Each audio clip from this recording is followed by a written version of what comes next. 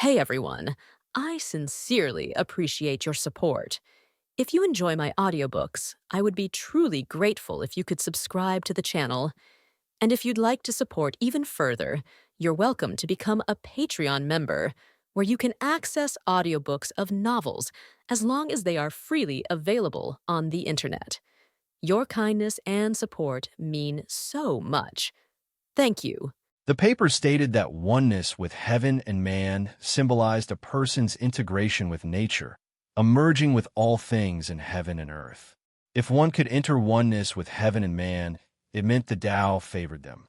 Bottlenecks and the pain of expanding the Ling-Hai were restrictions imposed by the Tao upon cultivators of Qi. Cultivation itself was an act of creating something from nothing, an unequal exchange, one that ran counter to the natural course of human growth. However, due to the principle of Tao's 49, one is taken away, that missing one represented vitality and limitless possibility. It was because of this missing one that ordinary people could become cultivators, and cultivators could continue climbing higher. But obstacles lay along the path, and those obstacles also followed the rule of Tao's 49. One is taken away. That one was the Tao's favor. It was a backdoor, a loophole, and one without any side effects. To put it plainly, this favor and loophole was oneness with heaven and man.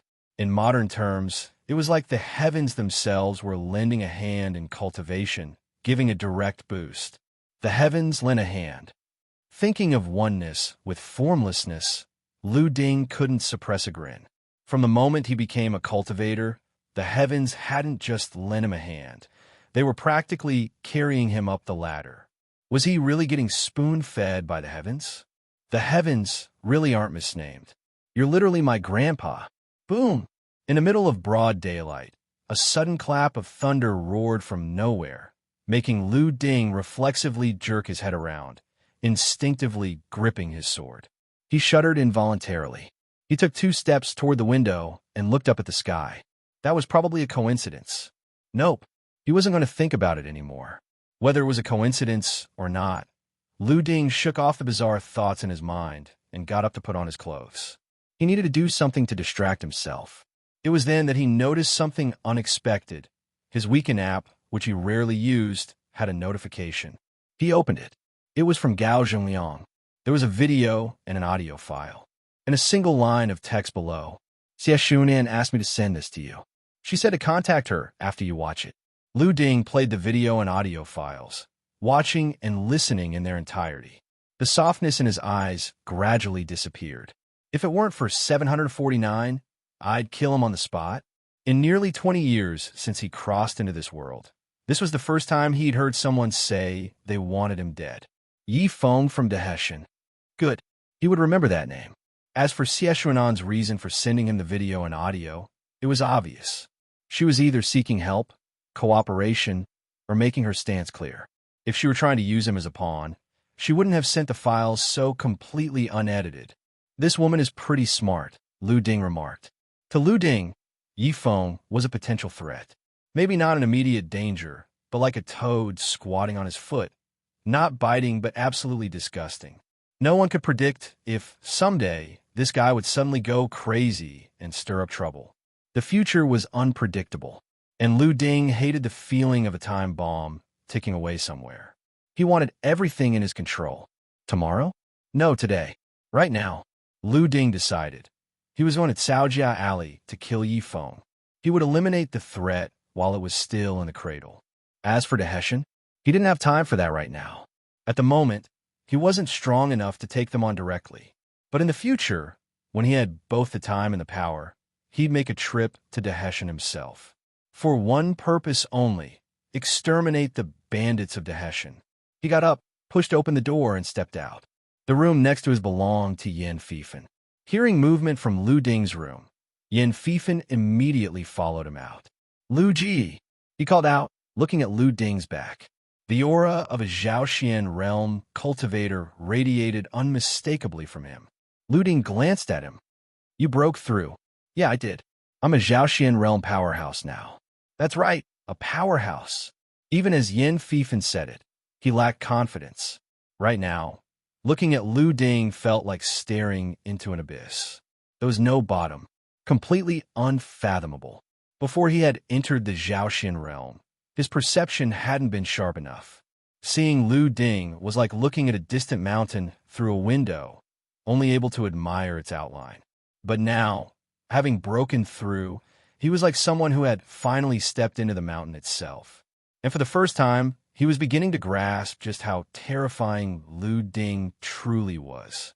Good, Lu Ding chuckled. A Zhaoxian realm powerhouse. From now on, Baofan district will be counting on you. Yin Fifan quickly asked, Lu Ji, where are you headed? I woke up and heard about all your glorious achievements lately. You've been killing it.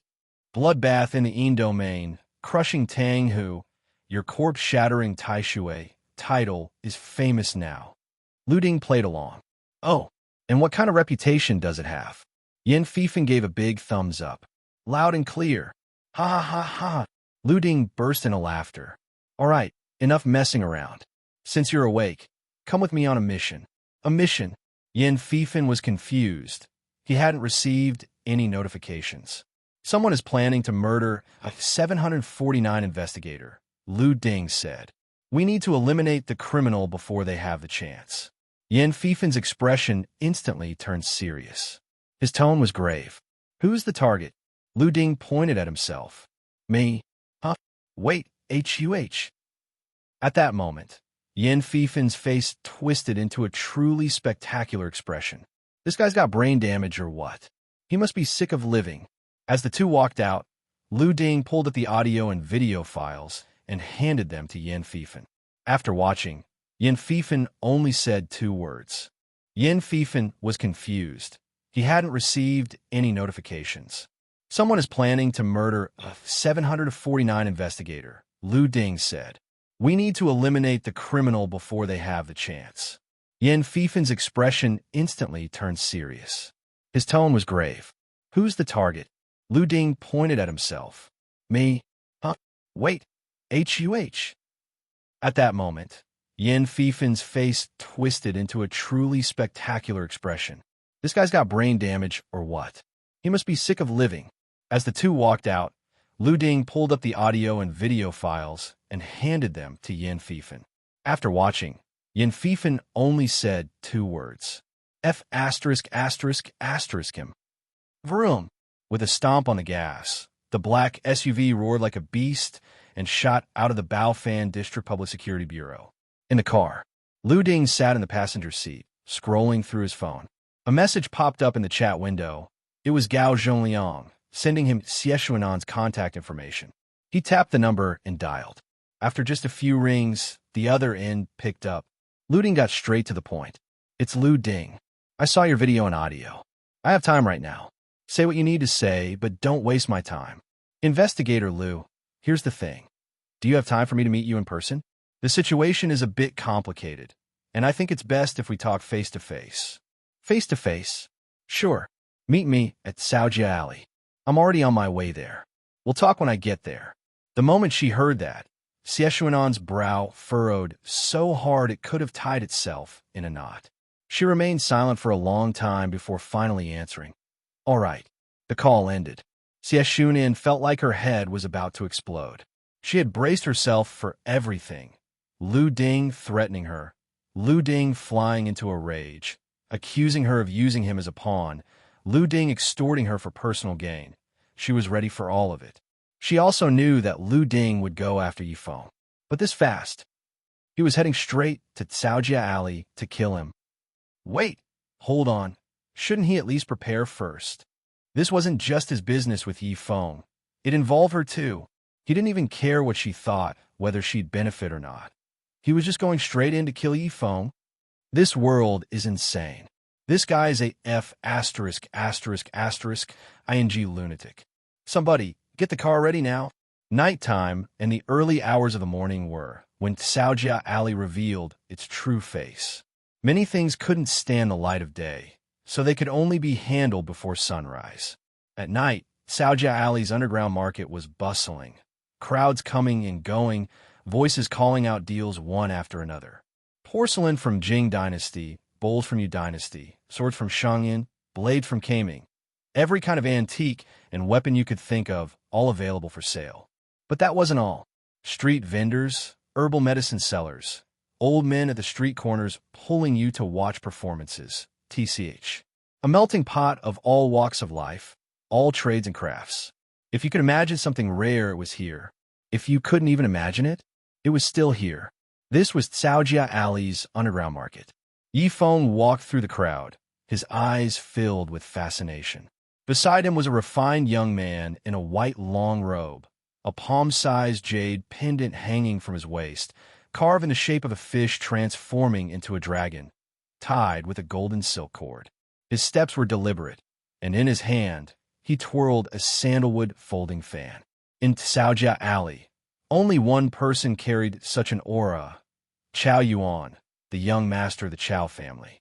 Brother Yi, what do you think of Caojia Alley? Yi Feng couldn't help but nod in praise at everything he had seen so far. This place is fantastic. No wonder the old guys in the mountains say your Caojia Alley is a golden goose. You know, I think we should work together. How about I get Hessian's products into your market? Chao Yuan had been waiting for this moment. Now that Yi Feng had finally brought it up, he acted indifferent. A booth? Sure. But a full partnership? You know, even though I'm the young master of the Chao family, a lot of things still require my family's approval and support. I don't have that much authority. Yi Feng suddenly stopped walking. Young Master Chao, that's a bit disingenuous, don't you think? A stall and a partnership. Even an idiot knew which one was more valuable. Yi Feng hadn't come all this way just for Yi Xian's sake. He was older than Yi Xian. Maybe his talent wasn't as good, but his strength was higher and his mind was sharper. Not by much, but enough. Relax. Chao Yuan folded his fan and lightly tapped Yi Feng's shoulder. You came down from Deheshan to stir up trouble for the CF family, right? Well, I happen to be interested in outside business too. My mother just came back from overseas, bringing a huge amount of money, and she wants to invest in Yanhai. New. But the farm markets are out of our reach, and the Baofan district business is all controlled by Sihai Group. If you can take down the CF family and transfer their share to me, then our partnership? It's a done deal. Yi Feng wasn't as smart as Chao Yuan, but he wasn't reckless enough to immediately agree either. If the CF family fell, their market shares and stocks were real, immediate money. But if he gave it to Chao Yuan, sure, in the long run, it might multiply several times, dozens of times, but that took time, and it wasn't a guaranteed return. He had to think this through. Meanwhile, Lu Ding arrived at Caojia Alley's entrance. The moment the car stopped, two security guards respectfully walked up. Good evening, gentlemen. May I see your entry tickets? There's a private event inside. Huh, pretty formal. Lu Ding took out his 749 credentials and handed them over. Here, a ticket. Security guard. For some reason, despite the clear national security seal on the document, the more he looked at it, the more it really did feel like an entry ticket. Yep, a ticket. He stepped aside and extended his arm. Please go right in. Lu Ding stood still. What are you waiting for? Go report it. Tell your people inside that Lu Ding is here. Have your young master come out to see me. He had no idea how big Caojia Alley was, and frankly, he didn't care. He only knew one thing. Going in to look for someone himself would be the dumbest move. Instead of searching, he just let Chao Yuan bring Yi Feng to him. Yi Feng was in Caojia Alley, so Chao Yuan was responsible for handing him over. Whenever you're somewhere new, go straight to the local boss. That never fails. Besides, he was here on official business. Asking the locals to cooperate wasn't too much to ask, right? Elsewhere, Chao Yuan received the report that Lu Ding had arrived. His heart filled with suspicion. The last time he invited this guy, he was too busy killing Yi Xian to attend. Now, Yi Feng had just arrived, and Lu Ding showed up immediately? He glanced at Yi Feng, mumbling internally, why do all these bastards keep luring Lu Ding like a damn bait trap? He started weighing his options. It was clear, Lu Ding was here for Yi Feng. Technically speaking, Yi Feng never said he was after Lu Ding. He shouldn't have any reason to attack him, right? Probably not. And besides, this is Caojia Alley. Even if he does want to make a move, he has to at least show some restraint. Chao Yuan did not want to offend Lu Ding. But he also didn't want to lose Yi Feng as a potential ally. He wanted to have both, the fish and the bear's paw. So he made his decision. He would play the mediator. But just in case, he also made a backup move. He messaged his older brother, who worked at 749 Bureau. The response came quickly. I'm stuck on a critical mission out of town, can't get away. But I'll have a Linghai Realm 749 investigator come over, just in case Lu Ding does something crazy. Because everyone in Hai knew, Lu Ding never played by the rules. With his brother's assurance and a Linghai Realm investigator backing him up, Chao Yuan felt confident. He straightened his robes, smoothing out invisible wrinkles. Brother Yi, I have an important guest. Would you like to take a walk? Or come with me to meet him? Important guest? How important? The Baofan District Patrol Investigator, 749 Intern Investigator, also known as corpse-shattering Taisha Lu Ding, Lu Taishui. What do you think? Yi Feng's face immediately darkened. His thoughts churned. F*******. I was waiting for Xie Xun in, and instead, I get Lu Ding. Why the hell is he here? That lunatic. He wouldn't actually make a move on me, would he? But I never provoked him. I never did anything to piss him off. Seeing Yi Feng struggling to get a word out, Chao Yuan patted him on the shoulder reassuringly. Relax. This is Caojia Alley.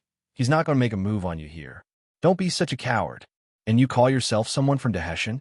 Come on, straighten up a little. My brother already said he's sending over a Linghai Realm 749 investigator to keep an eye on things, just in case our dear corpse-shattering Taishui decides to show off his skills.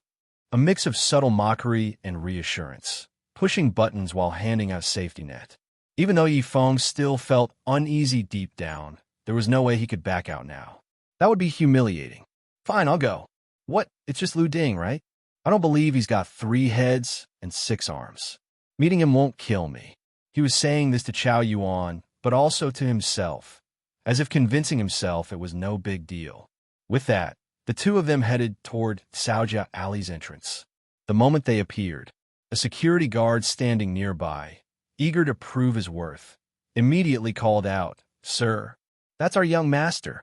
Yin Fifan, always quick on his feet, pulled out his phone, raised it, and compared the face of the man walking beside Chao Yuan. The next second, he pointed straight at Yi Feng, his finger like the king of hell marking a name off his list. That's him. Lu Ji, he's Yi Feng. As soon as those words left his mouth, Yi Feng's face changed instantly. What did that mean? A targeted kill? You're actually serious? A slash attack came at him in an instant. He hurried to dodge, but he wasn't fast enough. One of his ears fell to the ground on the spot, blood splattering everywhere. The pain made Yi Feng grit his teeth and immediately hide behind Chao Yuan. No one present had expected that in such an open and public setting, Lu Ding would dare to strike so suddenly. Chao Yuan had just opened his mouth to say something. Lu Ding was faster. Yi Feng, you attempted to murder a 749 Bureau investigator. Come with me. Yi Feng was stunned. Since when? Not only was he clueless, but even his elders back in Heifeng Mountain wouldn't have the guts to go after a 749 Bureau investigator. That would be an outright challenge to the Han Empire's authority.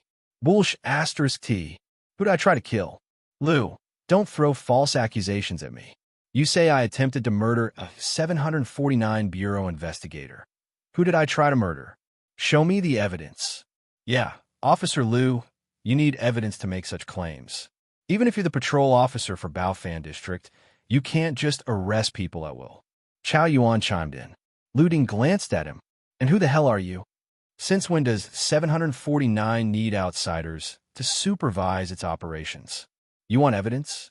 Ask yourself if you're even qualified to demand it.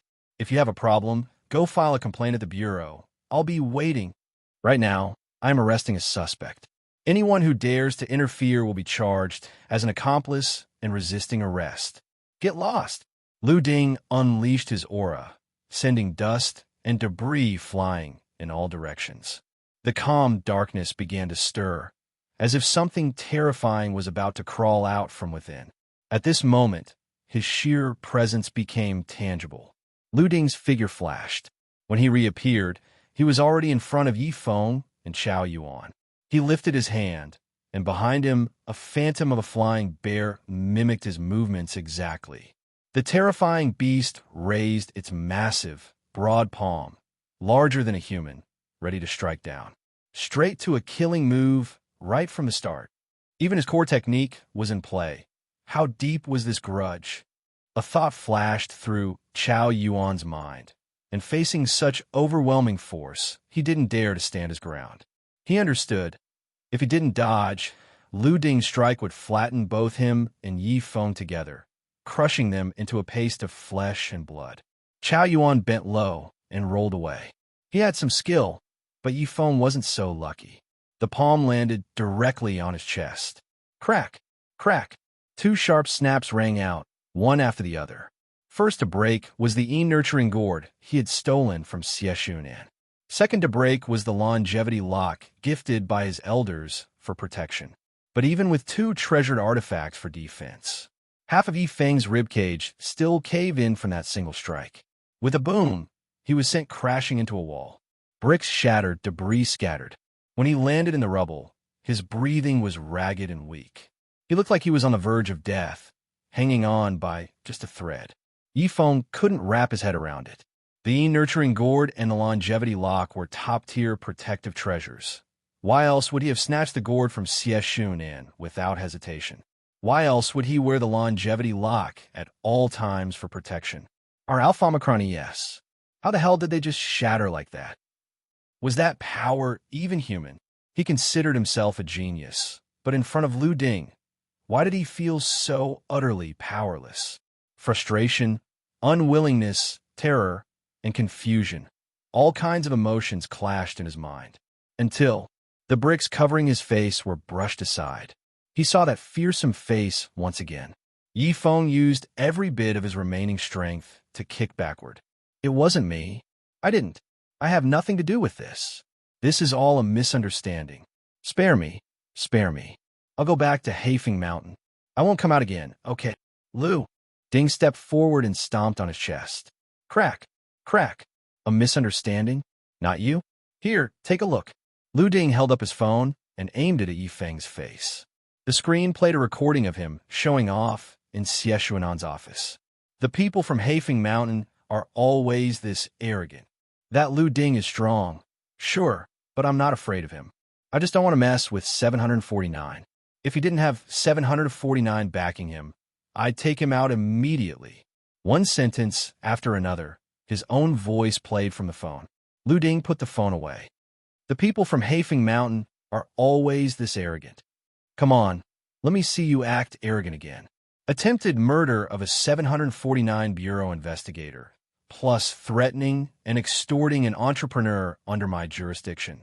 Yi Feng, how many lives do you think you have for me to take? How dare you act so recklessly? I was just talking. I swear I was just talking. I'll go back. I'll go back. I swear I'll go back to Hafeng Mountain. I swear I'll never come out again. I'll leave right now.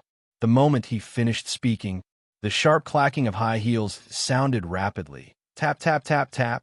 Xie Shunan rushed over, delivering the final blow. Officer Lu, he also stole the gift I prepared for you. About the collapse zone incident last time, I felt truly sorry, so I got an nurturing gourd as a gift for you. But he stormed into my office and took it. Nurturing gourd? Where is it?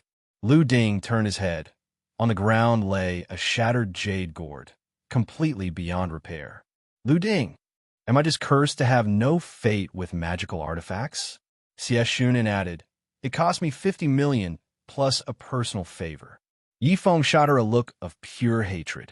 This woman set me up. She set me up. It's not true. I didn't. She didn't. What do you mean you didn't?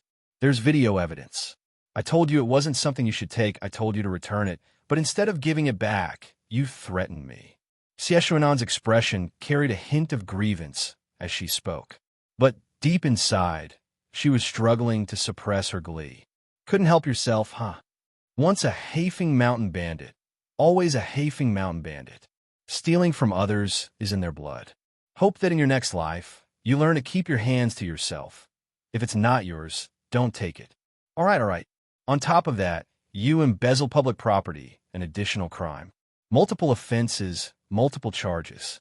As the patrol officer of Baofan District and a 749 Bureau intern investigator, I hereby sentence you to death. Effective immediately. No, Yifeng still wanted to utter his final words, but before he could, Lu Ding's foot stomped down hard on his chest. The sheer force crushed his organs, forcing them out from the depths of his throat. Then, just in case, Lu Ding followed up with a slash, severing his head from his body. No chance of playing dead. When did an intern investigator get the authority to make life-and-death rulings on the spot? A voice rang out from above. The newcomer stood at the treetop at the alley's entrance, arms crossed under the moonlight, striking a dramatic pose. Too bad. He was just a step too late. Yin Fifan curled his lips, muttering inwardly, "Tisich, Brother Lu really can't stand it when someone tries to outshine him. And this guy? His posing game is trash. What? Read a couple of wuxia novels, and now you think you're a heroic swordsman." "Brother Chao Yuan called out, finally daring to speak now that his backup had arrived. Before, Lu Ding's overwhelming aura had been too intense, too oppressive. From the moment Yifeng got wrecked, he hadn't dared to utter a single word, afraid that Lu Ding might casually smack him too. Yin Fifan strolled over to Lu Ding's side. "Brother Lu, this guy's name is Qiu Tianrang. Same as us, he's a full-fledged 749 investigator. He's got Linghai realm cultivation, and people call him Ghostbane. Ever since that whole Baiyao ancient town incident, Yin Fifan had taken a keen interest in snooping around the bureau's informal investigator records. Not for any grand reason. He just wanted to do his job as an assistant properly. Because he knew Lu Ding was bound to clash with other investigators in the future. Calling it a clash was putting it lightly. To be blunt, it was going to be full-blown conflict. And when that happened, knowing the enemy was half the battle, wasn't it? And look at that. His research was already coming in handy today. Lu Ding glanced at Qiu Tianrang, standing on the treetop, then at Chao Yuan. It clicked. His voice remained as casual as ever. "So, who are you here to back up? Chao Yuan? Or Yifeng? I handle my business in my district. No one else gets a say in it. If you don't understand that, I'll put it simply. Not your F******ing. Problem. Got it. This guy's entire entrance, his whole attitude, clearly here to play hero, to back someone up, to throw his weight around. And Lu Ding? No chance he was going to give him a warm welcome. Coming straight in with accusations, flaunting his status as a formal investigator, pulling rank. Was it really worth showing off just because of a few missions and a couple of monsters? Chao Yuan had originally wanted to say something, but after hearing Lu Ding's words, he simply shut up. Qiu Tianrang leapt down from the treetop. "You dare repeat what you just said?" As soon as he released his aura, the sharp pressure swept across the area, cutting into everyone's skin like blades. Lu Ding just found him amusing. And what exactly would repeating it prove? Was this giving himself an excuse not to say it a second time? Or was it meant to showcase his dominance with sheer presence and verbal pressure? If it was the first, then too bad. Once Lu Ding said something, not even 10 or 100 repetitions would make him change his words. If it was the second, then this guy was really not worth looking at. He wasn't nearly strong enough. No need for you to hear it once or 100 times. Someone at your level, Linghai realm, you're not even worth mentioning. Let's do this. Lu Ding pointed to a corner outside Saojia Alley, where a large garbage bin was stacked with trash. 1 minute. Just 1 minute. If within that time you're not lying over there, then whatever you say about today will do it your way. Qiu Tianrang narrowed his eyes. Haven't seen an intern this arrogant in a long time. You really think you can run rampant in Baofan District and no one can put you in your place? He had heard of Lu Ding's name, but so what? Genius? Who here wasn't a genius? Ruthless? Who didn't go for the kill when they fought? For Qiu Tianrang to be here today meant he wasn't afraid of Lu Ding in the slightest. At the end of the day, Lu Ding was just an intern investigator. No matter how ruthless he was, how far could he go? Besides, his development was rushed, and he came into cultivation late. If Lu Ding had been born into a family of cultivators of qi or had a proper inheritance, maybe Qiu Tianrang would have taken a different approach today. Our Omicron Thailand bot Epsilon S. Lu Ding ignored him completely. This guy was just dumb. No point in wasting words on him. Lifting a hand over his shoulder, he held up 2 fingers and motioned to Yin Fifan behind him. With a sharp beep, a mechanical voice rang out, clear to everyone present. 1 minute countdown begins. 59 seconds. 58 seconds. The sound of sword being drawn rang out. Qiu Tianrang moved fast, but Lu Ding was faster. With a single kick to Qiu Tianrang's hand, he forced the sword, which had barely been drawn half a foot, back into its sheath. Then, without missing a beat, he pivoted on his other foot and delivered a devastating horizontal strike. Boom! A figure bent at an unnatural angle before being sent flying, crashing straight into the trash pile. Tissue papers scattered into the air, and the green garbage bins rolled all over the place. Speed, reaction time, strength, physique, everything came from the body itself. And for a cultivator of qi with some talent to try and compete with Lu Ding, a man whose physical body was outright hacked, at close-quarters combat, that was just asking for a beating. If he had kept some distance, maybe he wouldn't have lost so miserably. With some breathing room, he might have lasted a few more moves. Lu Ding chuckled.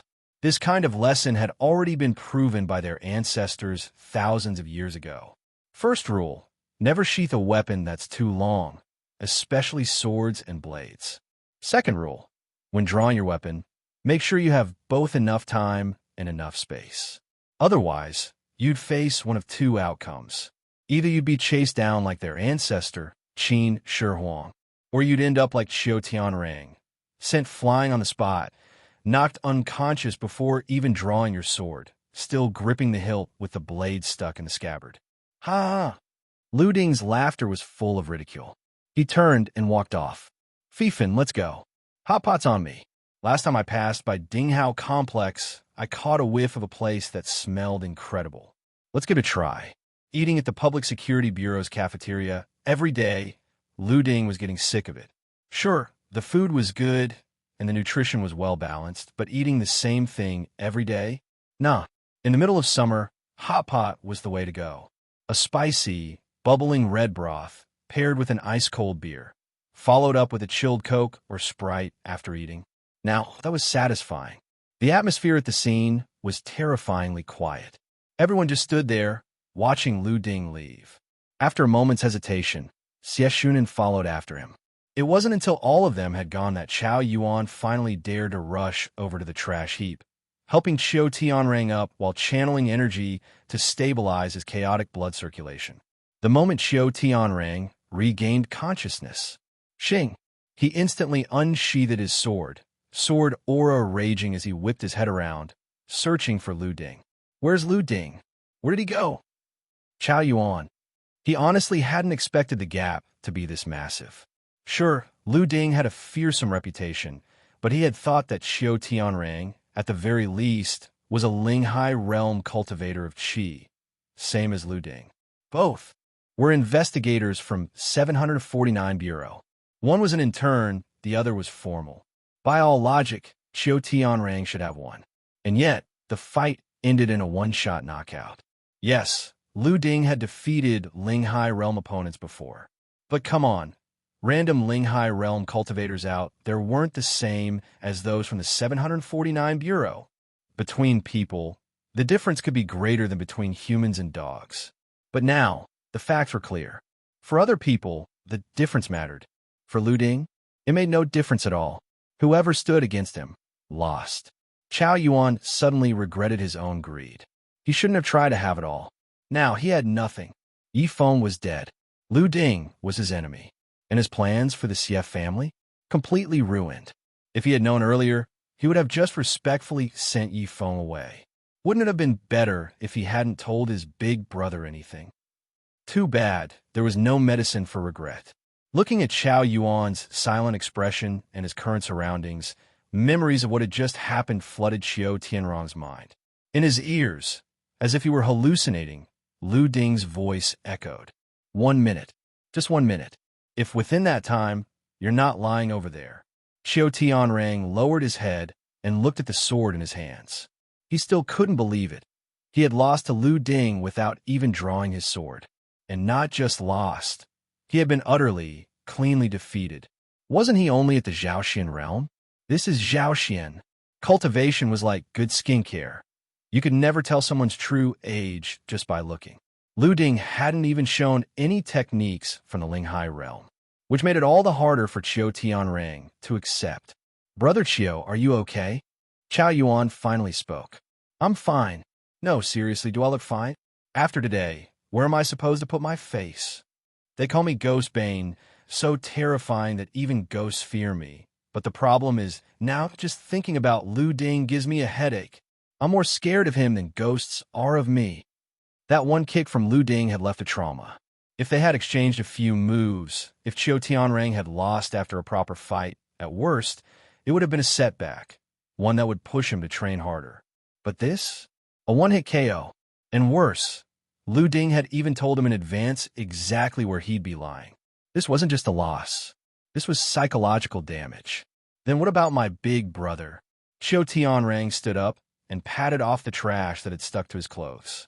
He let out a long breath. I'll talk to your big brother about it, but don't get your hopes up. Your big brother can't beat him. This, I can say with absolute certainty. No way, my big brother is that strong, isn't he? Say, what's there to say? No matter how strong your big brother is, he still can't one-shot me. Chao Yuan's words were cut off. Then what now? Had Lu Ding already set his sights on him? And Lu Ding was still an enforcer in Baofan district, with a long way to go before his reassignment. The thought of having to work under Lu Ding's watchful eyes from now on made Chao Yuan's heart tighten. No, this won't do.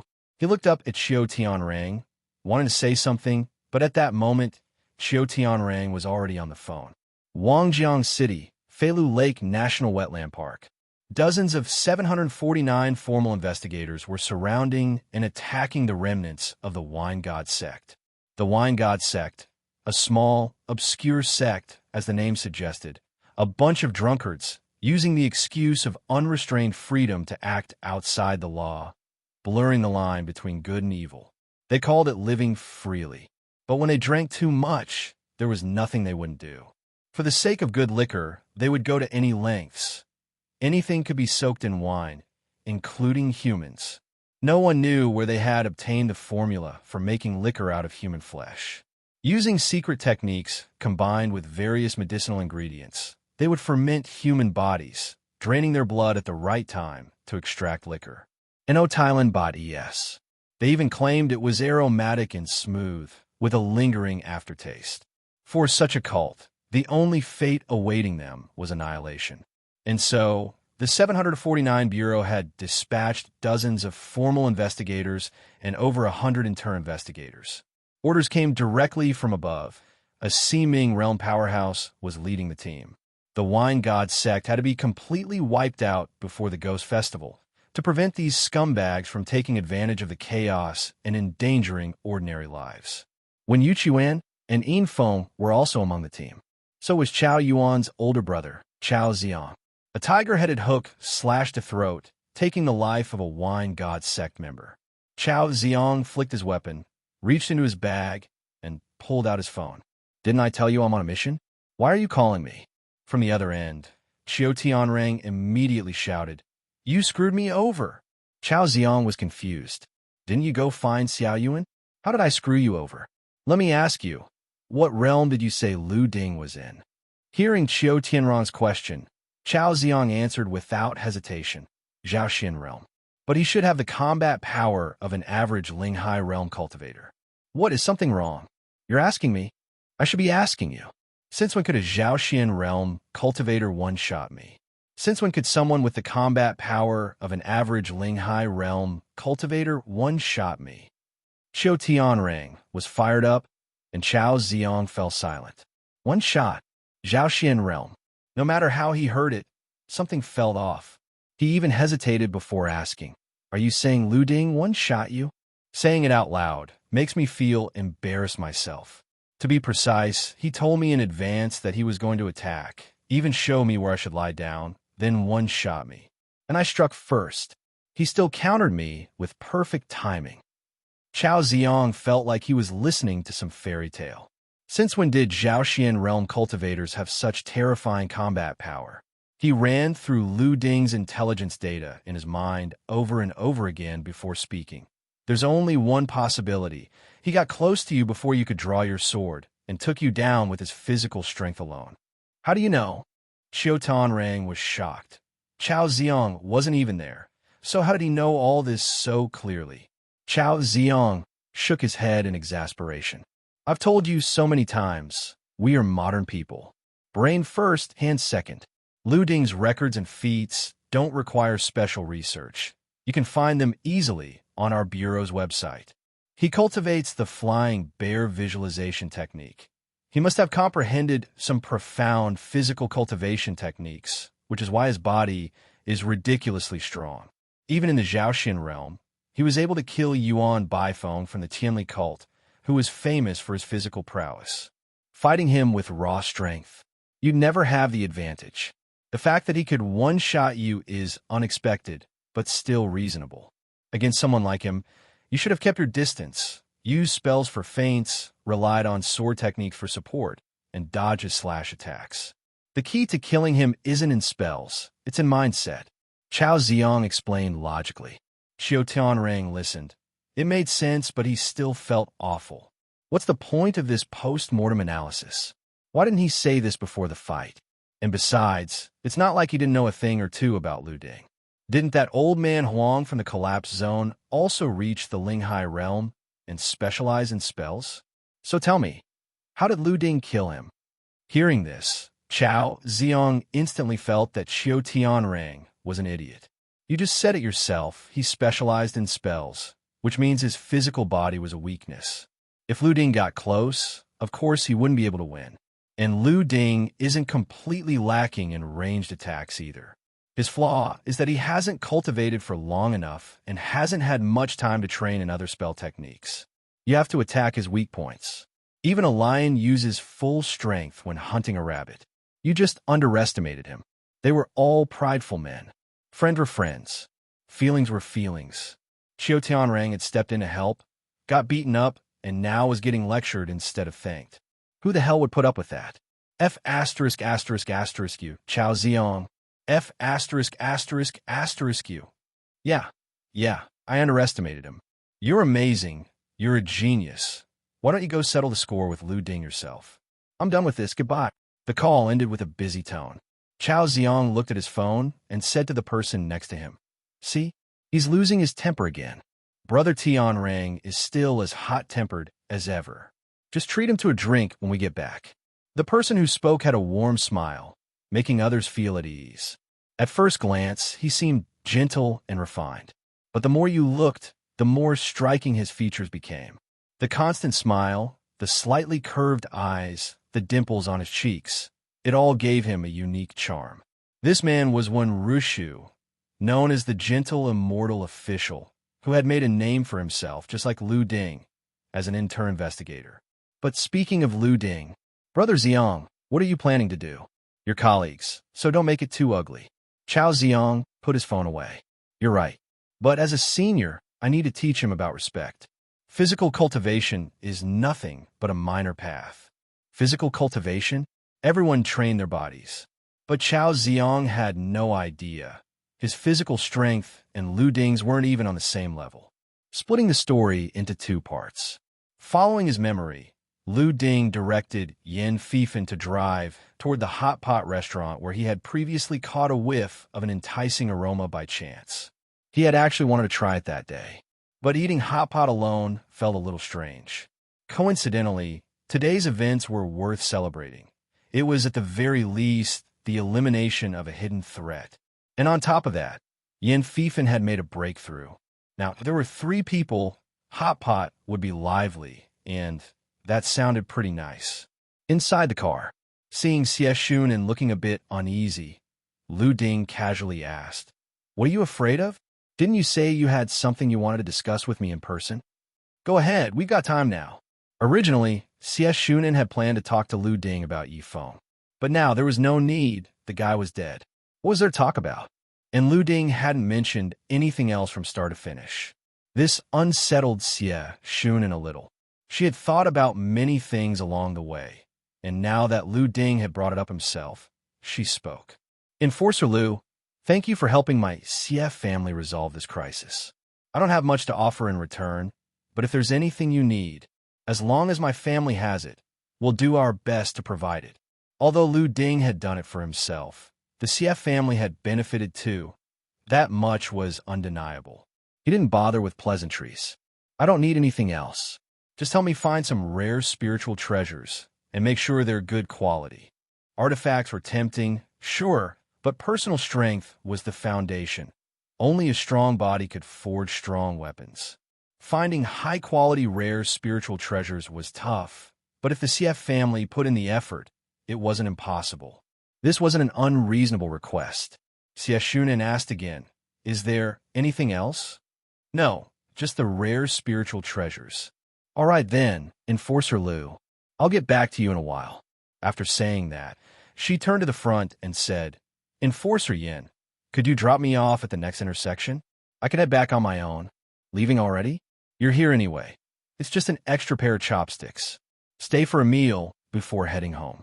The customs from Lu Ding's past life still influenced him even now. For example, you're already here. It's just an extra pair of chopsticks.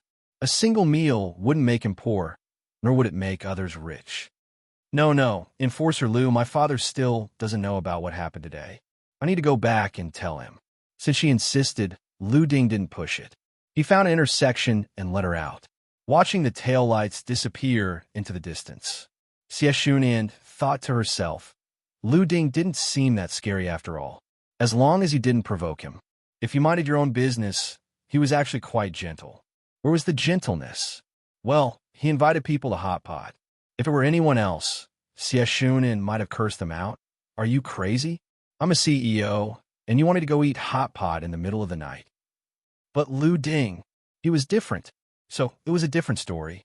The car twisted and turned up slopes and down steps, until finally, with Lu Ding's sharp sense of smell leading the way, the Sichuan-style old hot pot hidden deep in an alley was successfully located. Inside the restaurant, dishes were ordered, the pot was set up, and the broth began to bubble. Pick up a slice of tripe, dip it in and out 7 times, eat it while it's still a little hot, crisp, numbing, spicy, and delicious. Wash it down with a bottle of ice-cold beer. Perfection. Yanhai, Broken Bridge Pier. At 4 a.m., Tang Bao watched the floating remnants of talisman flames before him, unable to sleep. And he couldn't help but wonder, what the F*** are these foreigners going so crazy for? With the Ghost Festival approaching, the yang energy of heaven and earth was weakening, and all sorts of supernatural entities were emerging. Business at Wuzong, Shangxi had also picked up. But due to Tang Hu's self-inflicted downfall, the organization had lost a powerful enforcer. So now, instead of just managing things, Tang Bao had to personally step up.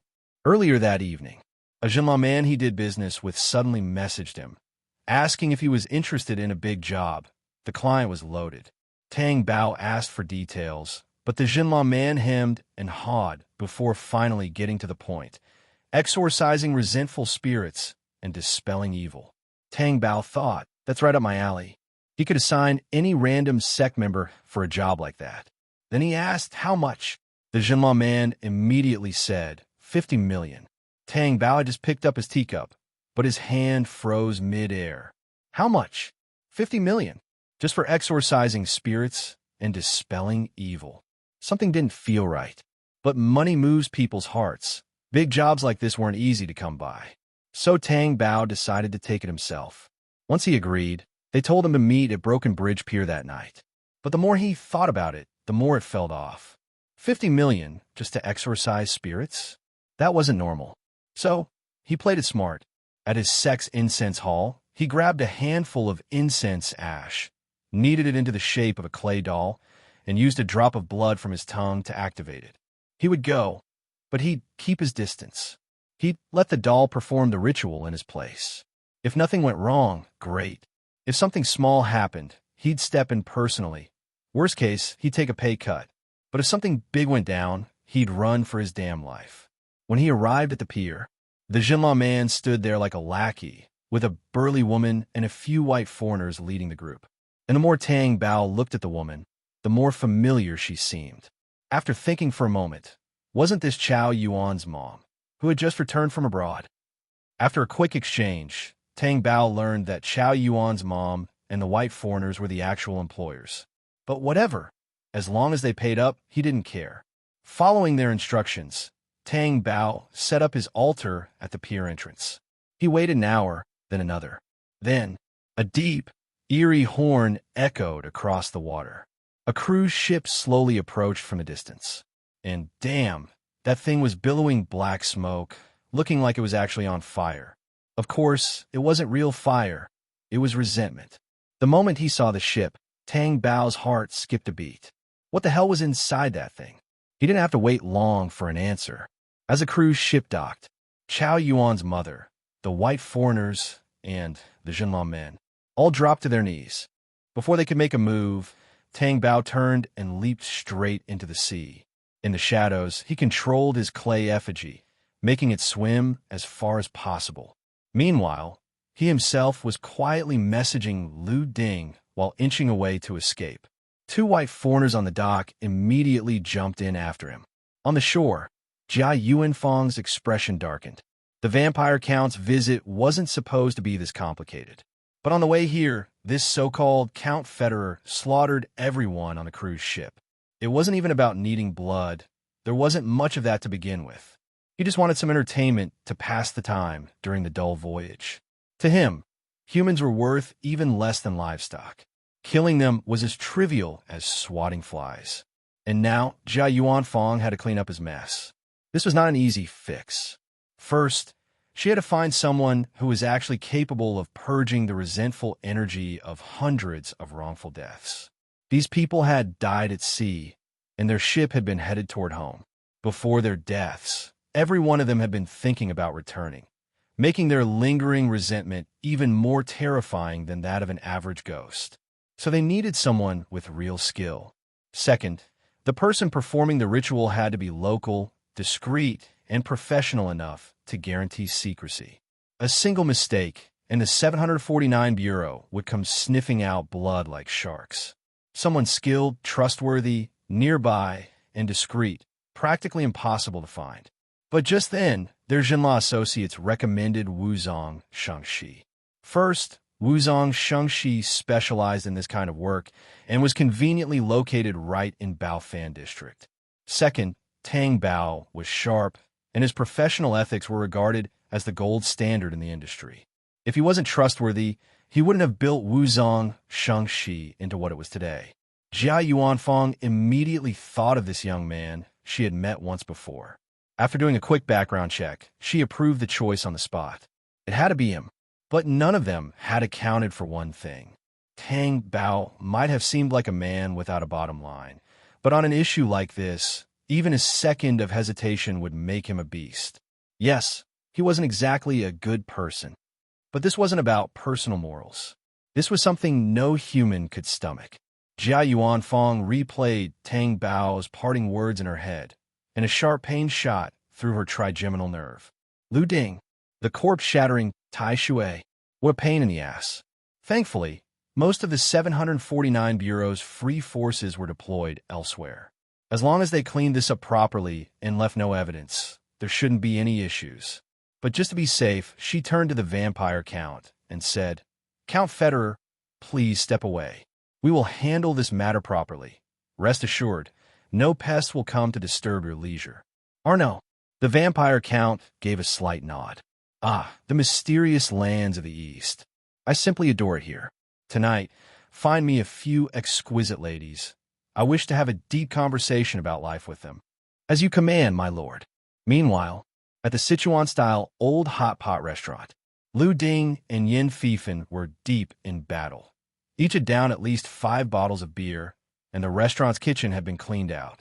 They were one step away from gnawing on the last sack of potatoes stacked in the storage corner.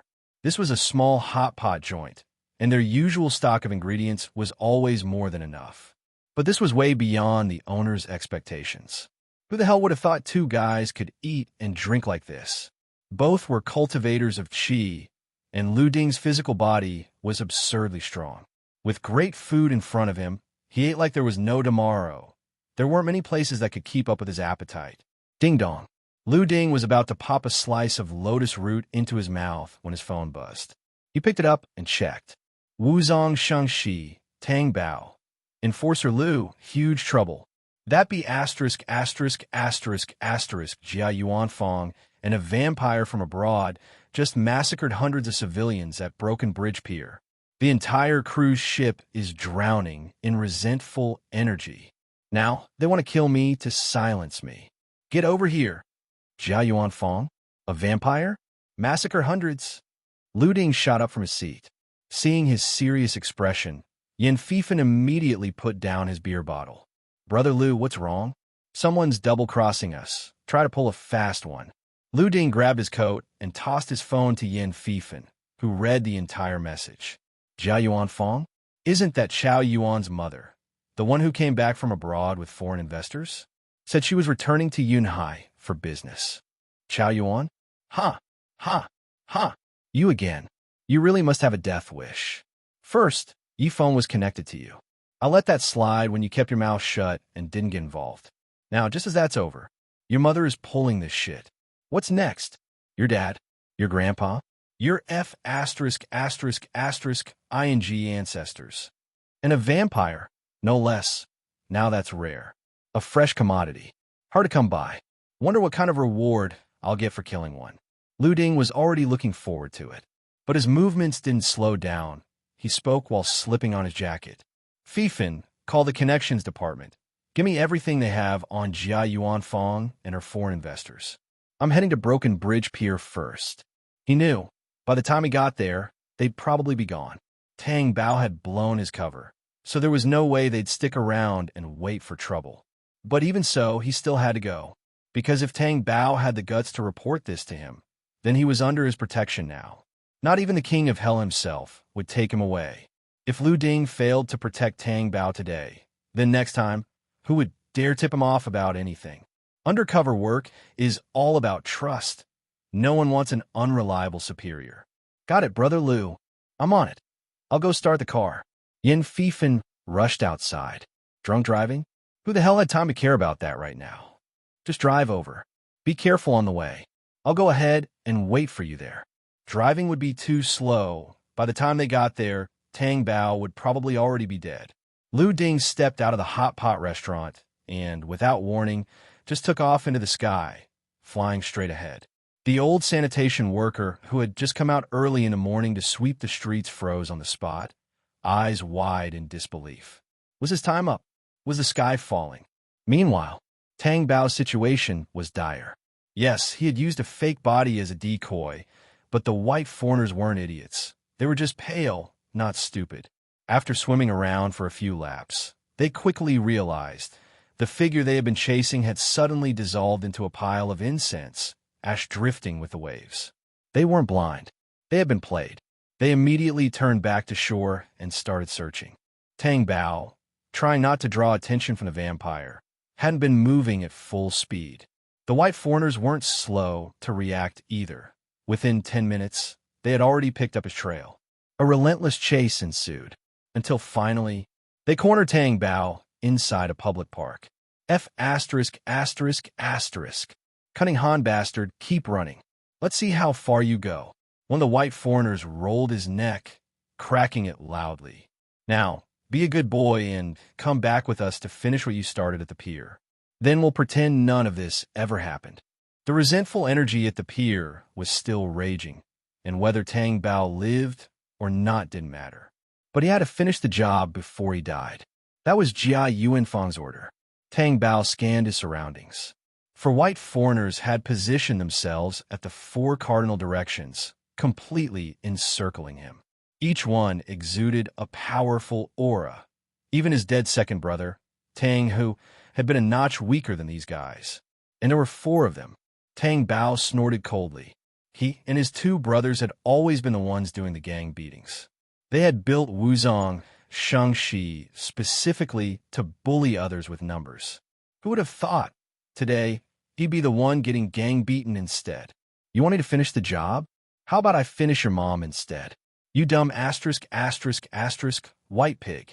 I may specialize in rituals and sorcery, but my fists aren't weak either. Come at me. The four white foreigners exchanged a look. Since words weren't working, they just beat him into submission first. All four attacked at once, raining punches down on Tang Bao like a storm. Yet even as he struggled to fend them off, he kept yelling defiantly. That all you got? Doesn't even hurt. F asterisk asterisk asterisk you stubborn yellow monkey. Try this and see if it hurts. One of the white foreigners grabbed a trash can fixed to a metal frame and swung it down toward Tang Bao's head. But before it could land, a shadow suddenly dropped from the sky, growing larger and larger, until, boom, the newcomer crashed straight into the white foreigner holding the trash can, crushing him and the can into a bloody mess. The unexpected and brutal entrance immediately drew the attention of the remaining three. Who are you? One of them demanded. I am God. Lu Ding answered the moment he moved, his hand forming a claw, fingers piercing straight through the man's face, in through the front, out through the back. The sheer brutality of the execution shocked the last two, instantly snuffing out any thoughts of fighting back. They didn't even bother with the tough guy act. The only thought in their minds was to run. Someone who killed the moment they appeared, someone who one-shot an enemy with every move. Who the F asterisk would dare fight him? Run? Oh, now you want to run? Where was that energy when you were beating me up? Tang Bao shouted, his voice tinged with a strange mix of rage and, was that grievance? Lu Ding wasn't sure if he was imagining it, but he thought he heard a hint of actual hurt feelings in Tang Bao's tone. Not that it mattered. He was already set on this. His figure blurred. His hand shifted slightly into a claw, grabbed one of the fleeing men by the back of the neck, then yanked. With a single pull, he ripped out the man's entire head and spine, swinging the bloody remains like a weapon and slamming it into the last white foreigner. The impact crushed him straight down the middle, his body splitting into two jagged halves from right shoulder to ribcage before he collapsed to the ground. Somehow, Lu Ding made a blunt weapon feel sharper than a blade. He casually flicked the remains aside. Then he reached into his bag, pulled out a wet wipe, and wiped his hands. Without looking up, he handed another to Tang Bao. You good? In that moment, Tang Bao finally understood how Yin Fifan felt. So what if I'm weak? So what if I'm not strong? I have someone powerful backing me up. And not just any powerful guy. Lu Ding was ridiculously, absurdly, unfairly strong. Yeah, sure you're strong. But he's strong too. All of you might be strong. But are you stronger than Lu Ding? No. Then too bad. I roll with Lu Ding. Which means, it doesn't matter how much stronger you are than me. You have to be stronger than Lu Ding for it to matter. F asterisk asterisk asterisk. Even if I were just a normal dude with no cultivation at all, would you dare lay a finger on me without just cause? Pure, unshakable, overwhelming security. This had to be the power of a demon. Tang Bao's mind swirled with thoughts for a long moment before he snapped back to reality. He took the wet wipe and wiped the blood off his face. No problem, Enforcer Lu. My bones are tough, their fists are soft. Small issue. Tell me about what happened at Broken Bridge Pier. Tang Bao immediately laid out everything, start to finish. Yesterday, the Jinla guys contacted me about a job. Said the pay was 50 million. From beginning to end, he didn't hide a thing. Lu Ding listened to it all carefully. They're probably not at the pier anymore. They should have returned to their company by now. Enforcer Lu, should we report this to the higher-ups? Tang Bao hesitated before asking. He had assumed Lu Ding would just charge in right away, just like he had done when dealing with his second brother, Tang Hu. But instead, Lu Ding said, of course, we report it. If he stormed in right now, he'd definitely kill a ton of people. But without filing a report first, it would be messy, especially since they were foreigners. That was trickier to handle, and Lu Ding knew himself. He wasn't the type to hold back. So not only was he going to report it, he was going to make it sound even more serious. But before reporting it, he needed solid evidence. With both witness and physical proof, he could file an airtight report. Just like last time with the indomain overlap. Conveniently, Tang Bao had just mentioned that those white foreigners had ordered him to finish the ritual. That meant the resentful energy at the pier was still present. He already had the witness. Now he just needed the evidence. Once everything was in place, by the time the 749 Bureau responded, he would have already slaughtered the vampire and dragged Chow Yuan's mom straight to Chow Yuan himself. If Chow Yuan showed any suspicious reaction, then mother and son could be arrested together. Executed on the spot.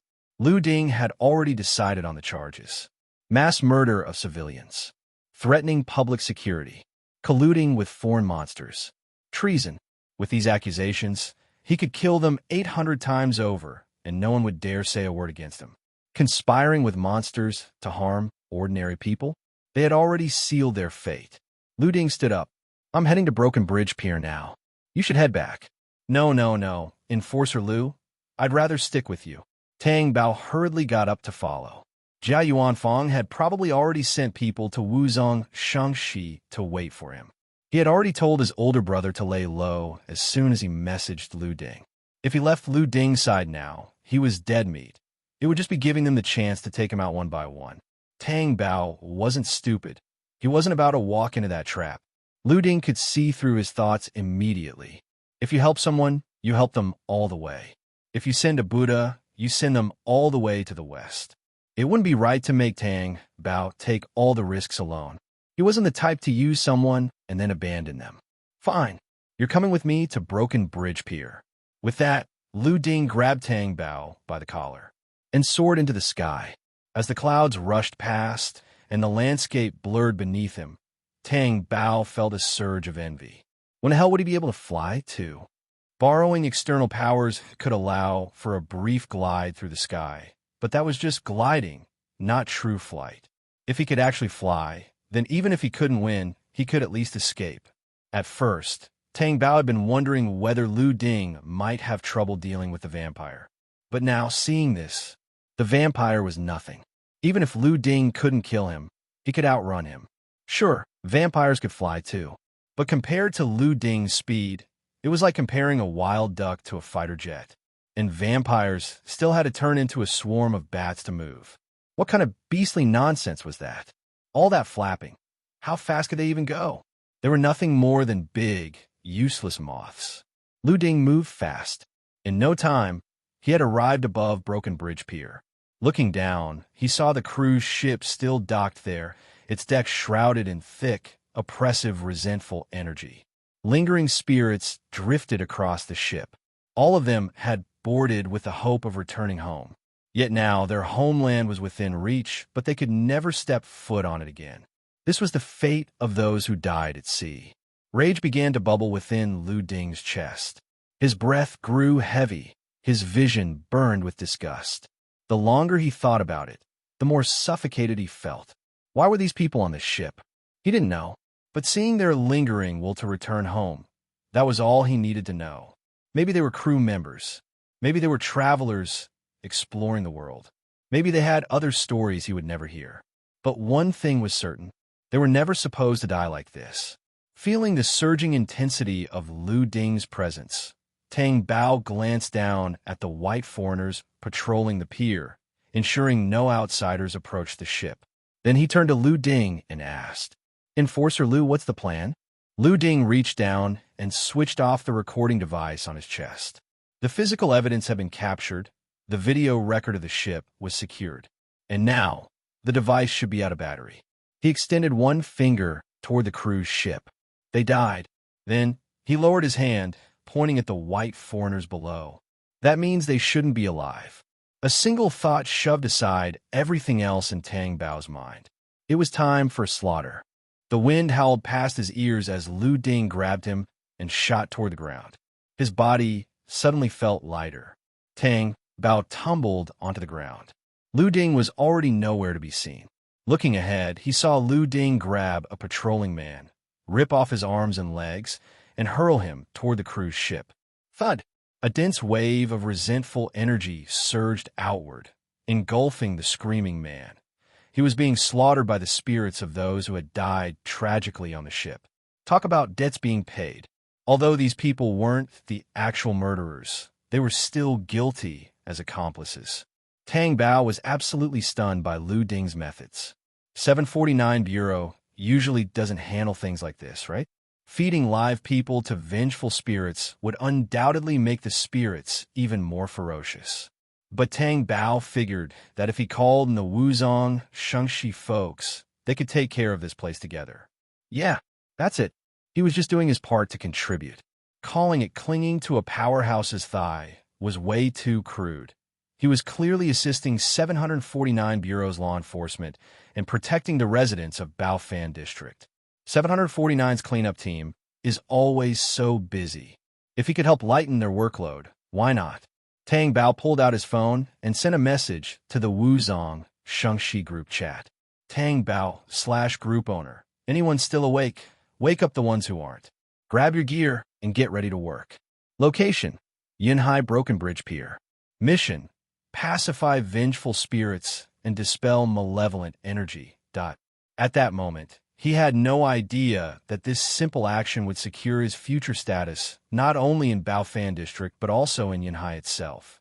He didn't know that it would even earn him an unofficial position in Baofan District's cleanup force. But that was all for later. For now, Lu Ding had already finished dealing with everyone. Standing in front of the cruise ship, he gripped the last surviving suspect, a white foreigner who seemed to be the leader. The man's eyes flicked to the badge on Lu Ding's shoulder. 749, you've got a decent eye. At least you recognize that I'm a 749 investigator. As a reward, you get a chance to say some last words, Lu Ding said calmly. I'm not a Han citizen. I demand extradition. I should be punished under the laws of the white-headed eagle. The man forced the words out with difficulty. Lu Ding's gaze was filled with mockery as he spoke, voice dripping with sarcasm. You've got a body, but no brain, huh? You stand under the Han sky, walk on Han soil, help kill Han people, and now you want a proper cleanup process? And you expect me to send you back to face the white-headed eagle's justice. The management regulations state that's the procedure. Lu Ding burst into laughter. Ha ha! Oh, is that so? All right, fine. Let me put it this way. Right now, I simply don't like you. I've decided I want you dead. What are you going to do about it? You can fight back. I'll even give you the chance. Go on, resist. Come on. The grip around the man's throat tightened. Crack, crack. The sickening sound of bones snapping filled the air. Blood gushed from the man's nose and mouth, choking him, leaving him unable to speak. If you have any complaints, feel free to report me. If you survive, Lu Ding sneered. With a single slash, he split the man in half and tossed the pieces onto the ship. Death was imminent. The man's hand flailed wildly in the air, grasping at nothing. His final words drifted through the wind. How can someone like you be a 749 investigator? Lu Ding crossed his arms. It takes someone like me to deal with scum like you. Justice? Lu Ding had plenty of that. Responsibility? Yeah, that too. So why shouldn't he be a 749 investigator? He loved his country deeply. Hadn't he grown up benefiting from its system? So, tell him, was there anything wrong with how he was handling things? These bastards killed people and now had the audacity to demand legal protection? The 749 Bureau's Chi Cultivator Management Act clearly stated that investigators could exercise discretionary judgment in sudden incidents. And as far as Lu Ding was concerned, every case he handled was a sudden incident. If someone dared to resist, he dared to kill. By the time Lu Ding was done, Yin Fifan and the Wuzong Shengshi crew had just arrived. Seeing the group, Lu Ding frowned in confusion. What's this? Investigator Lu, you're going to report this incident, right? I figured 749's cleanup team might take a while to get here, and you probably have more important matters to handle. If you leave, things might get out of control here, and that would count as a work failure. Wuzong Shengshi is the leading Chi cultivator group in Baofan District. We should assist you with your work. Once you leave, you can rest assured that we'll handle the cleanup. Investigator Yin can stay behind to oversee us and report to 749's team when they arrive. It was a flawless plan, ensuring that Lu Ding wouldn't waste even a second of his time. Standing beside them, Yin Fifan's face darkened. What the hell? It's 2025. Who the hell still fights to do grunt work? You're not even part of 749. Why are you so damn eager? You need help, dude. Go see a doctor. It's late. Go to bed like a normal person. Smartass. Thought of everything, huh? Yeah, you're the center of attention now, aren't you? But for Lu Ding, it was indeed a well-thought-out plan. Fifan, stay here and brief the cleanup team when they arrive. I'll report the case myself later. Got it, Lu Ji. I've sent you the details on Jia Yuanfang. All right. Lu Ding pulled out his phone, dialed the number, and took off into the night. Meanwhile, on the other side of Yanhai, Xingting capital. This was where Jia Yuanfang worked after returning to the country, one of Yunhai's well-known foreign enterprises. Standing in front of a floor-to-ceiling window, she swirled a glass of red wine in her hand while making a call to her son, Chao Yuan. Don't worry, little Yuan. Mommy knows what she's doing. Do you have enough money? All right. Mommy understands. Despite her calm words, Jia Yuanfang couldn't shake an uneasy feeling. She had heard of Lu Ding before, but she didn't know much about him. Even so, just the rumors alone were enough to make her feel on edge. And now, there was still no news from the people she had sent after Tang Bao. After some thought, she decided to call her younger son, Chao Yuan, to ask about Lu Ding. Why not call her eldest, Chao Xiong? Because he was part of 749 Bureau. Her eldest son had no idea about her dealings. If she called him now, there was a risk that he'd figure something out, or worse, expose her. So, after weighing her options, she dialed her younger son instead. But the answer she got was... The news was a mixed bag. The good news, Lu Ding had just killed Yi Feng in Saojia Alley that very night. He had also beaten Xiao Tianrang and killed Tang, who from Wuzhong Shangxi. That meant he now had a blood feud with Tang Long and Tang Bao. And apparently, after all that, Lu Ding had gone off to eat hot pot. He even said so himself before leaving. The bad news, Xiao Tianrang, a formal investigator of 749 Bureau with a Linghai realm cultivation, hadn't even lasted a single exchange against Lu Ding. Hanging up the call, Jia Yuanfang tried to reassure herself. Even if Tang Bao tells Lu Ding about the situation at Broken Bridge Pier, he'd probably hesitate, right? After all, Lu Ding killed his second brother, Tang Hu. Plus, the people I just sent out said they've already found Tang Bao and blocked him in. Everything should be fine, right? She repeated the word right a few too many times, and even she didn't believe it.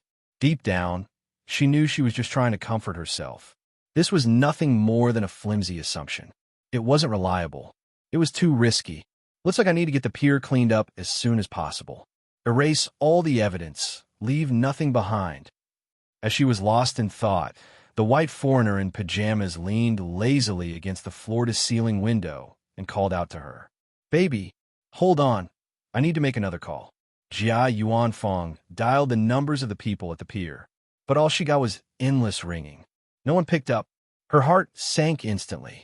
The next second, boom, the outer wall of the 60-story skyscraper exploded, shattering into countless fragments. Through the debris and dust, a shadow strolled in from the open sky, as if taking a casual walk in the park. All right, fine. I already sent you the video footage. Handle it however you want. No, don't worry. I wouldn't charge an alone recklessly. The explosion just now? Oh, that? I was just getting angrier the more I thought about it. So, I casually kicked down a wall. On the way over, Lu Ding had already reported the general situation at Yinhai Broken Bridge Pier to the 749 Bureau's dispatch department, instructing them to file and open a case. By now, the basic details had been communicated. Over the phone, the dispatch officer was warning him not to go in alone. After all, last time when the Indo-Main overlap occurred, Lu Ding had charged in solo and slaughtered everything inside. But this time was different. If they were dealing with a vampire count, then going in alone could alert the target. A vampire count wasn't just at Linghai Realm's 7th or 8th layer. It could also fly. If it managed to escape, tracking it down later would be a nightmare. The best course of action was to wait for reinforcements and attack at dawn, cornering and exterminating it in one decisive strike. Now, the thing was, many people knew that Lu Ding could fly. But a lot of people didn't know just how fast he could fly. He never officially reported it. Sure, the 749 Bureau's dispatch department probably knew he could fly, but they likely hadn't considered that he could fly ridiculously fast. It was kind of like a baby learning to walk before turning 1. Most adults would be amazed, saying, "Wow, this kid is incredible. Not even a year old, and already running. Maybe he'll be an athlete in the future." But would they ever imagine that this baby could outrun Usain Bolt? Of course not. All right, I'm hanging up. I've got something to take care of here. Investigator Lou, please don't act recklessly. Yeah, I got it. Click. Lou Ding ended the call. His eyes swept over the white foreigner standing there with a what the F asterisk expression in Jia Yuan Fong, who was subtly inching toward the door. Sorry for interrupting your fun. Lu Ding took a step forward, his tone casual. Let me introduce myself. I'm Lu Ding, an intern investigator of 749 Bureau and the patrol investigator of Bao Fan District in Talonbody, yes. So, he glanced at the two of them, who were frozen in place. Are you ready to run? The white foreigner immediately bolted. 2 steps. His head flew off his shoulders. His body collapsed right where he stood. Lu Ding strolled forward. The once silent room was now filled only with his slow, deliberate footsteps, each one pounding like a drum against Jia Yuanfang's chest, suffocating her breath. Why aren't you running? Jia Yuanfang looked defeated. Run? What's the point? She wiped the blood from the corner of her mouth. If running worked against you, then Yuan Baifeng wouldn't be dead. Yi Xian wouldn't be dead. Huangzi wouldn't be dead. Yi Feng and Tang who wouldn't be dead. Lu Ding raised an eyebrow. So, she's done her homework on me. You seem to know me pretty well, he said. So tell me, knowing all this, what made you think you could pull this kind of stunt in my jurisdiction? I was hoping to get lucky. Jia Yuanfang sighed. She moved toward a chair, intending to sit down. Huh. Lu Ding backhanded her across the face with a burst of qi, sending her spinning through the air before she crashed heavily onto the floor. You think I let you sit? You're about to die. Your world is collapsing around you, and you still want to act like some untouchable corporate queen, full of poise and elegance. Are you trying to put on a show, pretending to stay calm even as the mountain crumbles before you? Jia Yuanfang wiped the blood from her lips and stared straight at Lu Ding, unfazed. Investigator Lu, will you not even allow me this last shred of dignity? Lu Ding snorted. And what the hell are you? He shot her a sideways glance filled with contempt. Dignity? You think you deserve dignity. Over 100 people died, screaming on that cruise ship. Do they get to keep their dignity? You talk, I listen. If I like what I hear, you can sit here and wait for the Bureau to take you away. Then, you can explain to them why the hell you brought a vampire to Yanhai. If I don't like what I hear, his voice turned ice cold, then I have plenty of ways to make you talk. I don't mind breaking you first. Jia Yuanfang laughed bitterly. She gave up. She slumped onto the floor, no longer even trying to stand. Investigator Lu, she said, I'll tell you everything you want to know, but I have one request. Don't go after my 2 sons. I'm begging you. Even if 749 Bureau eventually comes for them, don't you be the one to do it. Jia Yuanfang, ex-wife of Chao Jianshu, head of the second household of Cao Jiali. Years ago, she had fled abroad to escape his domestic abuse, abandoning her 2 sons. Later, she made connections in foreign diplomatic circles and eventually negotiated a divorce settlement. She had long since stopped caring about Chao Jianshu, but her 2 sons were different. When she left, Chao Yuan had still been just a child. Over the years, she had always felt guilty about them. She had done her research on Lu Ding. He never left loose ends. His methods were decisive and ruthless. If he went after Chao Yuan, there would be no escape. As for Chao Xiang, she wasn't sure. After all, he was a 749 investigator himself. If Chao Yuan's crimes were exposed and another investigator caught him, at worst, he'd just be arrested and put on trial. He might still have a chance to live. But if it was Lu Ding, wherever he caught him, that place became the courtroom. Wherever he caught him, that place became the execution ground. Lu Ding recalled the case files he had just received from Dispatch and Yen Fifen. Saojia Alley was full of hidden secrets. For the 749 Bureau, this wasn't necessarily a major case. But for ordinary people, it was a serious crime. Confirmed. Chow Yuan, second heir of Saojia Alley, has been smuggling ancient funerary artifacts overseas. Previously, no one had investigated because, frankly, for 749 Bureau, this was too small to bother with. They were too busy hunting demons, exorcising monsters, and containing supernatural threats. No one had spare time to investigate antiquities smuggling. But now, because of Jia Yuanfang, the whole Saojia Alley mess had come to light. Lu Ding was already here. So, of course, he would deal with everything at once. "You're stereotyping me," he said casually. "Whether I go after Chow Yuan depends on what you tell me."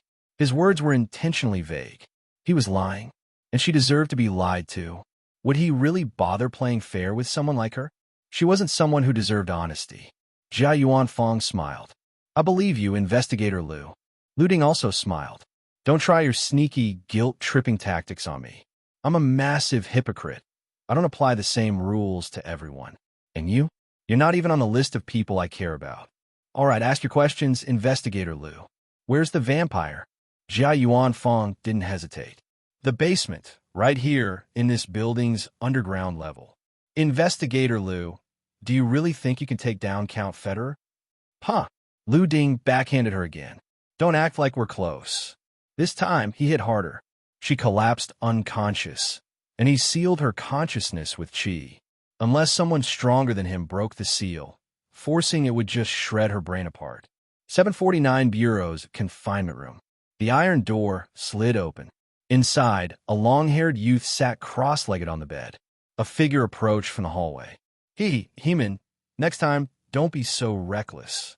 I've secured a redemption mission for you. Check the details on your phone and make sure to handle it well. Do a good job. Make it look good." "Got it." Director Deng Guofu stepped forward from the shadows. Bai Heman flipped off the bed, stepping out of the darkness.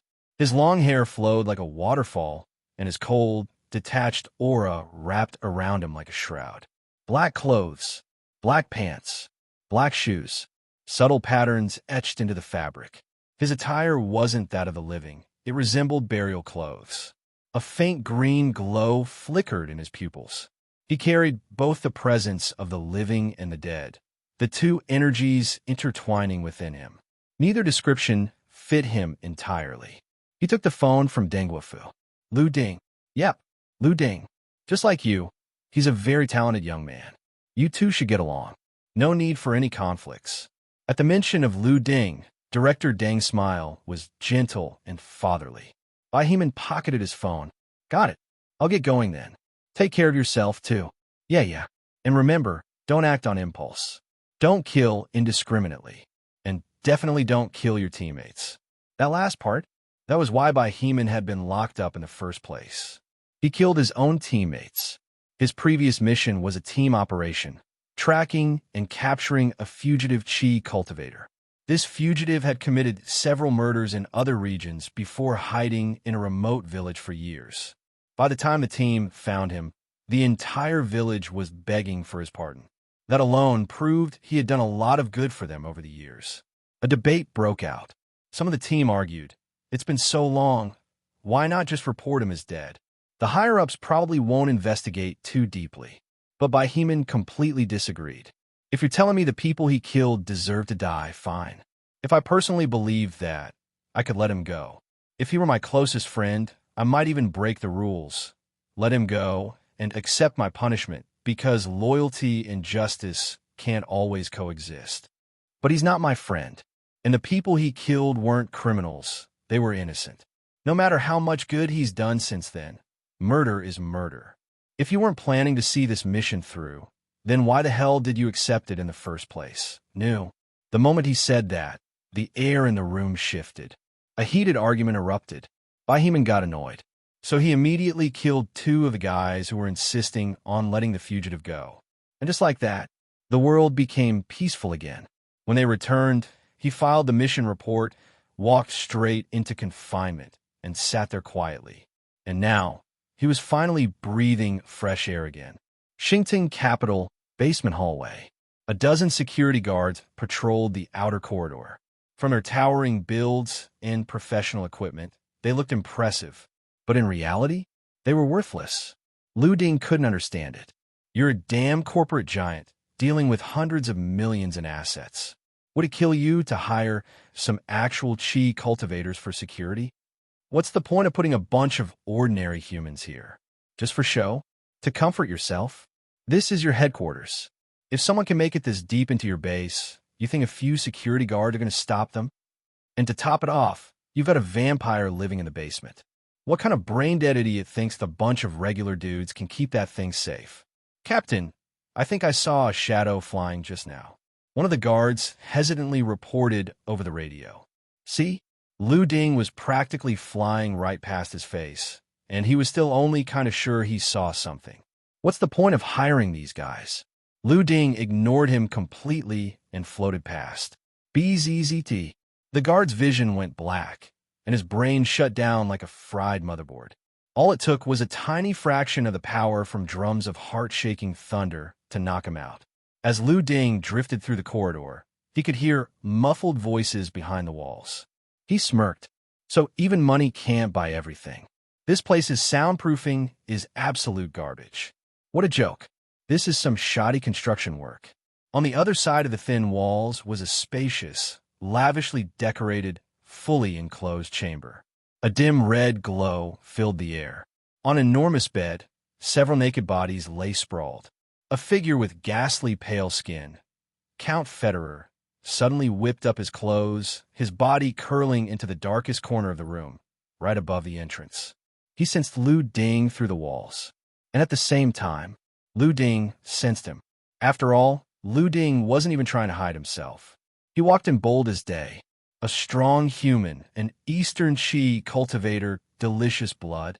With his brilliant strategic mind, Count Federer came up with a foolproof plan. Ambush. He'd wait until the man walked through the door, then pounce and drain him dry. As he licked his crimson lips, his fangs lengthened, and his eyes glowed red like the room itself. Perfect plan. Too bad reality is cruel. Only civilized people walk through doors. Lu Ding didn't even use the front entrance when he went up 60 floors. What made you think he'd use the door to come down here? Boom! The wall exploded. Debris rained down as Lu Ding floated in through the dust. Count Federer twisted his head toward the gaping hole. Eastern Chi cultivator, your methods are truly unconventional. Oh my God, Western vampire, your over-the-top translation accent is so F******ng annoying. Count Federer adjusted his posture in the corner. I've been insulted. But it doesn't matter. Investigator, I will savor your blood, slowly, carefully, like a fine aged wine. In his vision, Lu Ding's heart was beating with powerful, golden-tinged blood coursing through his veins. I've never seen blood of such high quality before. The vampire lunged forward, eager to test Lu Ding's abilities. But the moment he moved, Lu Ding floated up, his hand lifted, and in an instant, a storm of razor-sharp slashes filled the entire room. The walls, the floor, the ceiling, the luxurious crystal chandelier, the million-dollar antique bed, and, of course, Count Federer's body. Everything was diced into pieces before he even had time to react. In the moments before he was shredded into fine meat chunks, Count Federer's eyes were filled with utter shock. This isn't how this is supposed to go. Aren't we supposed to probe each other's strengths first? Aren't we supposed to analyze each other's weaknesses before committing to a full attack? This is our first time meeting. Aren't you afraid I might have some strange ability that counters your main attacks? But as Federer's consciousness faded, Lu Ding's calm expression seemed to answer his unspoken question. Do I even need to test you? Law, body speed. They represent spellcraft, physical body, and agility. Pick whichever you want. Just fight directly. No need for all those fancy routines. If it's about magic artifacts, Lu Ding really doesn't have any, but he figures his body itself can be used as one. Looking at the shattered remains of Count Federer scattered all over the ground, Lu Ding just stared at them. 1 second, 2 seconds, 3 seconds. F***K. Damn Eastern cultivator of Qi. Why aren't you leaving? Didn't you already kill me? Count Federer wasn't dead. He wasn't that easy to kill. After all, he was a vampire. Having a powerful life force was only natural. Back when he traveled to Jinla, Annam, and Jupa, it was precisely this ability that let him deceive opponents and escape countless life or death situations. Originally, he wasn't too afraid of Lu Ding, this Eastern cultivator of Qi. But this man was too confident, too decisive with his attacks. And this wasn't his country. If things escalated, he'd be the one suffering in the end. So, he decided to go along with the act and fake his death to fool Lu Ding. After all, under normal circumstances, something shattered into this state shouldn't still be alive, right? Yet today, his ever-reliable trick failed. Lu Ding never judged a monster's life or death by sight or gut feeling. He hadn't even received his reward yet. Who the hell was this pile of flesh trying to fool? Seeing that he couldn't keep up the act, Federer cursed in his heart before the scattered pieces of his flesh rapidly reformed into a human shape. You can tell me, how did you know I wasn't dead? As a reward, you may choose a gentler way to die. At first, Lu Ding could understand him. But as Federer kept talking, his words became more and more confusing. Was this still Han language? Lu Ding waved two fingers, gesturing as if calling a dog. Come here, and I'll tell you. Ha ha ha ha ha. Eastern cultivator of Qi. You're really... Buzz. A visible sound wave erupted from Lu Ding, spreading outward and piercing straight into the vampire's heart.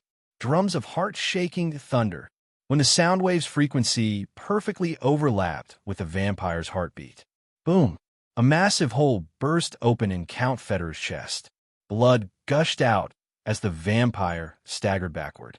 You ambushed me again. His sharp fangs extended. This time he was truly enraged. Idiot, do you think I came here to play games with you? If you like talking so much, keep going. I'm curious how many times I'll have to kill you before you stay dead. No. He lifted his hand, and another slash attack tore through the air like a raging storm. The vampire flickered in and out of sight, dodging the attacks. I see now. The great Count Federer understands. Your physical body is indeed strong, but compared to your mastery of spellcraft, it is weaker. That's why you've been using spells to kill the noble Count Federer. So, in comparison, your physical body is your weak point. Federer was convinced he had found a weakness. Yes, this had to be the truth. The man before him had a powerful physique, but his spellcraft must be even stronger. Otherwise, why would he use spells instead of direct physical attacks? Wouldn't that be putting the cart before the horse?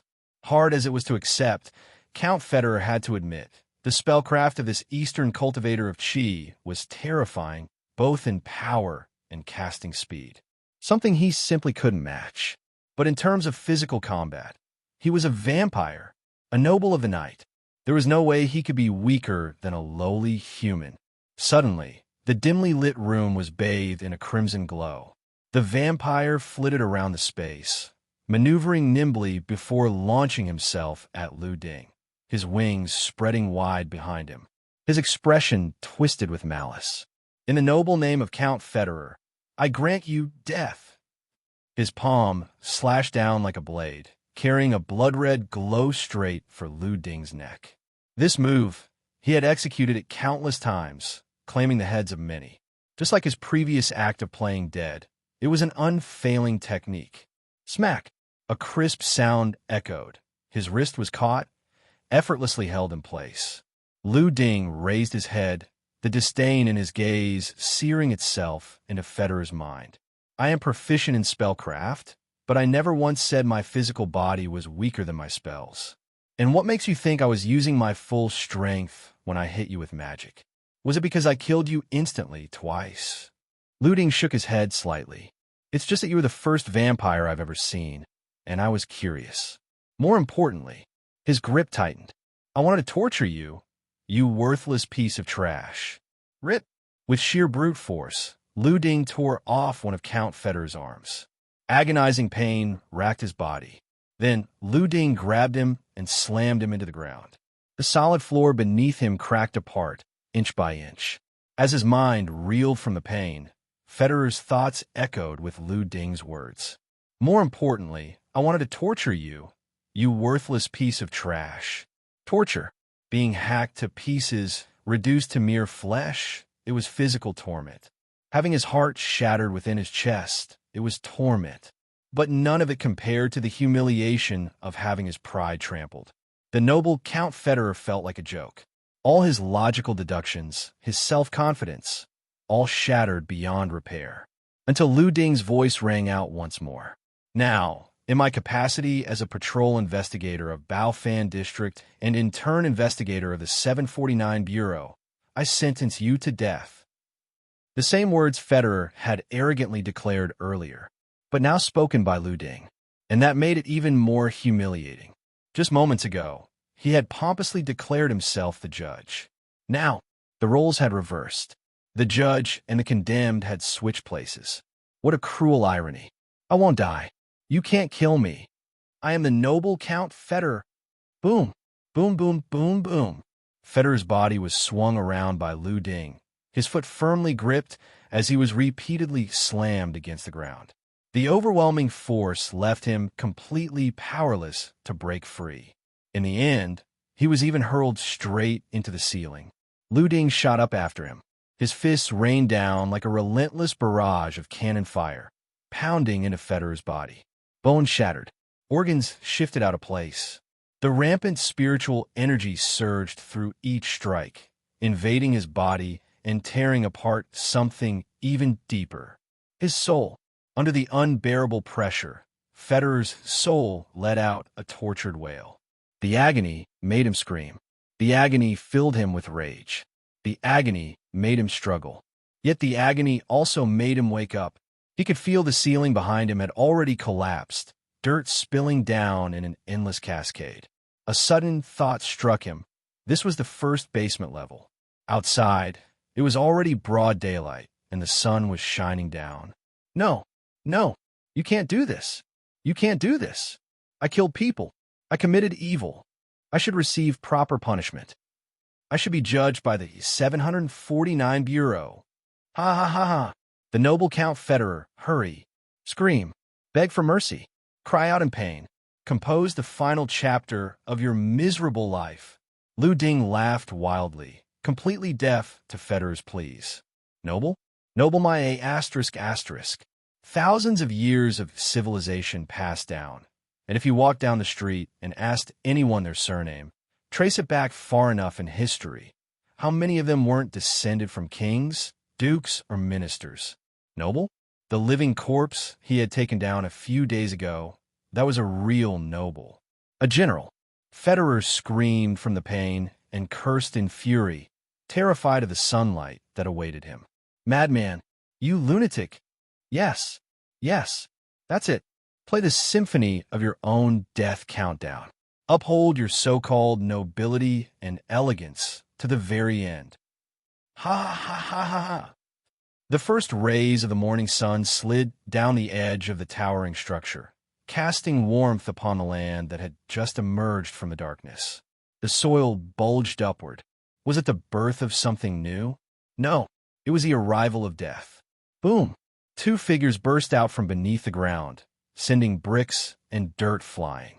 Bathed in sunlight, Lu Ding felt warmth.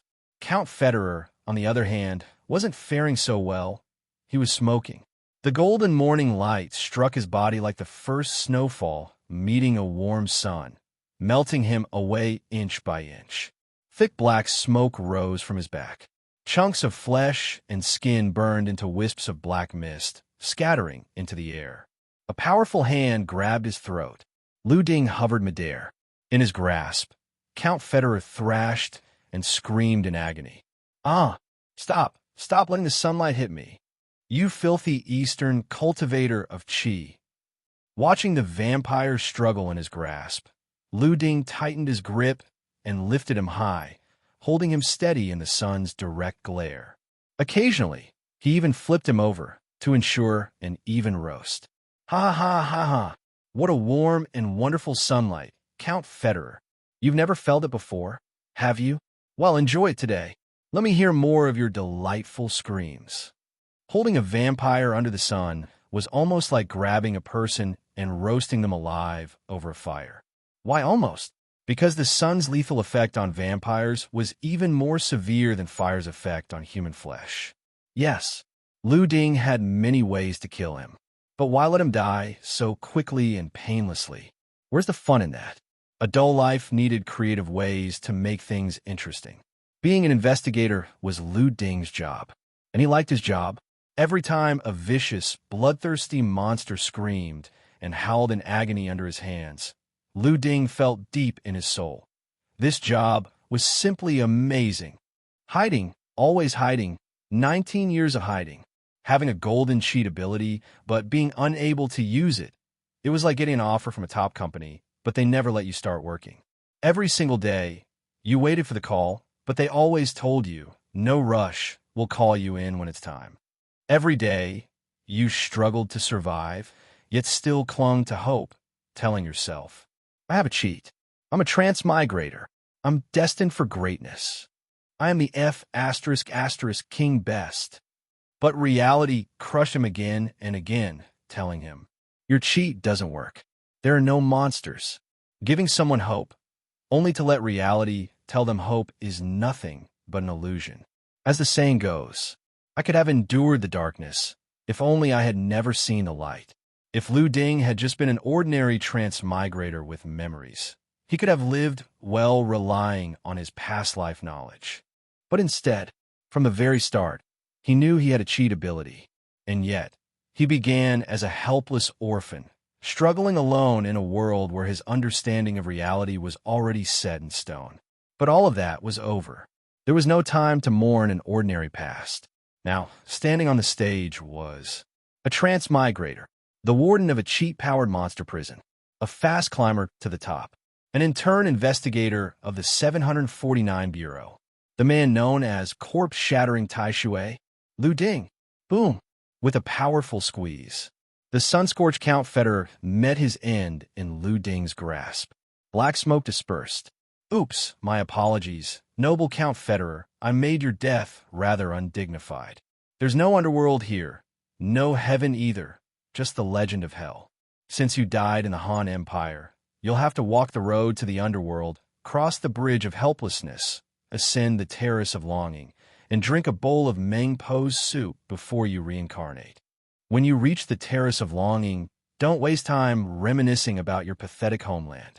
Instead, take one last look at me, still standing here, still powerful and glorious. My name is Lu Ding, and in this lifetime, I'm the one who killed you. Noble? Ha ha ha ha ha ha ha. Lu Ding couldn't help but find the word hilarious. A noble? A noble whose bones didn't even remain. Monster contained. Vampire. Containment reward. Blood rain technique. Blood rain technique. The sky weeps cursed blood, a forbidden power. Wherever blood rains, you rule. In the Crimson Storm, you are king.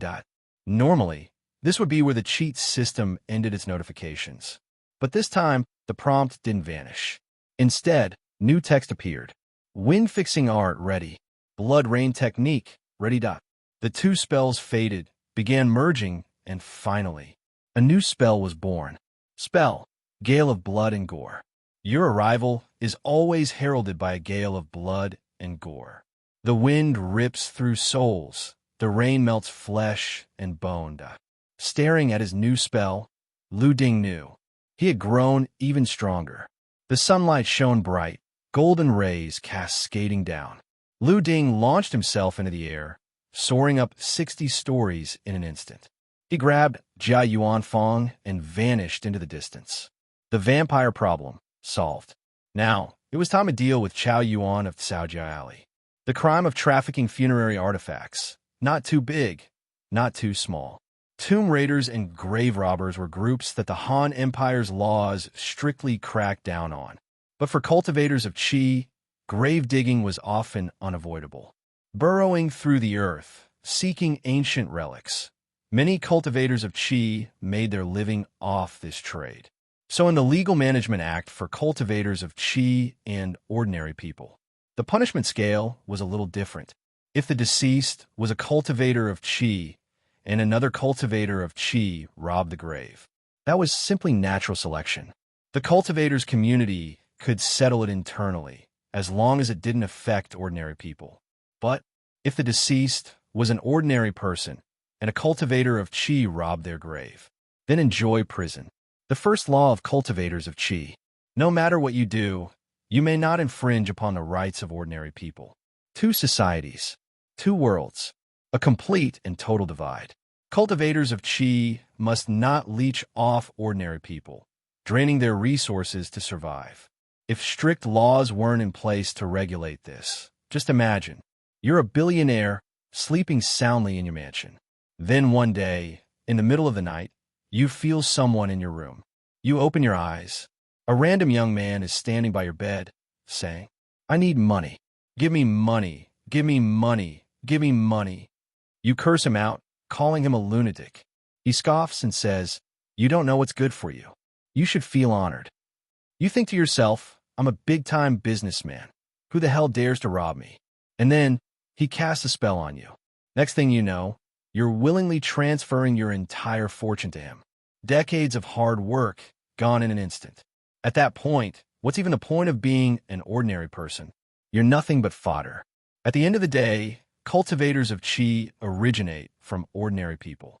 Protecting the rights of ordinary people ensures that more cultivators of Chi will continue to emerge. This is one of the core reasons the 749 Bureau exists. Now, Saujia Ali's illegal trafficking of funerary artifacts. This violates the balance between ordinary people and cultivators of Chi, and they're even selling them overseas. Calling it treason wouldn't be an exaggeration. Or funerary artifacts, cultural relics. If they stay buried underground, that's one thing. We don't go digging up people's ancestral graves at random. Because if you dig up someone else's, how can you be sure your own won't be next? But if these artifacts surface, then we have a responsibility to confiscate them. And if we can't catch the perpetrators or recover the artifacts, at the very least, they should remain within the country. But selling them abroad? What the hell are they trying to do? Feeling like having some seaweed, egg drop soup? Well, no seaweed, no egg, no soup, just purple eggs. Lu Ding pulled out his phone and dialed Gao Zhengliang's number. "Hey, old Gao, early in the morning, Investigator Lu? What's the occasion? Get up. Time to make some arrests." Gao Zhengliang took a small sip of his porridge. Hearing this, he put down his spoon. "Arrests? Who? What charges? Where?" A string of rapid-fire questions instantly caught the attention of other security officers in the cafeteria. All eyes turned toward Gao Zhengliang. They all had the same thought. This must be a major case. Regular cases never went through Gao Zhengliang. He was the bureau chief. Only big cases and high-priority targets were handled by him. As Lu Ding sent the 749 Bureau's intelligence files over to Gao Zhengliang, he said, "Location, Saujia Ali. Targets, including but not limited to the names on the file I just sent you. Chow family members." Gao Zhengliang glanced at his phone. His head instantly started aching. Chow Jianshu, Chow Yuan, Chow Yutong. All these names were from the Chow family.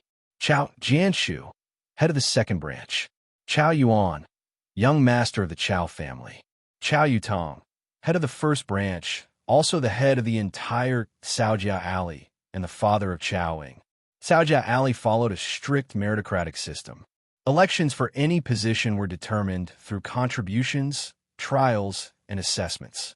That's why they ended up with a first branch head as the main leader and a second branch head as the vice leader. When Lu Ding saw this, he couldn't help but think, keeping up with the times? Huh?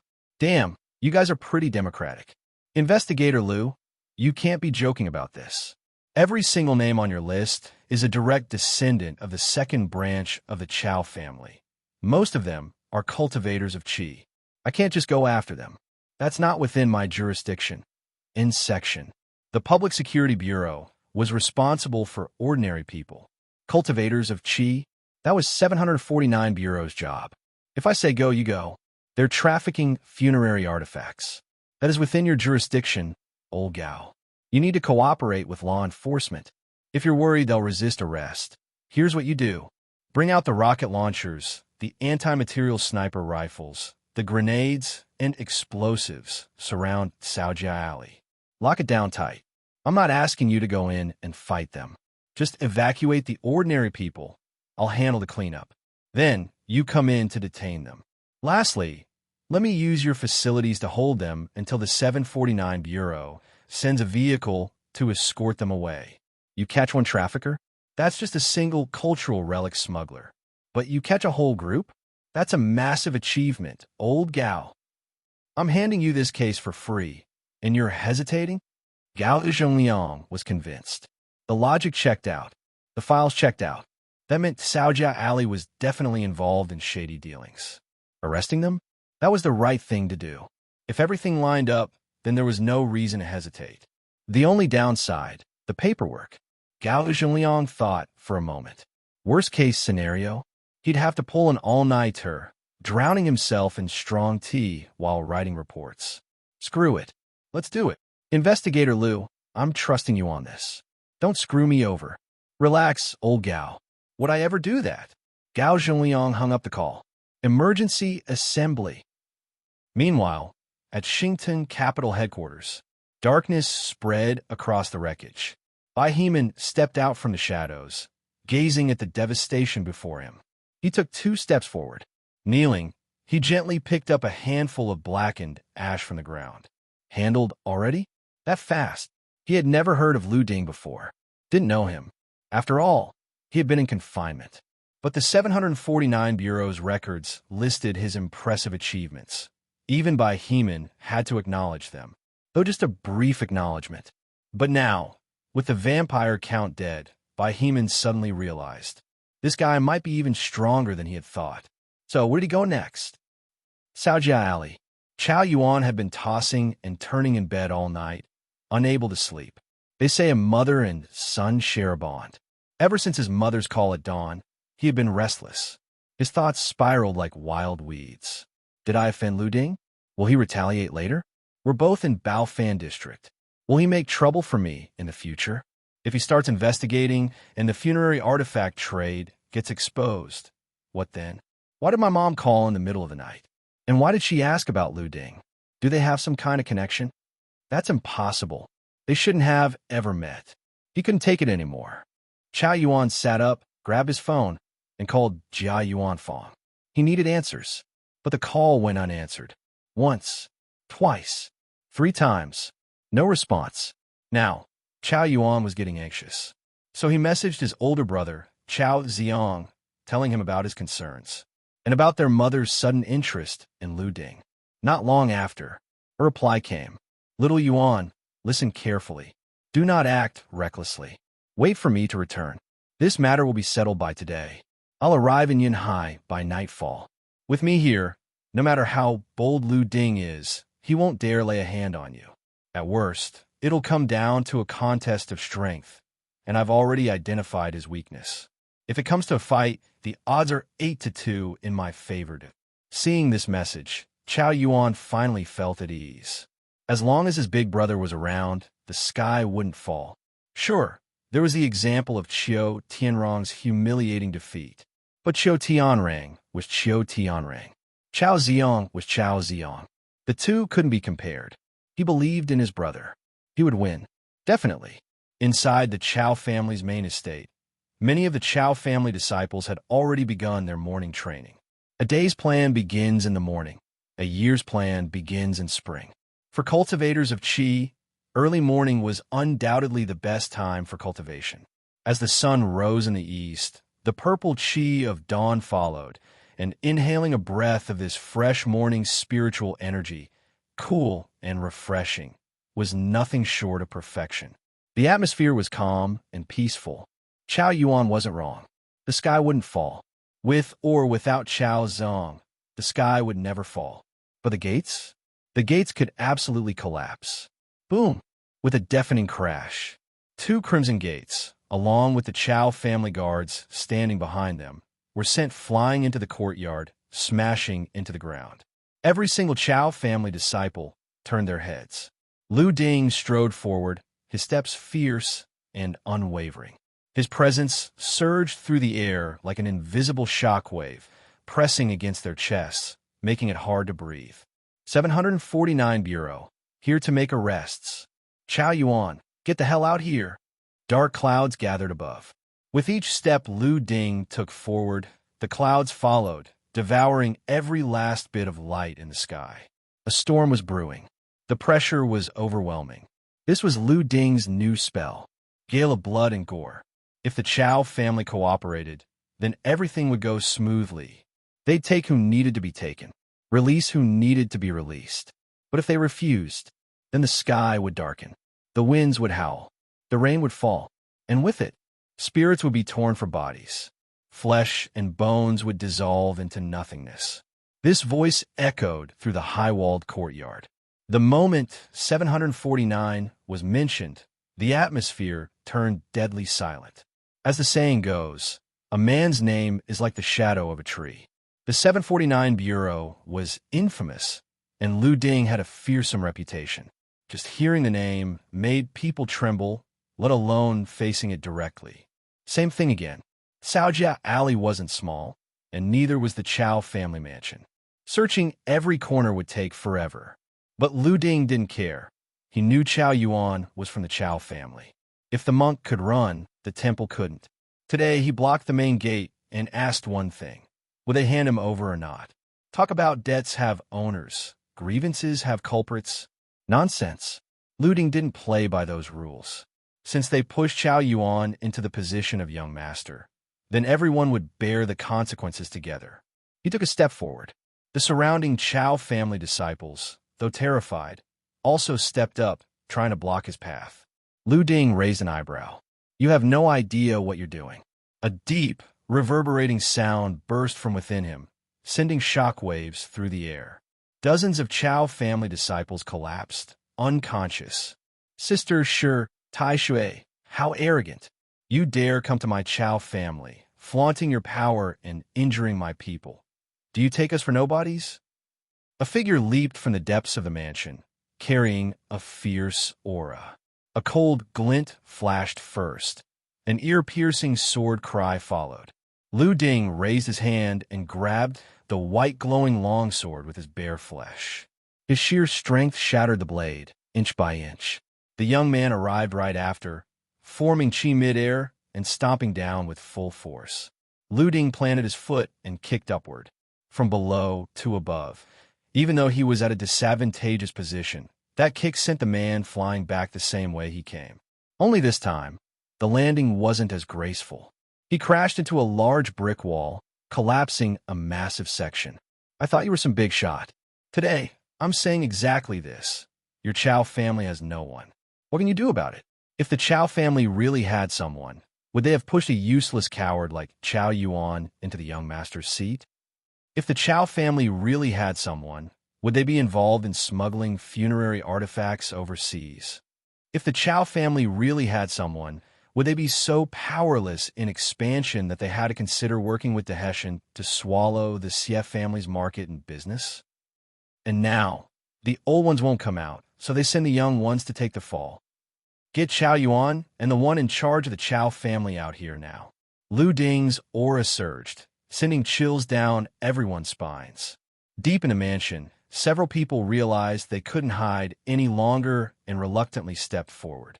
Two figures appeared, Chow Yutong and Chow Jianshu, both listed in the 749 Bureau's investigation report for assisting and approving Chow Yuan's smuggling of funerary artifacts. Both were veteran Linghai realm cultivators. Chow Yutong, the head of the Chow family, stepped forward. Investigator Liu, this must be some misunderstanding. He was confident that the smuggling operation had been handled flawlessly, no loose ends. So how did Lu Ding know? Resisting law enforcement was pointless. Win or lose, it wasn't worth it, unless it became absolutely necessary. For now, the best approach was to deny everything. The Chow family never did any of it. But as the old saying goes, in ancient times, it was the embroidered uniform guards. Today, it's the 749 Bureau.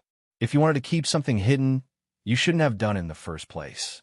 With modern technology and the 749 Bureau's all-pervasive methods, there was no way they wouldn't have left a trace. Lu Ding didn't bother arguing. Evidence? If he pulled out the evidence now, they'd just stall him long enough for Chow Yuan to escape. How many times had novels played out this exact scenario? First came the confrontation, then the evidence, then the fight, only for the key target to slip away in the chaos. Those were real lessons. Lu Ding wasn't making that mistake. He glanced over. I'm calling you Chow family head out of courtesy. Without it, who the F*** are you? I'm here to make an arrest. Do you not understand human language? You have 3 minutes. If I don't see Chow Yuan in 3 minutes, your entire Caojia Alley will be charged with harboring a fugitive. Do you understand? Lu Ding showed no respect at all. Logically, Chow Yutong should have been furious.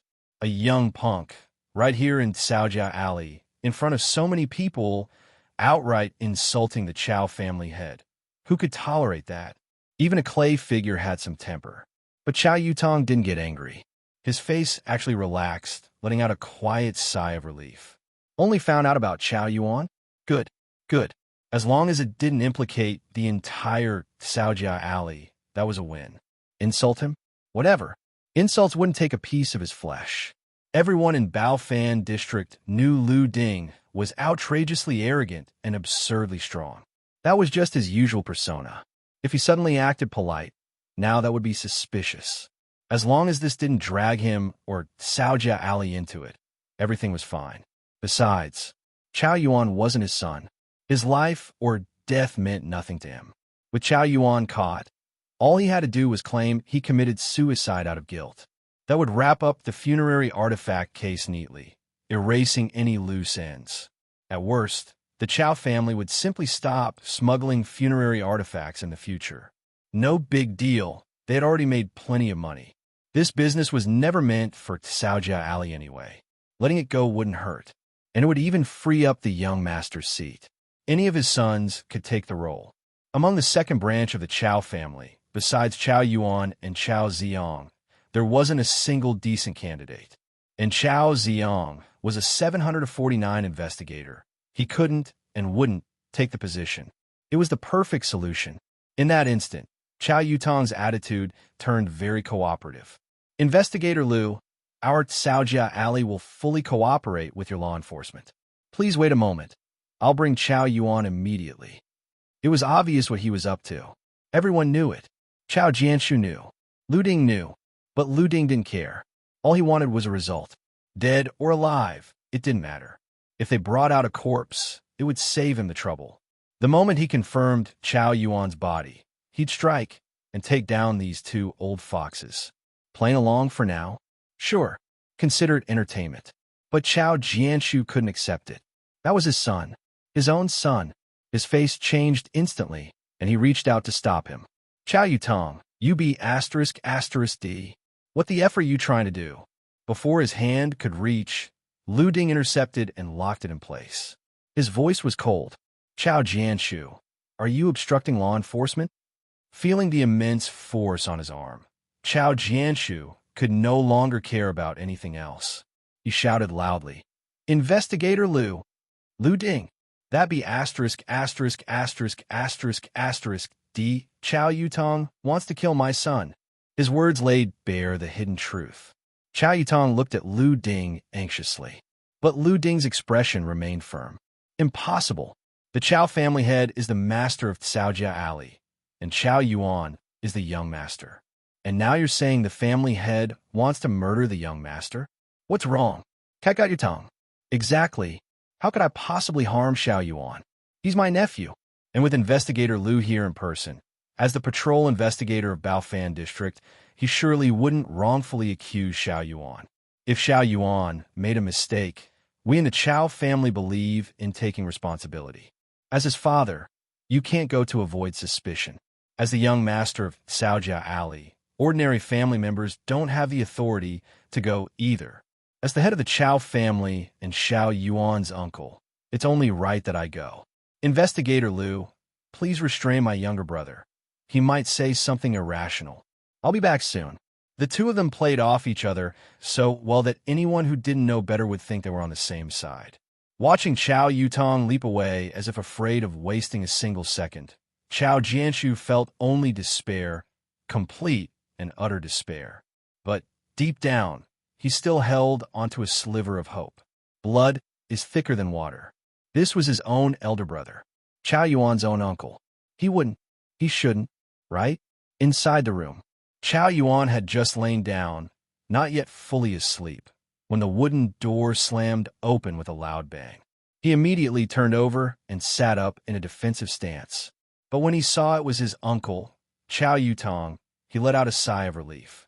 For a moment, he had thought Lu Ding had barged in. At this point, he had developed a full-on Lu Ding phobia. But could you blame him? Anyone who had gone against Lu Ding, how many of them were still alive? Fear was normal. Not being afraid, now that would be abnormal. Chow Yuan rubbed his eyes, his voice groggy. Uncle, you didn't notice the murderous intent in Chow Yutong's eyes at all. With a raised palm, Chow Yutong struck downward, sending a surge of spiritual energy into Chow Yuan's body, completely shattering his life force. On the surface, he looked no different from a normal person. But upon closer inspection, one would find that his meridians had been completely severed, his chi cyclone destroyed. My dear Yuan. Aha! You really died at the perfect time. The perfect time? Chow Yutong's expression twisted from grief into laughter. He had never particularly liked this nephew. But after raising him for so many years, always hearing uncle, there was still some sentiment attached. Even so, if he didn't kill him, it wouldn't just be a matter of feeling bad. It would be a matter of whether he could survive or not. Now that Chow Yuan was dead, the funerary artifact smuggling operation ended here.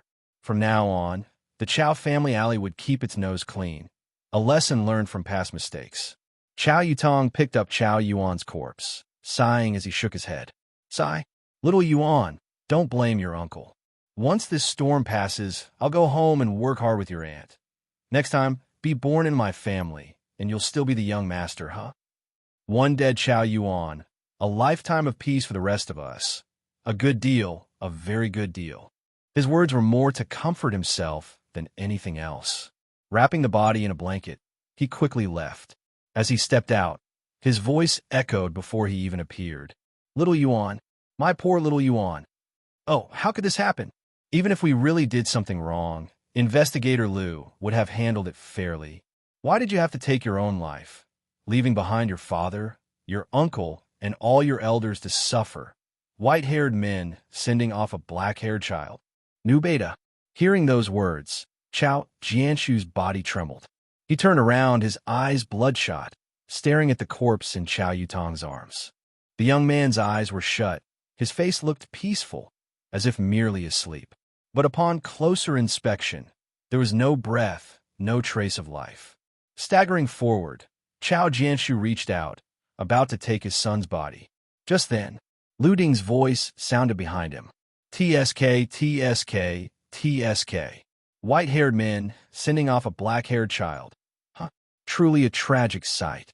But don't worry, you'll be joining him soon. A single arm hooked around Chow Jianshu's neck. With a twist of his waist, Lu Ding sent Chow Jianshu soaring into the air, flipping in an arc before slamming him headfirst into the ground. The stone tiles beneath him shattered into pieces. Face down on the ground, his entire body was broken, bones fractured beyond recognition. The impact left him completely immobile. As for why Lu Ding didn't kill him outright, well, he had already agreed with Gao Zhengliang to hand over a high-value criminal for official credit. With someone like Jia Yuanfang, who was collaborating with foreign monsters to slaughter her own people, who the hell cared about keeping promises? But Gao Zhengliang was different. The man was the Public Security Bureau chief and had been running around doing favors for Lu Ding, passing along messages, providing reports. If someone helps you, you should return the favor. Chow Yutong stood there, momentarily stunned by what had just happened. Watching Lu Ding stretching his muscles, he finally spoke in confusion. My investigator Lu, what are you doing? Lu Ding spread his hands, looking completely unbothered. Isn't it obvious? Dealing with one first, so it's less hassle when I deal with you. Chow Yutong opened his mouth to speak again, but Lu Ding raised a hand to cut him off. Enough. I don't feel like listening to your nonsense. Your doubts? I have no obligation to clear them up. Now, listen to me instead. I could have just taken you down instantly. But I heard you're a Linghai Realm 8th layer cultivator. So you must have some skills, huh? Lu Ding casually paced around, his movements seemingly random. But the more Chow Yutong watched, the more his heart sank. Every escape route was blocked. Unless he could fly straight up into the sky, there was no way out. But he couldn't. Lu Ding continued. I recently learned a new technique, one unlike anything I've used before. It's special, and I'm curious about its actual combat effectiveness. But I haven't found a suitable opponent yet. I can't just randomly pick someone and start beating them up, right? So, Master Chow, I'll give you some face and call you that for now. Give me everything you've got. Use all your skills, every last ounce of power, to entertain me. If I'm satisfied, I'll let you keep your corpse intact. But if you disappoint me, then let's agree on this beforehand. I'll be chopping you into 8 pieces. In the past, each monster Lu Ding killed would grant him one technique. But Gale of Blood and Gore was different. It was a fusion of 2 abilities, Blood Rain and Wind Fixing Art, both obtained after slaying a vampire. Other techniques, he could afford to wait and test out later. For example, General's Armor Technique and Living Shedding, Living Corpse Technique. One boosted overall combat ability, plus it looked cool as hell. The other was a healing skill. But given his current strength, who the hell was strong enough to actually injure him? No opponent meant no use for healing skills. But today, Chow Yutong was perfect. A Linghai Realm 8th layer expert, probably the strongest opponent he'd faced so far. Of course, Lu Ding wasn't greedy. He'd settle for just testing Gale of Blood and Gore today. As for General's Armor and Living Shedding, he'd save those for Ghost Festival in a few days. Lu Ding spoke lightly, casually, his posture relaxed. But in Chow Yutong's eyes, his heart was sinking deeper and deeper. He threw aside the corpse wrapped in blankets. Adopting a defensive stance, he asked, Investigator Lu, is there really no room for negotiation? Lu Ding moved in a flash. A shadow blurred, then instantly disappeared, before Chow Yutong could even react. Huh! A slap landed across his face, skin rippling from the impact, swelling instantly. Still want to negotiate? You deaf or what? This final humiliation ignited Chow Yutong's fury. He was the Chow family patriarch, an old-school Linghai 8th layer powerhouse. And now a rookie brat had just slapped him in the face. Time and time again, over and over, humiliating me. Lu Ding, you and I are mortal enemies. Spiritual energy exploded. Dust billowed, sleeves flared, as Chow Yutong unleashed his full power. With a sinking stance, he channeled an eerie, pulling force, manipulating the spiritual energy between heaven and earth. One palm opened, power surged outward. This was the Chow family's secret technique. Under his stance, spirit severing palm, Lu Ding stood still. With a tone like a spectator settling in for a good show, he said, Now, let's begin the warm-up. Spiritual energy flowed over Chow Yutong's palm as he advanced, his strikes sharp and compact, combining agility and brute force. Lu Ding casually tilted his head to dodge, his movements graceful and fluid, his posture constantly shifting. He could feel it. Both his own internal chi and the surrounding energy were being rapidly disturbed. He gave a small nod of approval. Spirit severing palm, so that severing part actually has some depth to it. Chow Yutong, however, was in complete disbelief. Why isn't it working on you? The Chow family's secret technique, the spirit severing palm.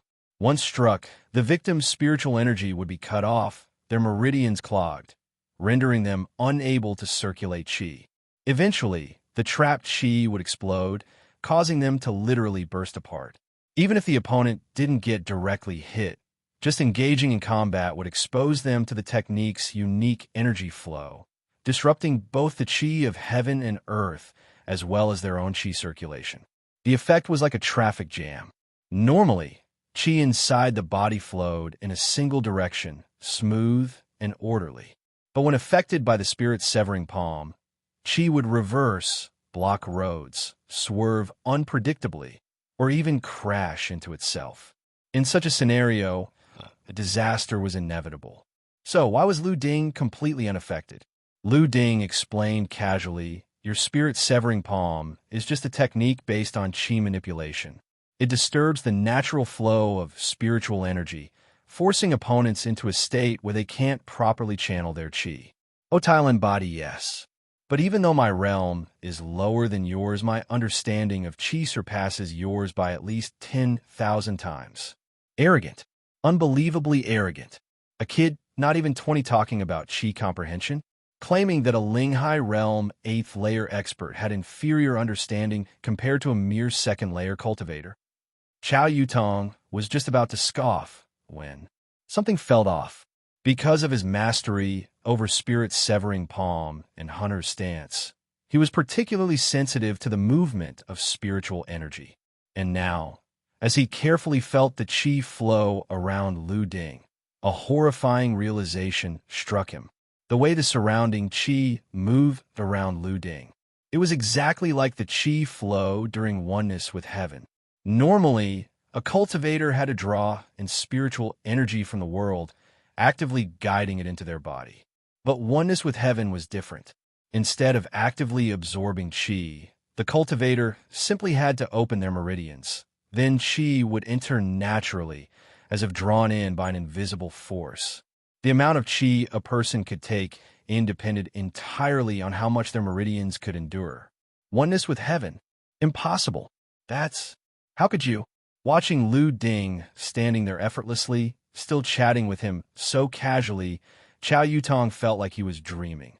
Everything was shattering his worldview. To this, Lu Ding simply replied, "Oh, my bad. I forgot to turn it off after activating it."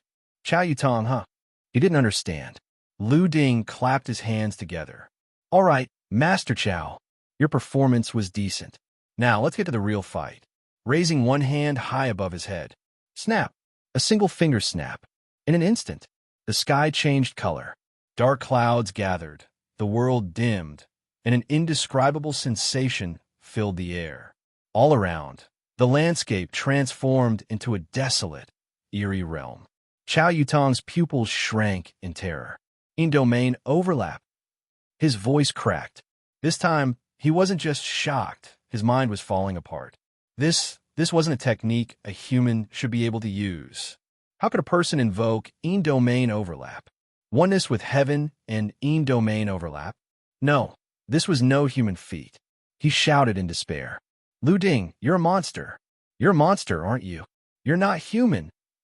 At that moment, he actually hoped Lu Ding would confirm it, that he'd let out some eerie laughter and say, "Congratulations, you figured it out." If he did that, at least it would make sense. But the only reply was the sound of falling rain. Lu Ding didn't bother answering. This guy was clearly insane. Couldn't he see Lu Ding was standing right there, alive and well? But Lu Ding had to admit, even he thought that the gale of blood and gore technique really did look way too similar to in-domain overlap, especially since he had just recently experienced a real in-domain overlap firsthand. But there was one key difference. Lu Ding knew for sure that he was human, and he knew for sure that Fong Du was a ghost. So this definitely wasn't in-domain overlap. A single drop of crimson rain fell from the sky, landing right on Chow Yutong's forehead. Before he could even reach up to touch it, a searing pain tore through him. His flesh melted away. White bone became exposed. Then, countless more blood-red raindrops began to pour down from above, a relentless downpour with nowhere to run. Chow Yutong was instantly drenched. "Ah! Ah! Come out! Come out, Lu Ding! You monster! Hiding in the shadows, attacking from afar. Is that all you've got? Face me." His flesh kept dissolving under the rain's corrosion. He had nowhere to run, nowhere to hide. In agonizing desperation, he channeled every last bit of his spiritual energy, wildly blasting his surroundings. Through the hazy downpour of blood rain, Chow Yutong thought he saw something. A silhouette, moving closer, step by step. The unnatural presence filled his heart with a deep, chilling dread. Cultivators weren't afraid of ghosts. But this This was far more terrifying than any ghost. Maybe it was sheer desperation.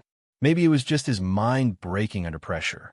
Chow Yutong ignored his own melting body, wiped his half-dissolved face, and charged toward the figure in the rain.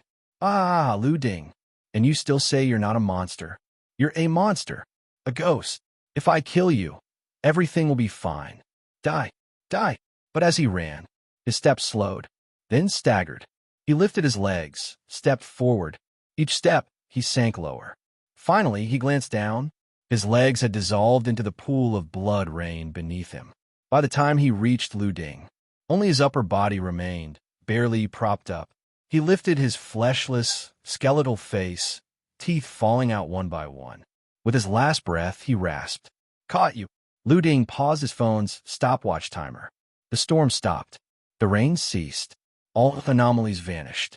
Shaking his head, he muttered, 5 seconds, 33. Chow Yutong, I had such high expectations for you. But you only lasted 5 seconds, 33. I didn't even use the Gale part.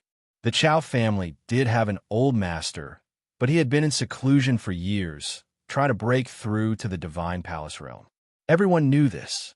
He only came out once a year for his birthday or during major Chow family events. As for where he was in seclusion, no one knew. Some said he was still in the Chow family estate, while others believed he had hidden away in the deep mountains. Lu Ding, not yet satisfied, searched the entire place for a while, but he didn't find a single person. Not even a bird flew out. Forget it. Next time, I'll find a tougher monster to test it on. Just as he turned to leave, deep within the Chow family estate, an old man, sitting in a rot-tan chair, let out a long breath of relief. In his hand, he held a pigeon that was ready to take flight. These young people nowadays, each one more terrifying than the last. His old bones couldn't take this kind of torment. As for losing 2 sons and a grandson, was that really such a big deal? People were acting as if he had no other sons or grandsons. A rotten seed should be discarded. If he were just an ordinary cultivator of qi, an old man with only those 2 sons, he definitely would have rushed out and fought Lu Ding to the death. At his age, what did he have to lose? But he wasn't just anyone. He was the old master holding down the Caojia Alley. There were so many people in the Chow family, so many descendants. If he died, and with no real powerhouse to take the helm, the Chow family would be swallowed up by outsiders, leaving nothing but bones. So, losing 2 sons wasn't a big deal. Losing a grandson wasn't a big deal either. Besides, hadn't Chow Ying returned? Compared to Chow Yuan, he preferred Chow Ying anyway. Now that Chow Yuan was dead, the position of the heir was empty. At this thought, the old master of the Chow family suddenly paused. I'm getting old. Heir? With Yutong dead, the head of the family's position is open. Why not just let Chow Ying take over as the head directly? Ha ha ha ha ha. Outside the Chow family estate, Lu Ding stepped out and waved his hand, signaling the people outside to move in. A group of fully armed security officers stormed in instantly. Gao Zhongliang twisted open a bottle of mineral water and handed it over. Hard work, Investigator Lu. How's the situation inside? Lu Ding took a sip. Of course, just like I promised you. Everything's taken care of. They wouldn't dare resist. Just arrest them. But there's one thing. I only left you one of the 3 main culprits. Which one? Gao Zhongliang asked curiously. I only left Chow Jianshu. Chow Yuan was killed by his uncle, and Chow Yutong. Well, there's half of him left. Half? You cut him in half. Lu Ding nearly choked on his water. Not exactly, but it was kind of my fault. I just wanted to test a new spell, but he couldn't handle it. I actually planned to leave him a whole corpse, but who knew he was that useless? Reino yes. Gao Zhongliang opened his mouth, but didn't know what to say. Lu Ding was good. Really good. His work efficiency was insane. Ever since he arrived in Baofan district, he had been handling both humans and ghosts, single-handedly subduing all 3 major local cultivator of Qi factions. And he did it cleanly, without causing any mess. This made Gao Zhongliang's future work much easier. Now, if the Public Security Bureau ever needed cooperation from those 3 factions, they'd probably comply just for Lu Ding's sake. Unlike before, when cultivators would brush off security officers with, "You guys don't control us. It's our own business. Depends on my mood if I help." But there was one small downside. Lu Ding was too ruthless. Gao Zhongliang had barely seen any of his targets left in one piece. Sometimes, just thinking about it made him glad. Glad that he was just an ordinary person who stayed out of cultivator of Qi affairs. Because if he ever found himself on the wrong side of someone like Lu Ding, well, that would be one hell of a misfortune. One by one, the accomplices on the wanted list were brought out.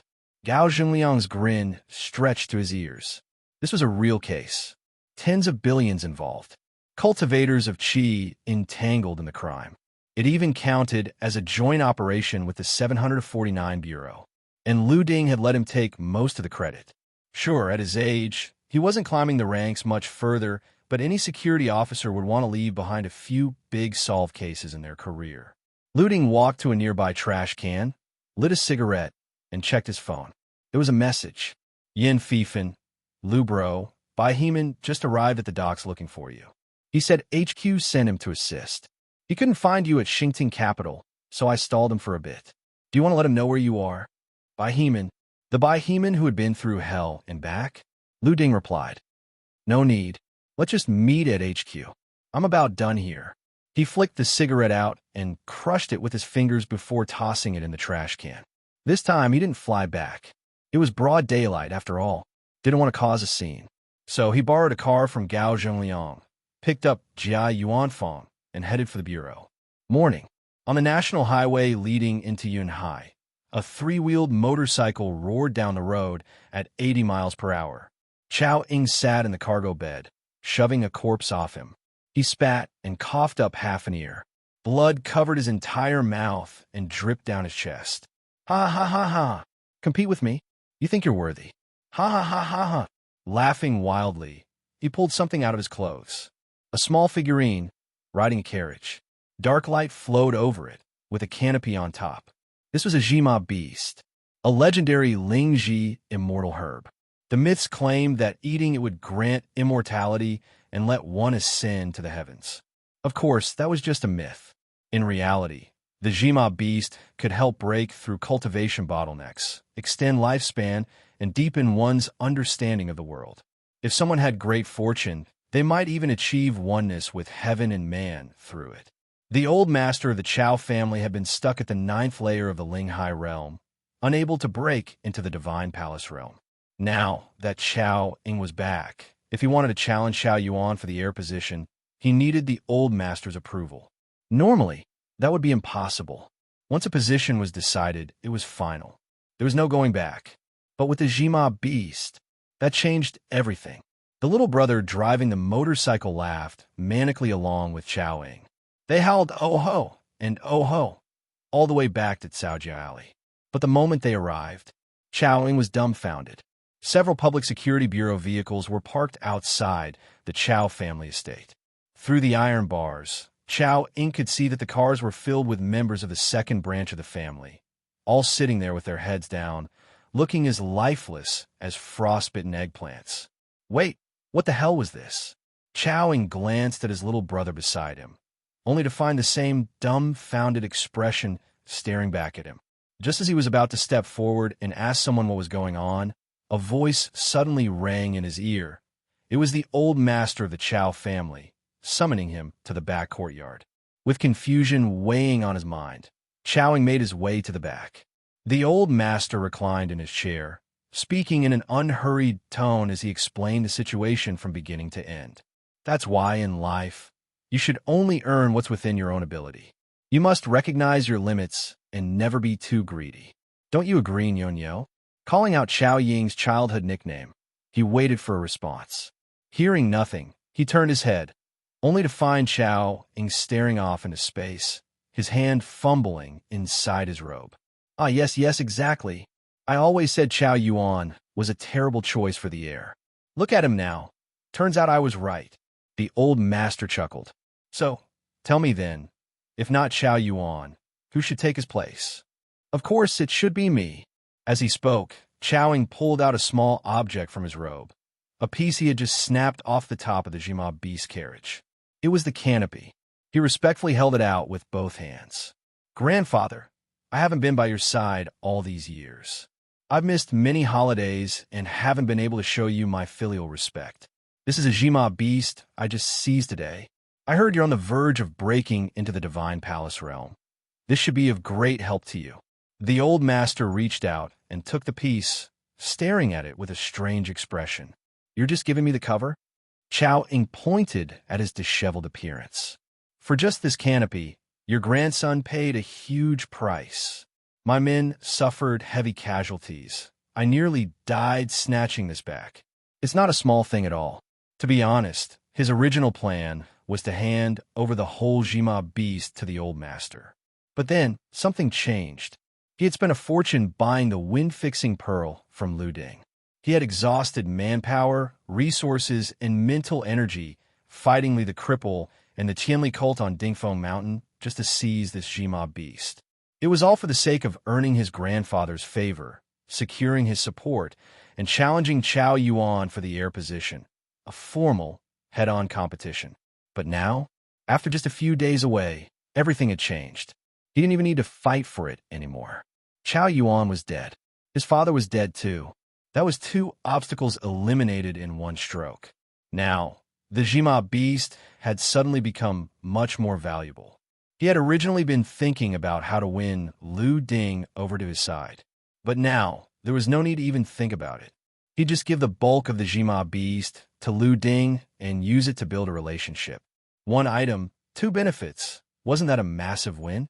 As for his grandfather, well, the old man was already so old. Eating a little less wouldn't hurt him. Plans just couldn't keep up with sudden changes, after all. That said, Lu Ding is really ruthless. Chow Ying muttered to himself. That guy had actually managed to kill his father, Chow Yutong. Of course, even though they were father and son, Chow Ying didn't feel the slightest sadness over it. In fact, he kind of wanted to laugh. Maybe even set off some firecrackers. Dead is dead. It's not like he wasn't already as good as dead before. At least now, things are finally peaceful. Just the canopy? The old master of the Chow family eyed him skeptically. Chow Ying nodded solemnly. Really. Meanwhile, his hand, still hidden in his robe, was silently channeling spiritual energy, sealing the missing section of the Jima beast so that its aura and fragrance wouldn't leak out. Nigerian IROES. He couldn't risk his grandfather noticing. This thing was for Lu Ding.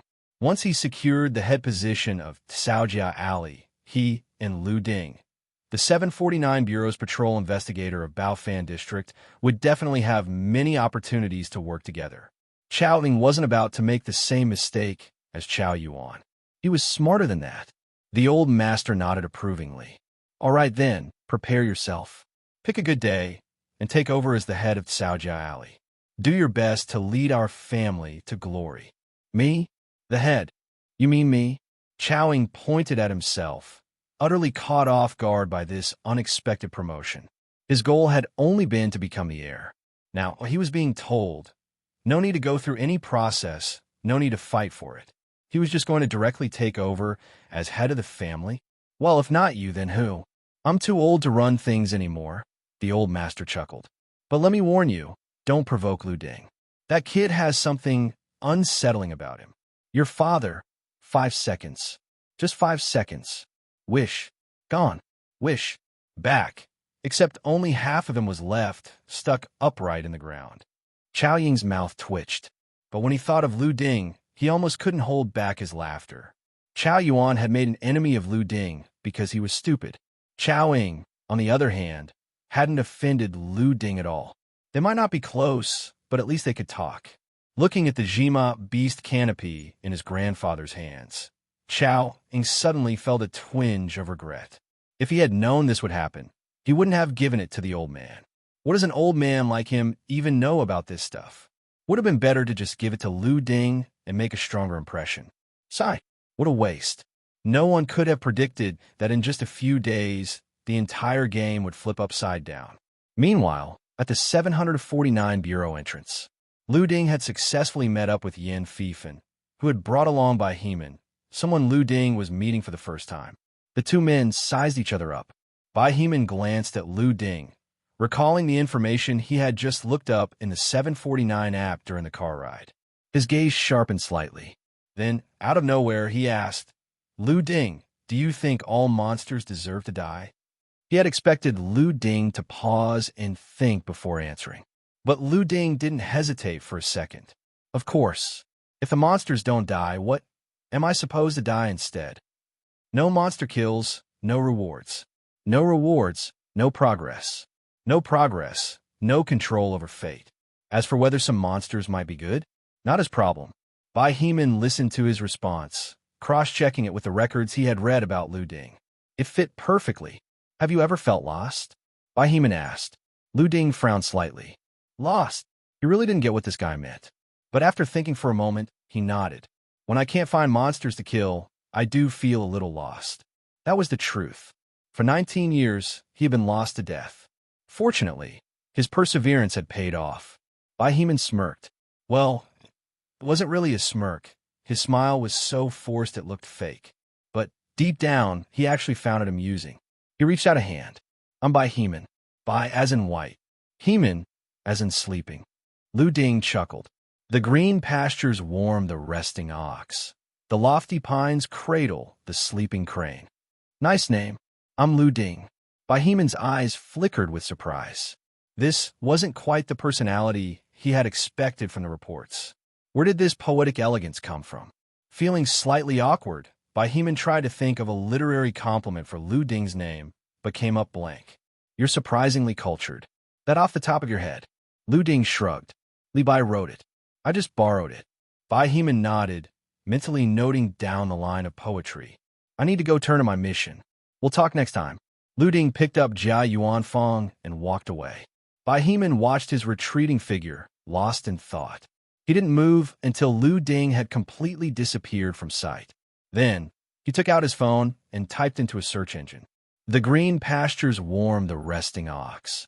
The lofty pines cradle the sleeping crane. He hit search. Nothing.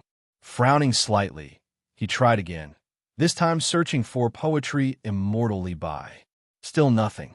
Staring at the completely unrelated search results on his screen, Bai-Heman suddenly felt like maybe the 749 Bureau's records weren't entirely accurate. According to the files, Lu Ding was supposed to be a ruthless enforcer of justice, arrogant and domineering to an extreme degree. But from this first meeting, Lu Ding seemed cultured, well-mannered, effortlessly poetic. And now, the search engine wasn't turning up this supposedly Bai or his poetry. Bai-Heman's eyes narrowed. Lu Ding is actually pretty low-key. Huh? So his arrogance and dominance are just a front? Deep down, he's actually refined, restrained, and incredibly powerful. Low-key and cultured. That had always been Bai-Heman's personal pursuit. And Lu Ding's stance on monsters?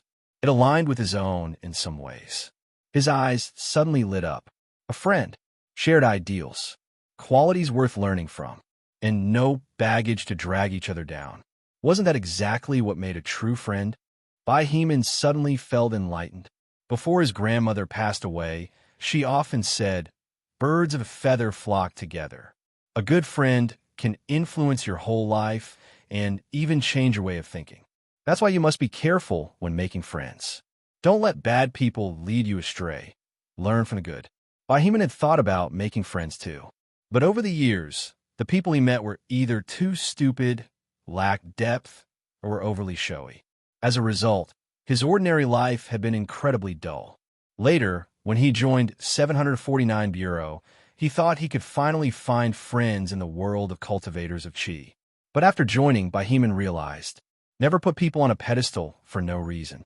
Cultivators of Qi weren't much better than ordinary people. The stupid ones were still just as stupid. And on top of that, they were too weak, too useless. They couldn't even master anything in days. How could such people be friends? Their very sense of presence in the world was different. People like that couldn't grow together. The only result would be Bai-Heman advancing faster and faster, while they fell farther and farther behind. Just earlier, he had posed a question to others with decent talent, though weaker than him. This was Bai-Heman deliberately lowering his standards. For example, when Rushu, but the answer Bai-Heman got was, how could you think that? We can't just lump all monsters together. Everything should be experienced firsthand. At that moment, Heman felt when Rushu had a problem with his brain. Experience everything firsthand? That's a surefire way to die of exhaustion. Different times, different places, different people, different emotions, too many variables. Even species aren't the same. How the hell are you supposed to experience everything firsthand? It was pure nonsense. But today, Lu Ding's response had opened a whole new world for Heman. Evening arrived. Lu Ding was still inside the report room, yet to come out. This was a major incident. Hundreds of civilians had died, including foreigners. The higher-ups wouldn't accept just Yin Fifan's report alone. There was no other way. Lu Ding had to go through everything with him, answering questions from start to finish, covering every detail. He wasn't done yet. Meanwhile, on the other side, Chao Ziyang arrived at Yunhai Station. Squeezed within the crowd, his brows were furrowed, his expression tense. On his phone screen was his chat with Chao Yuan, dozens of messages sent, all from him. But Chao Yuan hadn't replied to a single one. Not just Chao Yuan. His father, Chao Jianshu. His mother, Jia Yuanfang. His uncle, Chao Yutong. None of them had responded. Even when he messaged other family members from the second branch, no one replied. This was ing ridiculous. If it were just one person, fine. But an entire group of people ignoring him? Could something have happened? That's not possible. Even if something happened, it wouldn't affect all of them at once, right? Chao Ziyang quickened his pace. He needed to get home fast and confirm the situation. He had to settle the unease in his heart.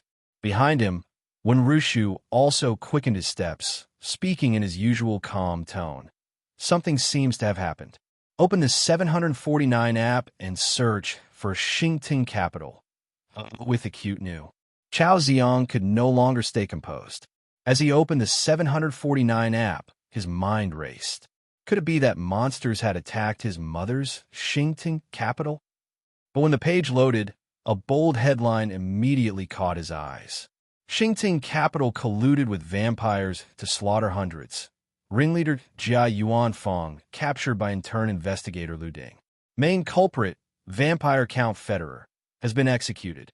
Chao Ziyang felt like he was reading an alien language. This can't be real. He clicked for details. Thousands of words outlined the whole case. At the very end of the report, Chao Family Alley's young master, Chao Yuan, second branch head, Chao Jianshu, first branch master, Chao Yutong, colluded with Xingting Capital to smuggle funerary artifacts. They were discovered in time by intern investigator Lu Ding. During the arrest, Chao Yutong brutally murdered Chao Yuan in an attempt to use his death to halt the investigation. Lu Ding saw through Chao Yutong's scheme. A conflict erupted. In the end, Chao Jianshu was severely injured and detained by the Public Security Bureau before being taken back by 749 for interrogation. Chao Yutong died on the spot. Multiple cultivators of qi from Chao Family Alley involved in the case were arrested. My mother colluded with vampires to slaughter civilians? My brother, my father, and my uncle smuggled funerary artifacts? My uncle killed my brother just to stop Lu Ding from investigating? As he read this, Chao Ziyang felt his vision darken. He refused to believe it. Even if the sky fell today, he wouldn't believe it. In his eyes, his little brother Chao Yuan was always so obedient. How could he possibly be smuggling funerary artifacts? His father, Chao Jianshu, sure, he had violent tendencies, but he'd never dared to do something like this. He didn't have the guts. And his uncle? He loved Chao Yuan so much. Why would he kill him? Finally, an image of a gentle woman surfaced in his mind. His mother. Such a kind-hearted person.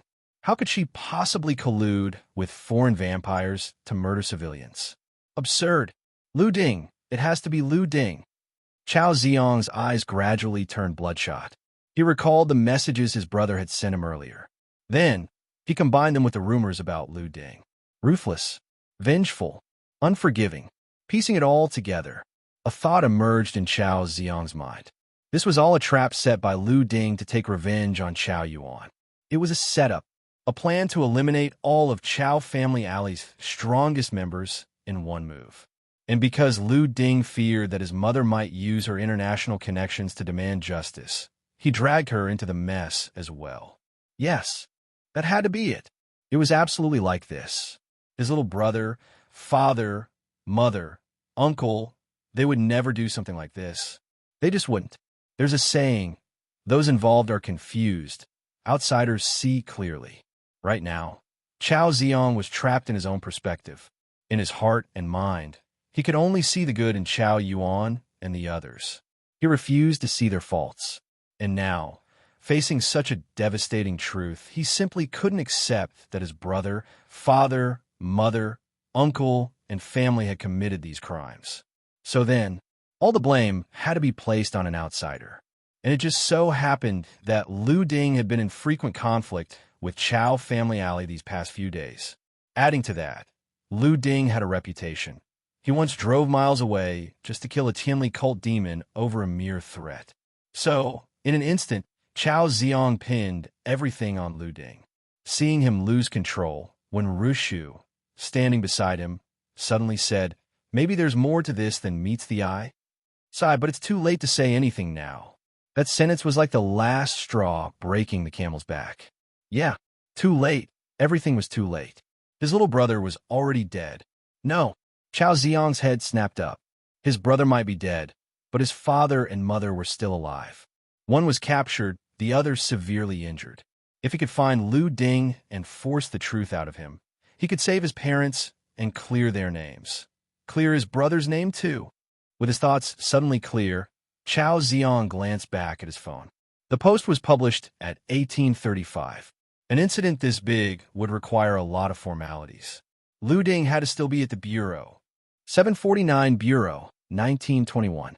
Lu Ding walked out of the interrogation room, followed by the two staff members who had been questioning him. One of them called out, "Investigator Lu, next time you make a move, could you, be a little gentler? Try to leave them alive if possible. Take this vampire, for example. He had immense research value and could have earned you a lot of contribution points. If you had left them alive, you wouldn't have to run so many missions, right? Same with the last domain overlap. You're just 2 missions away from being promoted to a formal investigator. If you had kept those monsters alive, you'd probably be promoted already. I'd like to, but every time I see a monster, I just can't help wanting to kill it. Leave them alive? Impossible. Absolutely impossible for any monster to survive in Lu Ding's hands. Unless it was one of those weaklings that only dropped colorless crystal shards when killed. Suddenly, he thought about the last domain overlap. Didn't I leave a few alive last time? Don't they count? Well, yeah, technically you did. They were breathing, sure, but barely. You left them with just their heads hanging on to their last breath. And they were all nobodies, just small fries. If we counted those toward your promotion, you'd really be making things difficult for us. That did seem to be the case. The ones still breathing were the ones he didn't even bother with. He hadn't dissected them properly. It made sense that the Bureau wouldn't care about weaklings like that. Just keep in mind, the Bureau doesn't have strict rules about it, but it would help your promotion and earn you more contribution points. I'll be off now. Good luck with your missions. As the man walked ahead, the young woman behind him discreetly raised a fist in an encouraging gesture toward Lu Ding. Go for it, Investigator Lu. Got it. You two, keep at it. Lu Ding returned the gesture. Just as he turned to leave, in the plaza below the steps, a figure walked toward him with an imposing presence. A man, exuding an intense aura, carrying a pair of twin-bladed fishhook weapons, his eyes locked firmly onto Lu Ding. Looking at the face he'd seen in the reports before, Lu Ding exhaled. Phew, man, you guys really don't let me rest, huh? I've been running nonstop for over 20 hours now, fought multiple battles, and I'm only 19. Are you seriously trying to wear me out with old man tactics? Badass. He wasn't exactly exhausted, but he wasn't used to staying up for more than 20 hours straight. For Lu Ding, sleep wasn't a necessity, but it was a luxury, a physiological habit he had cultivated for decades. Without sleep, he always felt like something was missing. Chao Zong, regarding the matter with Chao Family Alley and Xingting Capital, I want an explanation from you, Chao Ziong demanded. Hearing this, Lu Ding couldn't help but scoff. He really didn't understand what this guy was thinking. You want? Just because you want an explanation, I have to give you one? Who do you think you are? My boss. Am I supposed to report to you? Or do you think waving around a couple of cheap hooks is enough to scare me? Lu Ding's words instantly shut Chao Ziong up. Officially or personally, he had no right to interrogate Lu Ding. But if he did nothing, he would be letting down his family, his deceased brother's spirit, and the parents who had raised him. He raised his hooks, aiming directly at Lu Ding. But before he could even speak, Lu Ding cut off this pointless conversation. Enough. I don't have time to act out some cliché novel standoff with you. Our bureau has a life-and-death dual stage and life-and-death pact. Sign it now, step onto the stage. If you win, you get whatever you want. I'll answer all your questions. But if you lose, you die. Simple. That way, I don't have to worry about getting locked up or punished for killing you. I don't want to hear another word. Right now, immediately, are we fighting or not? What was the point of all this useless talk? This wasn't some childish debate about who was right or wrong. Lu Ding had already been thinking about how to deal with Chao Ziong. Now he didn't have to think anymore. The guy delivered himself on a silver platter. Fine. Sign the life and death pact, step onto the stage. Life and death are determined by fate, wealth, and status by the heavens. They were both cultivators of qi. Their abilities weren't for show, they were for use. Right or wrong. Strength decides. Chao Zong, who had come with so many words to say, suddenly found himself speechless. Before this, he had never considered fighting a life-and-death duel with Lu Ding. The life-and-death duel stage was a place the Bureau reserved for investigators to settle deadly grudges. All he wanted was an explanation, an answer. But why the hell would Lu Ding humor him? Why should Lu Ding give him any explanation? The situation had gone beyond Chao Ziong's expectations. At the same time, he couldn't understand. Did Lu Ding not see the gap between them? Did he really think that, as a rookie investigator who had barely started cultivating, just because he had a bit of talent and had killed a few Ling-Hai realm enemies, he could act with no fear? How could he be this arrogant? The official report had said Chao Yutong died, but it never detailed how he died. So, Chao Ziong had no idea that Lu Ding had killed Chao Yutong himself. Given the chaos at the time, he hadn't had the mind or time to think about the details. At this moment, when Rushu, who had followed them all the way here, spoke up. Lu Ding, right? I think there might be a misunderstanding between you and Ziong. Maybe we should just talk it out? It's always better to resolve things peacefully rather than escalate them. You should be a little more understanding. This case involves his family, and he's... All right, shut up. Who the hell do you think you are? Lu Ding interrupted coldly. You don't know anything, yet you jump in pretending to be some peacemaker. You're not a good person either. In fact, I'll let you both sign the life and death pact together. I'll take both of you on, 1 versus 2. Fight or not. Lu Ding found people like Wen Rushu absolutely disgusting. They knew nothing but still insisted. You're wrong. He's wrong too. You shouldn't have done this. You shouldn't have done that. Do you even know the facts? Who gave you the right to play judge? There is only one way to deal with people like this. Beat the sh*t out of them. If when Rushu agreed to sign the pact and step onto the stage, great, Lu Ding would kill him right there. If he didn't sign, no problem. Lu Ding would still break his damn mouth after the fight to teach him a lesson about meddling. As for who Wen Rushu was, what his full name was, Lu Ding didn't care. If you dare to step in, be ready to face the consequences. Wen Rushu hadn't expected this to turn on him. He took a step back, still smiling, but internally he was cursing Lu Ding to hell and back. Chao Ziong growled, sign. Right now. Sign it and fight. He didn't care anymore. Since Lu Ding was this arrogant, this was the perfect chance to avenge his brother. A strong physique? Lu Ding was about to learn that the gap between them wasn't something a mere tough body could bridge. As word spread, soon the entire 749 Bureau knew. Lu Ding versus Chao Ziong, life and death duel. 749 Bureau was in an uproar. A life and death duel between a rising powerhouse and a seasoned veteran. Was this year's Year 1 combat trials getting this intense before it even officially began?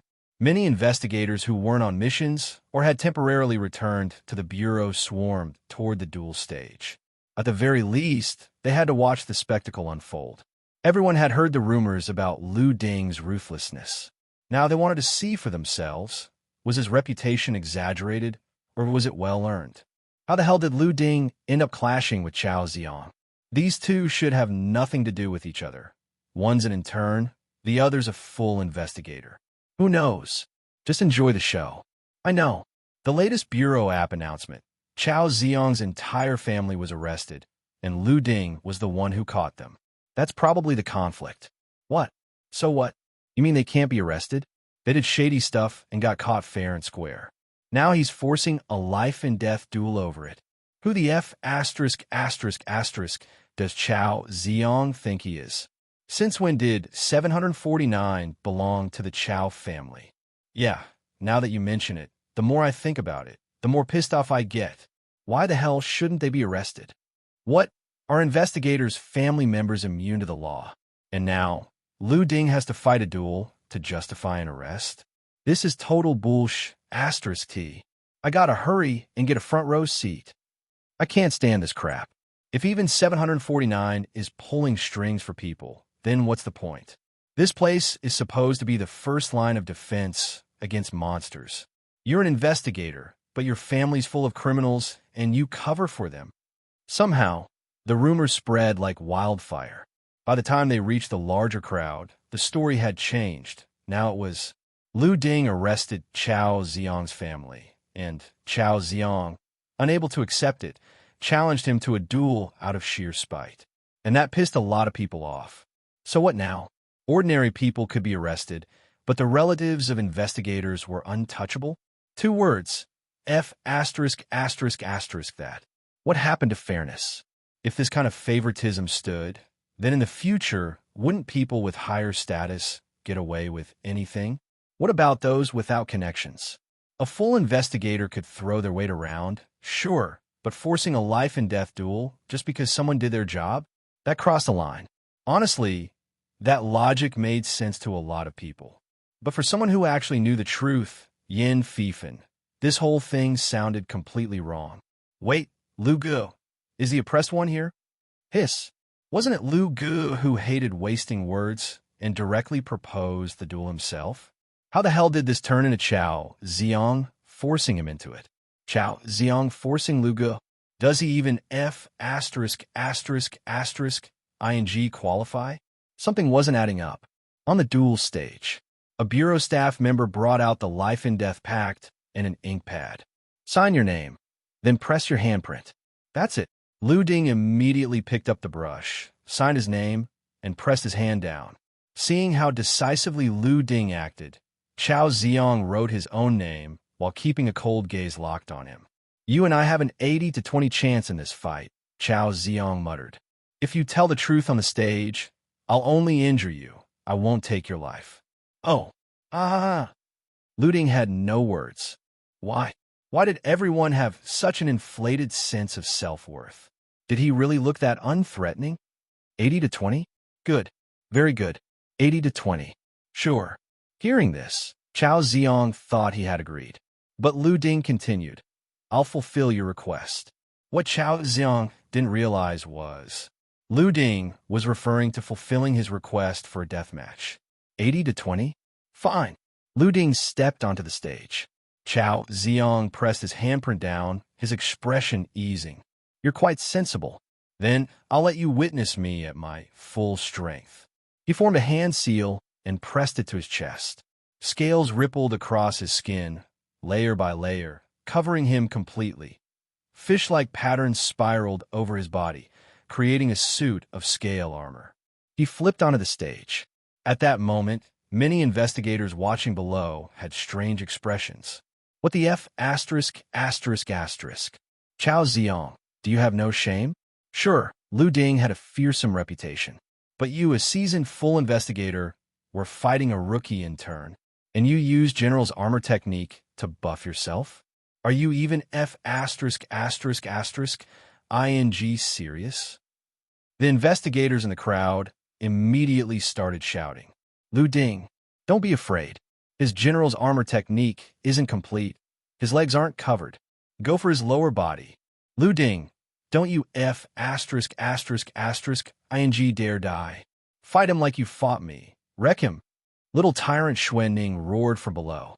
He had previously clashed with Lu Ding in an extremely unpleasant encounter. But after waking up, he had nothing but respect. Complete respect. Having power and being arrogant was right. Having no power and still being arrogant? That's just being a dumbass. Having power but holding back? What was the point of training then? What? Were they training to be cowards? Besides, after hearing the story from others, Xuanning got even angrier. He was just like Lu Ding, proud, headstrong, and dismissive of authority. But if he had caught people like Jia Yuanfang and Chao Yuan, he would have arrested them too. And now, Lu Ding was being forced into a death match for doing the right thing. If he ignored it now, what if he was in this situation one day? If no one supported Lu Ding today, then tomorrow, when the same thing happened to him, no one would support him either. This duel, if Chao Ziyang lost, he deserved it. If Chao Ziyang won, the future was ed. And as for who would win, Chao Ziyang was confident, completely, utterly confident. He heard the crowds mocking, but he remained calm. Yes, my general's armor technique isn't perfected, but you're just physically strong. As long as I keep my distance, you have no chance of winning. Lu Ding stared at his legs. His legs weren't covered at all? Interesting. But to Chao Ziyang, Lu Ding's gaze held a different meaning. Don't get any ideas, he sneered. Get ready. I never said anything, Lu Ding replied. Stop assuming things. I was just wondering, why would anyone use General's armor technique so badly, so hideously, to the point where it doesn't even cover their legs? Perfect timing, because Lu Ding also knew General's armor technique. He raised his hand and formed seal. A black-flamed aura ignited in his palm. With a flick of his wrist, he unleashed a fire serpent. Black mist surged, flames exploded. A shadow stepped out from the inferno. Black light gleamed, for savage beasts were engraved upon the jet-black battle armor he now wore, each one radiating a terrifying aura. He stood, mighty and imposing, for beasts raged. The crowd gasped. You know General's armor technique? Lu Ding raised a hand. Not just General's armor technique. I know much more. He smirked. Go ask your uncle. Spiritual energy surged. A slash attack erupted. Like a raging storm, it obliterated everything in its path. At that moment, Chao Ziyang finally realized something was wrong, but Lu Ding's attack was too decisive. He went straight for the kill, or at least that's what Chao Ziyang thought. It was too late. The slashes coming from all directions enveloped him, shredding his half-baked general's armor technique, slicing through both the technique and his flesh. 2 seconds passed. Lu Ding lowered his arms. Chao Ziyang, who had been standing just a moment ago, was now scattered across the ground, leaving behind a striking trail of crimson. 2-8. Indeed, it was the 2-8 split. 888 slashes in 2 seconds. But at least, Chao Ziyang didn't die for nothing. His death served as a test for Lu Ding, confirming just how much General's armor enhanced his defense. The result? Not bad, but just not bad. The real takeaway? It looked awesome. Below, the crowd had been silent ever since Chao Ziyang activated General's armor. Now, they suddenly began to wonder, were they overthinking things? Was it possible that Chao Ziyang had just given up, knowing that his entire family had been captured? That he found life meaningless and voluntarily challenged Lu Ding to a life-and-death duel? Because otherwise, why the hell would he dare? A perfected general's armor technique meant that even if you stood still and let people hack at you, most wouldn't even be able to leave a mark. This was no joke. General's armor was useful, but hard to master. Anyone who achieved perfection in it was an absolute menace. Not to mention, Lu Ding had already made a name for himself with his raw physical strength. Adding a perfected general's armor on top of that was like giving wings to a tiger. Bai Heman had watched the whole thing unfold, his eyes full of admiration. Yes, this was exactly the kind of person worthy of being his friend. Only by befriending someone with skill, talent, and culture could they improve together, learn from one another, and grow side by side. The only flaw, in Bai Heman's opinion, was that Lu Ding was too low-key. With such strength and talent, how could he still be provoked by this kind of clown? He's still too tolerant, Heman murmured. Grandma was right. Truly strong people never bother with meaningless displays. That's what real power looks like. Lu investigator, look this way. A female voice called out. Click. Ji Yinshuang pressed the camera shutter. Lu Ding was frozen in time at that very moment, shot from a low angle in a triangular composition. At the center, he stood clad in four beasts' warring armor, gleaming black. To his left, the sky churned with rolling clouds, blotting out the sun. To his right, the sky was clear, a perfect blue. Sunlight fell across his face, one side illuminated, the other shadowed. Stray hairs lifted by the wind, frozen in time by the camera. Ji Yinshuang covered her mouth in surprise. She hadn't expected this. She had come here out of concern, then felt joy at Lu Ding's victory, wanting to capture his moment of glory. She never imagined a shot would come out with such an incredible atmosphere. Lu Ding was a bit puzzled by Ji Yinshuang's presence, but he didn't go over to her. They were nothing more than passing acquaintances. There was nothing much to say. More importantly, he had other things to do. He had made a decision. Aside from not leaving behind Chow Yutong's corpse last time, everything else he had vowed to do, he had carried out. And this time, he had sworn a tear when Rushu's mouth apart. Lu Ding shot toward the crowd, straight at Rushu. Seeing Lu Ding, armored and flying toward him, Rushu froze. Why was he coming for him? He hadn't provoked Lu Ding, at least not in his mind. To him, a few words here and there didn't count as provocation. But if Lu Ding weren't so overwhelmingly strong, if he weren't so aggressive, then maybe he would have been tricked into playing along with Chao Ziyang's good cop bad cop routine. When Rushu turned to run, he didn't know why Lu Ding was after him, but running was always a good idea. No way he could take Lu Ding in a fight. Hell, he couldn't even beat Chao Ziyang. Otherwise, why would he have always stuck by him? But the moment he turned, Heman stood in front of him, arms crossed. Where do you think you're going? And behind him, Lu Ding's voice rang out. You sure like playing peacemaker, don't you? When Rushu turned back and forth before finally looking at Lu Ding, his face full of innocence, still wearing that ever-gentle smile. On the surface, there was no sign of panic. Lu Ding, is there some kind of misunderstanding between us? You said the same thing earlier about you and Chao Ziyang, and now that I've settled things with him, it's time to clear things up between us. Chao Ziyang had been scattered across the ground. Was he next? When Rushu took a step back. Lu Ding, we didn't sign a life-and-death pact. Killing me would get you in real trouble. It's not just a simple confinement sentence. Smack! A pair of hands reached from behind, pinning him down. A cold, eerie surge of spiritual energy invaded his body, locking him in place. Heman's voice whispered into his ear, just don't move. Lu Ding stepped forward and grabbed his mouth. Yen Fifan squeezed through the crowd, handed over a short blade. The same one he had used to chop off my cheese hand last time. Lu bro, this guy's mouth is filthy. Use the knife. Good idea. Lu Ding flipped the knife in his hand, blade dancing in a flourish. In a blink, the short blade had returned to its sheath. Drip. Blood hit the ground. Heman let go. When Rushu clutched his mouth, blood seeping between his fingers. He looked at Lu Ding, his eyes full of fear and confusion. But there wasn't a trace of hatred. He had always been talented, so he understood one thing. For Lu Ding to have gained such terrifying combat power in such a short time since joining the 749 Bureau, this was a monster beyond his reach. Fighting him? He wasn't qualified. It would only lead to his own destruction. Good. I like that look in your eyes, Lu Ding said. You're smart. So next time, don't go sticking your nose in other people's business, especially when you don't understand the situation. Otherwise, next time, it won't just be your mouth that gets ruined. Understood. When Rushu finally realized why this had happened.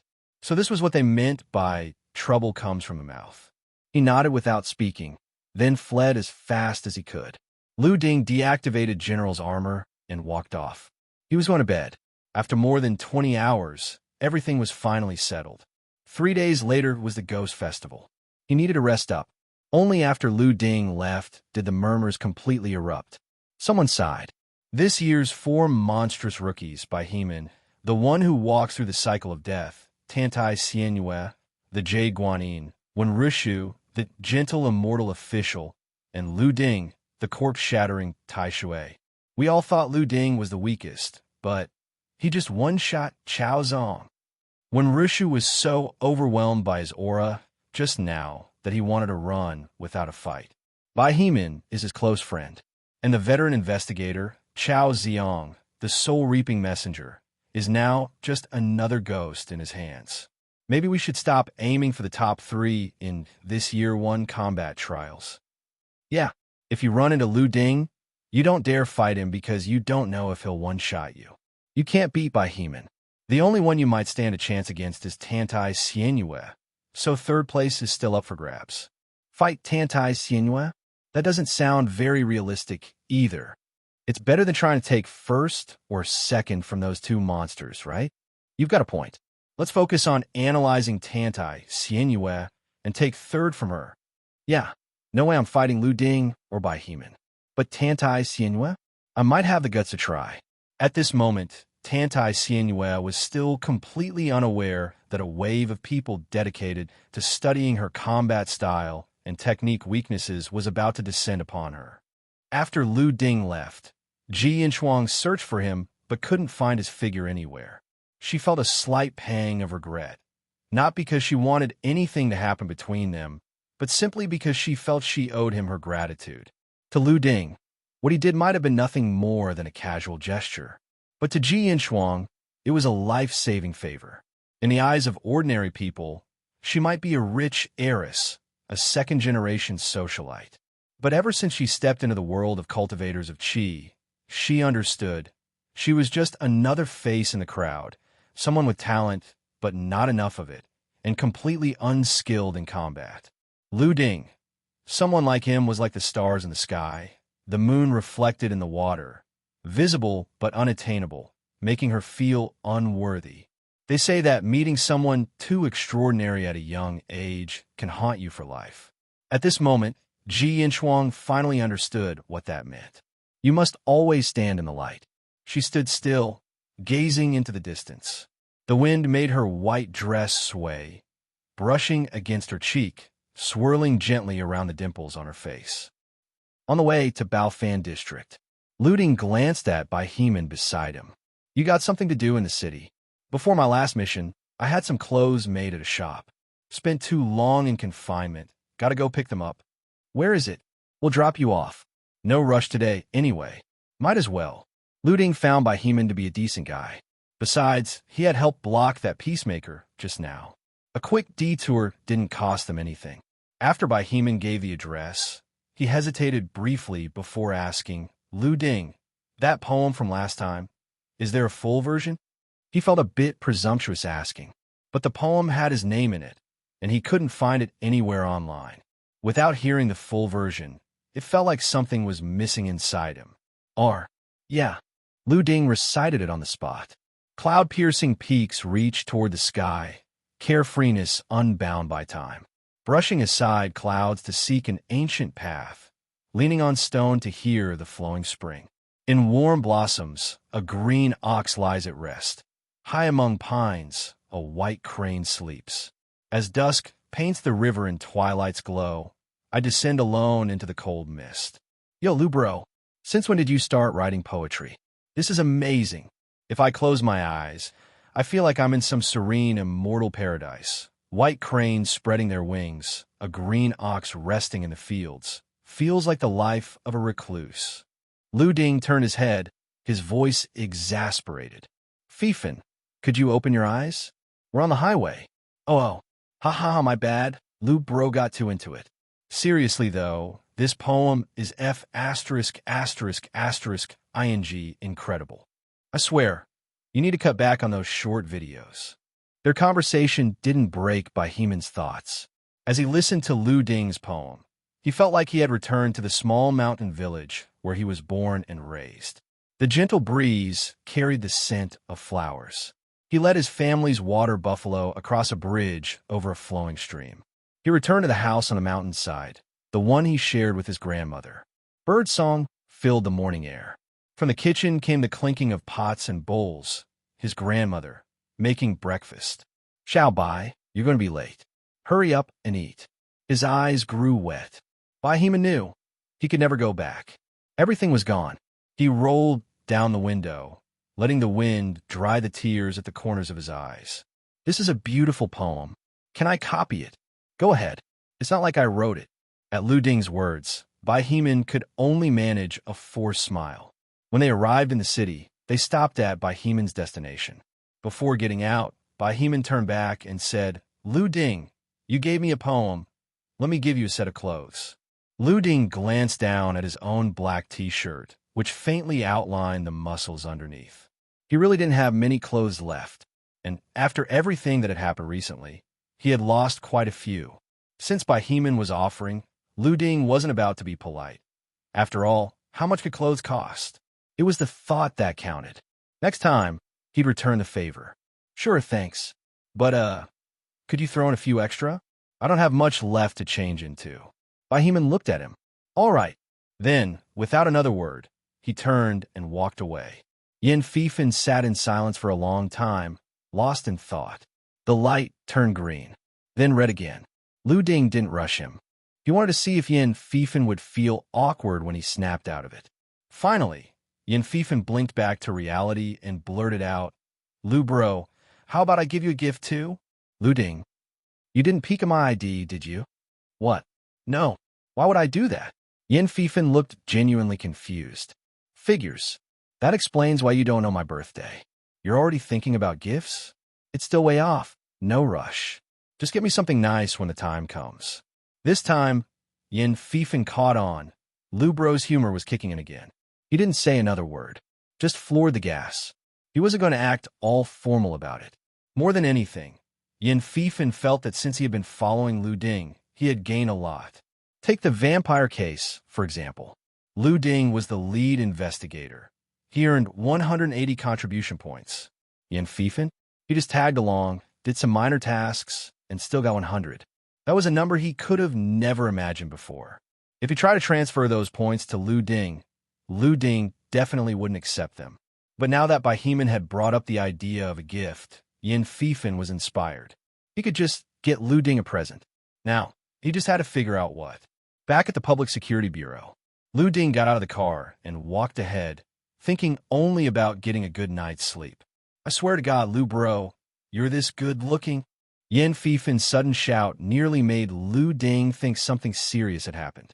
What now? Yin Fifan hurried over and handed him his phone. On the screen, the photo Ji Yinchuang had taken earlier today. The caption, Victory Achieved. Below it, a flood of comments. Strong and handsome, my absolute favorite. No words needed. Take my money. This photo is incredible. If I ever become famous, I want this kind of shot. A pro photographer and an absolute beast. What a legendary duo. This is officially the best promotional image of the year. Ji Yinchuang? When did the Bureau's Information Integration Department get a photographer named Ji Yinchuang? This shot is insane. Can she take some private photos for me? I want this as my wallpaper. I admit, from this angle, even I feel inferior to Lu Ding. Fine, I'll let you win this time, da. Ha ha ha, damn. You're this good looking? Then you dare to drop your name? The Information Integration Department was one of the many logistical branches of the 749 Bureau. They were the ones managing the Bureau's forums, organizing events, and handling administrative work, mostly made up of cultivators of Qi who weren't skilled in combat. After all, the 749 Bureau was an institution. It couldn't be made up entirely of fighters. Lu Ding glanced at the comments. Am I really that handsome? Handsome. Ruggedly handsome. No exaggeration needed. From inside to out, whether it's personal charisma or physical features, you've got it all. If our Bureau had a ranking for top charm, the bronze laurels would be yours, no question. Yin Fifan spoke with absolute sincerity, even giving a big thumbs up. Lu Ding had been in a decent mood already. Now, he felt even better. Since she made me look this damn good, I have to reward her. A heavy reward. Rarely one for extravagance. Lu Ding took out his phone and, feeling generous for once, sent a 10 contribution point tip. Outside the Public Security Bureau, Lu Ding stood in the courtyard when, "Investigator Lu, I brought you a treasure." A voice rang out. From a distance, Chao Ying hurriedly got out of a car and shouted across the courtyard. Immediately, the guards at the entrance raised their guns. Ever since the Indomain incident, where a frantic informant had rammed her car past security, these sentries had been on high alert. Not that the informant had done anything wrong exactly, but the way she had barged in was insanely dangerous. Sure, Lu Ding and the other cultivators of Qi could handle it, but most people in the Bureau were just regular humans. If someone got run over, it'd be a huge problem. And besides, Chao Ying's outfit? Definitely not the look of an upstanding citizen. Who the hell goes shirtless under a suit jacket, with a thick chain around their neck? Don't shoot. It's me. I'm Chao Ying. Investigator Lu. I'm here to bring you a treasure. Chao Ying? Lu Ding waved to the guards, signaling them to let him through. Chao Ying strode over and pulled something from his chest. A Jima beast, wrapped in pure spiritual energy. A rare treasure to enhance cultivation, break through bottlenecks, and extend lifespan. Investigator Lu, how about taking a look? Lu Ding had just been fretting over not having enough contribution points to exchange for natural treasures to expand his Linghai realm. And now, someone just handed one to him for free. Lu Ding took the Jima beast from Chao Ying's hands. Its texture was as smooth as jade, yet had a slight resemblance to the feel of mushrooms.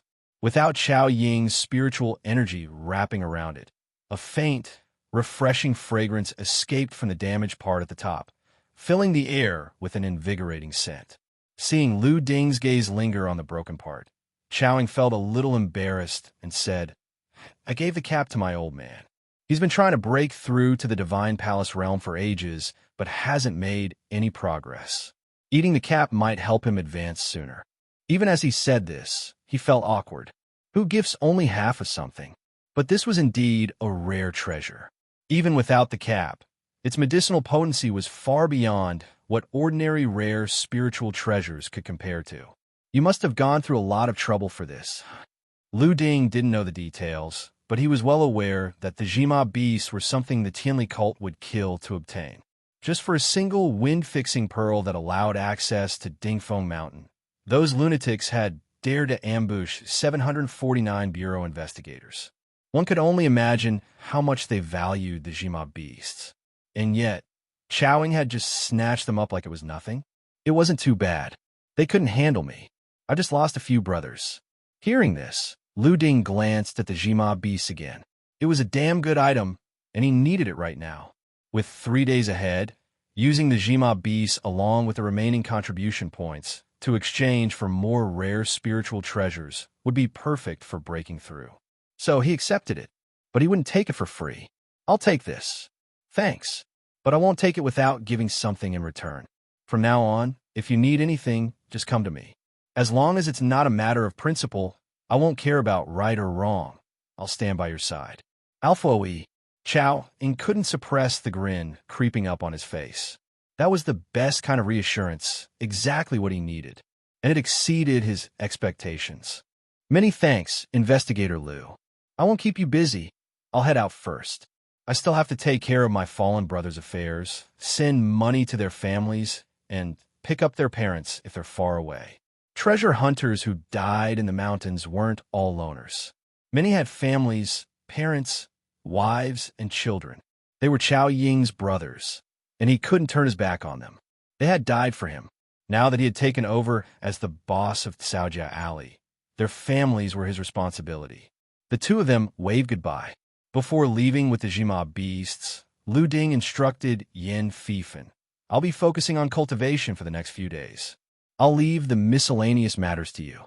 If anything comes up that you can't handle, call me." Brother Lu, no trouble at all. Just go ahead. I've got everything covered." Back in his room, Lu Ding used up the rest of his contribution points to exchange for rare spiritual treasures. Now his bag was completely emptied, not a single point left. Save some for emergencies? Save his ing legs. How much could he even save? A few measly points wouldn't accomplish anything. Better to spend it all now to strengthen himself. Very soon, That familiar scent again. Lu Ding tore open the box and took out the spiritual treasures he had exchanged for. There was the black spirit ginseng, which had grown in a geomantic hotspot, absorbing the essence of the earth. It was about the size of a pear and shaped similarly, entirely black, priced at 90 contribution points. And then there was the coffin mushroom, which grew inside the coffins of ancient corpses, costing 80 contribution points. Normally, rare spiritual treasures like these needed to be refined into pills or processed into medicinal powders or tonics through secret techniques to bring out their full effects. But all these procedures were simply to improve the absorption of the treasure's medicinal properties. Lu Ding, however, had the skill oneness with formlessness, which allowed him to achieve oneness with heaven and man. These spiritual treasures were naturally formed by the heavens and earth. For others, eating them raw would mean absorbing only 20% of their potency, and refining them into pills might raise that to 50%. But Lu Ding? A solid 100% absorption rate. Without hesitation, he grabbed the black spirit ginseng, the coffin mushroom, and the Jima beast and started gnawing away. The taste was average, but the effects were immediate. Inside his Ling-Hai, the spiritual energy liquefied into turbulent waves, surging like a raging sea. Waves several meters high crashed against the shore. With a deafening roar, the coastline expanded, and the heavens and earth trembled. Outside, the surrounding spiritual energy, guided by the pull of heaven and earth, rushed toward him in a frenzied competition, terrified of being left behind. Seeing this terrifying scene, Yin Fifan opened his mouth in shock. Brother Lu is built different. Comparing oneself to others really was infuriating. While everyone else absorbed the spiritual energy of heaven and earth bit by bit, Brother Lu was siphoning it. No, that wasn't quite right. He was pumping it. No, still not accurate. He was straight up scooping it out with a bucket. If the spiritual energy floating in the heavens and earth was an endless ocean, then Lu Ding was just dropping in an iron bucket tied to a rope, hauling it up with ease. Meanwhile, everyone else was stuck with flimsy straws, sucking until they were dizzy and breathless, barely getting anything. Can't compare, absolutely can't compare. Just like that, 3 days had passed. Lu Ding had perfectly absorbed the medicinal power, skyrocketing from Ling-Hai 2nd layer to Ling-Hai 5th layer in one go. For anyone else, breaking through even a single layer with these medicines would already be the limit. Breaking through realms was only a secondary effect of the Jima beasts. Their primary purpose was extending lifespan and restoring the body to its peak state. But for Lu Ding, that main effect was useless. He was still young, just 19, he had a long life ahead of him. And right now, this was already his peak. Not that it mattered. Extra longevity was still a bonus. Who would complain about living longer? Inside his body, the manifested Ling-Hai had already expanded into an inland sea, now a true Ling-Hai in every sense. Compared to the Ling-Hai 5th layer descriptions recorded in the 749 app, Lu Ding's Ling-Hai was incomparably vast. One crucial factor set him apart. The record stated that opening up the Ling-Hai was excruciatingly painful, with varying levels of difficulty. But for Lu Ding, difficulty? There was none. As long as the medicinal effects were strong enough, he could expand it and refine it simultaneously. What was that saying again? Grasp both quality and quantity. Let cultivation and power flourish together. Obstacles? They didn't exist. As for pain, eating those rare spiritual treasures, his body felt warm and brimming with boundless energy, making him want to find some monsters or demons to beat up. At this moment, he was stabilizing his new realm. Baofan District, Rotten Shipyard. A group from the Tianli cult was hiding inside the hull of an abandoned ship. Before them lay a detailed map of Baofan District. On it, the Public Security Bureau and Tsaojia Alley were specifically circled in red. I'll repeat the plan one more time. Today is the Ghost Festival. After midnight, Yin and Yang will shift. By then, Lu Ding likely won't be paying attention to Tsaojia Alley. Taking advantage of that, we'll launch a direct raid on Tsaojia Alley, capture Chao Ying, and reclaim the Jima beasts. To prevent any unexpected complications, Zhou Lai, Guang Fei, you two will go to the Public Security Bureau and keep watch on Lu Ding's every move. The moment he shows signs of heading toward Saojia Alley to provide support, send us an alert. Peng Zishur, Jin Xinghua, you two will deploy the spirit lure, set it to the east, and lead Lu Ding away. The rest of you, follow me. We're attacking Saojia Alley together. Capture Chao Ying alive. The one-eyed man's voice was firm and resolute. 3 days. Chao Ying had stolen his Jima beast for 3 whole days. At the same time, his hatred for Lu Ding had reached its peak. He was a branch master of the mighty Tianli cult, yet he had to worry about a mere intern investigator from 749. An intern, just thinking about it, made the one-eyed man's chest tighten with frustration. But the worst part? There was nothing he could do about this intern, because he was too damn strong. Originally, when Lu Ding was still in Yanhai, he didn't dare to openly cause trouble, so he had decided to bide his time and wait for the Ghost Festival, using the ensuing chaos as cover to take him down. But Lu Ding had been changing by the day. One moment, he was killing this guy. The next, he was killing that guy. Only in these last 3 days had he finally calmed down a little, and they didn't even know what he was up to. The more Lu Ding killed, the more numb the one-eyed man felt. The more he killed, the more terrified he became. In the end, Lu Ding had killed his way to Chao Yutong, to the vampire, to the soul-reaping messenger Chao Zong.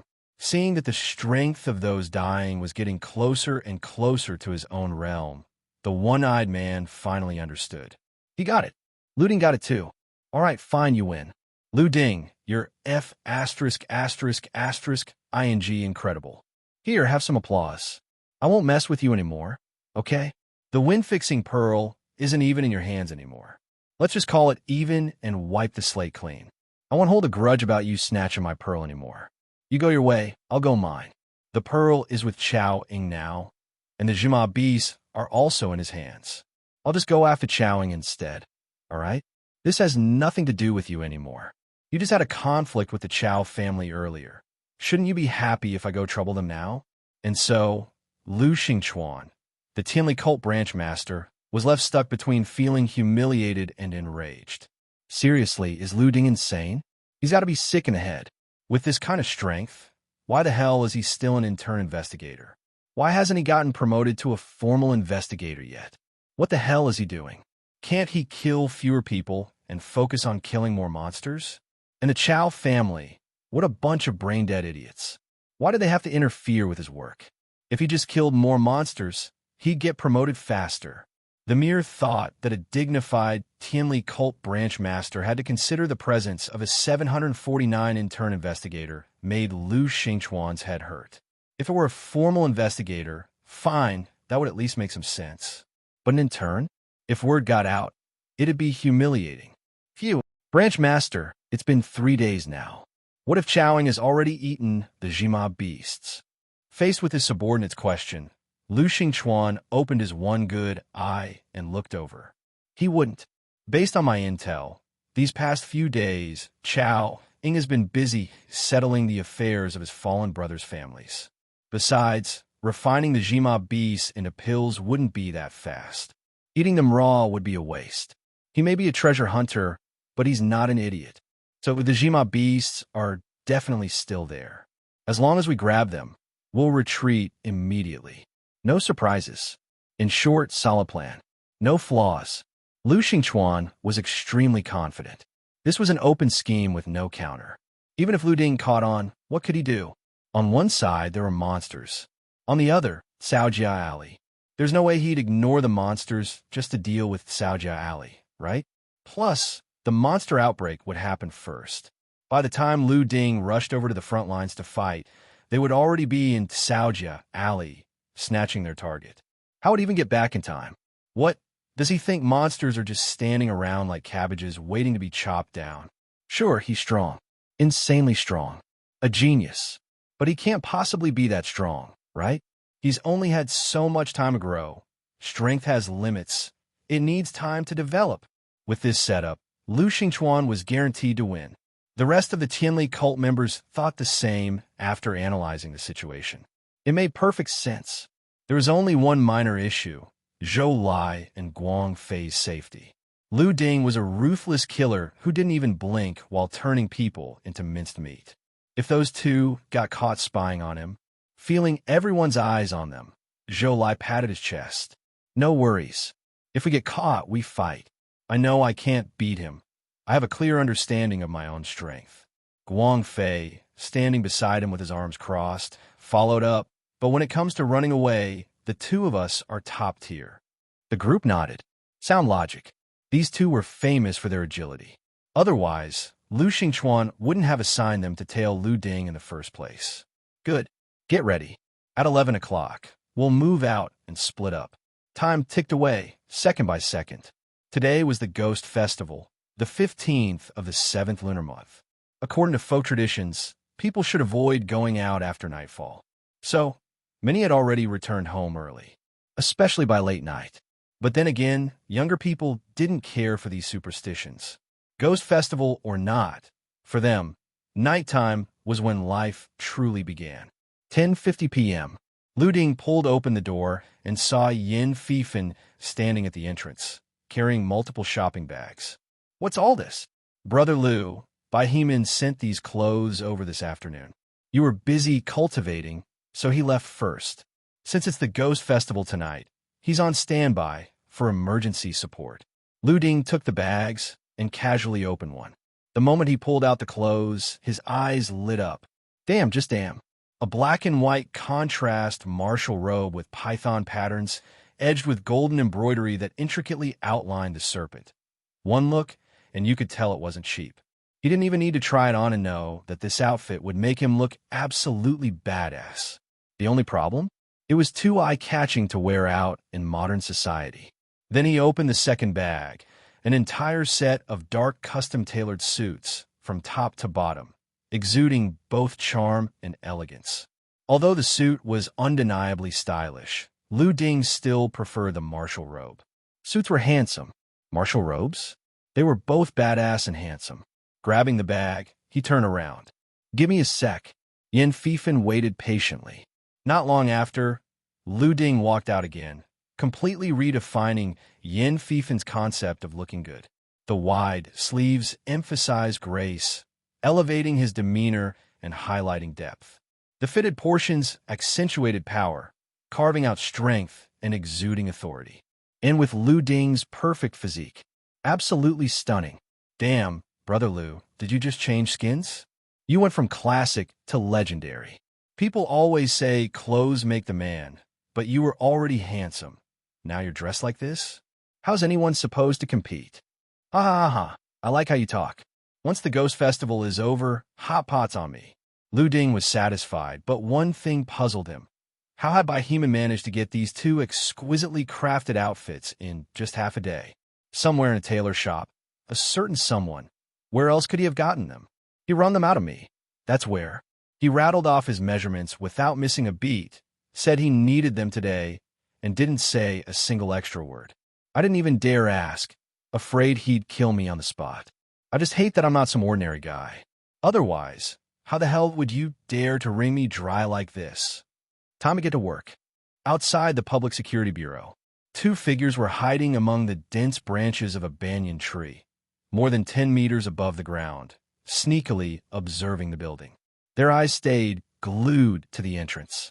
The moment Lu Ding walked out, dressed in the martial robe, both of them simultaneously curled their lips. Sensationalist. X2. But here's the thing. What was Lu Ding's specialty? The flying bear slaughtering art. The technique of the undisputed overlord spanning north and south of Twin Boundary Mountain.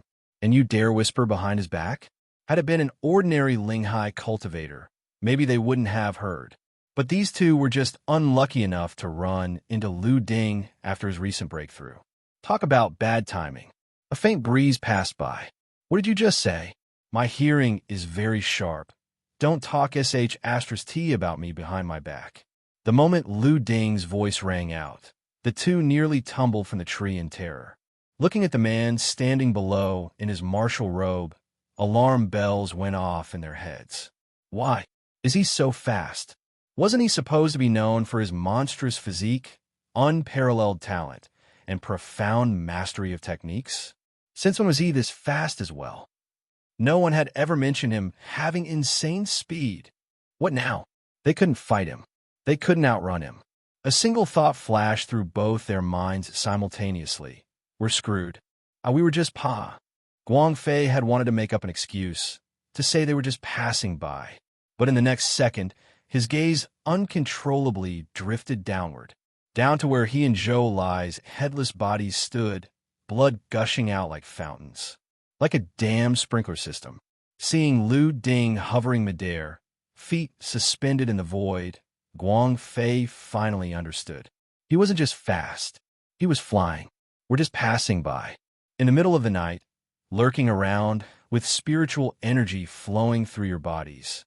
Today is the 15th of the 7th lunar month, Ghost Festival, and you were just happening to pass by the Public Security Bureau while mocking me? Wow, what a coincidence. So tell me, do you think I'll believe that? Did he even need to ask? It was obvious they were here for him. And since they were, why leave them alive? Lu Ding didn't have that many enemies. Tianli cult, Deheshan, and the second branch of the Chao family. But the Chao family couldn't have sent a cultivator this strong, especially with Chaoing in charge. None of the others would dare make a move. As for Deheshan, Lu Ding had read plenty of reports about it. Every Ghost Festival, the place was bustling. The remnants of the old faction who refused to descend had built villages and raised families up there. There was no way they would send someone this powerful just to mess with him, because none of them were much stronger than Yi Feng, and Yi Feng had been killed instantly. These two, no way they could cause him any trouble. Besides, if they sent just a few people, it wouldn't be enough. If they sent a whole group, who would protect their village? If the strong ones left, the remaining ones would just get slaughtered by monsters. And if they did all come down after refusing to descend before, would the 749 Bureau just allow that? Especially during Ghost Festival? That would be outright provocation. So, there was only one answer. 3 words surfaced in Lu Ding's mind, Tianli cult. Below, Yin Fifan caught the 2 severed heads as they fell, pulled out his phone, and scanned their faces with the 749 app. Lu Ji, these 2 are Guangfei, the Swift Drifter, and Zhou Lai, the Ground Tiger, both from Tianli cult. They've got records and bounties on them. Together, they're worth 100 contribution points. What a nice little bonus, Lu Ji. Yin Fifan's words confirmed Lu Ding's suspicion. He floated downward, stopping just inches above the ground. Swift Drifter? Well, they sure delivered fast. And now, their nicknames match their fate. Drifters, floating corpses in the river. Calling a living person a drifter? That didn't sound right. But now that they were dead, it fit perfectly.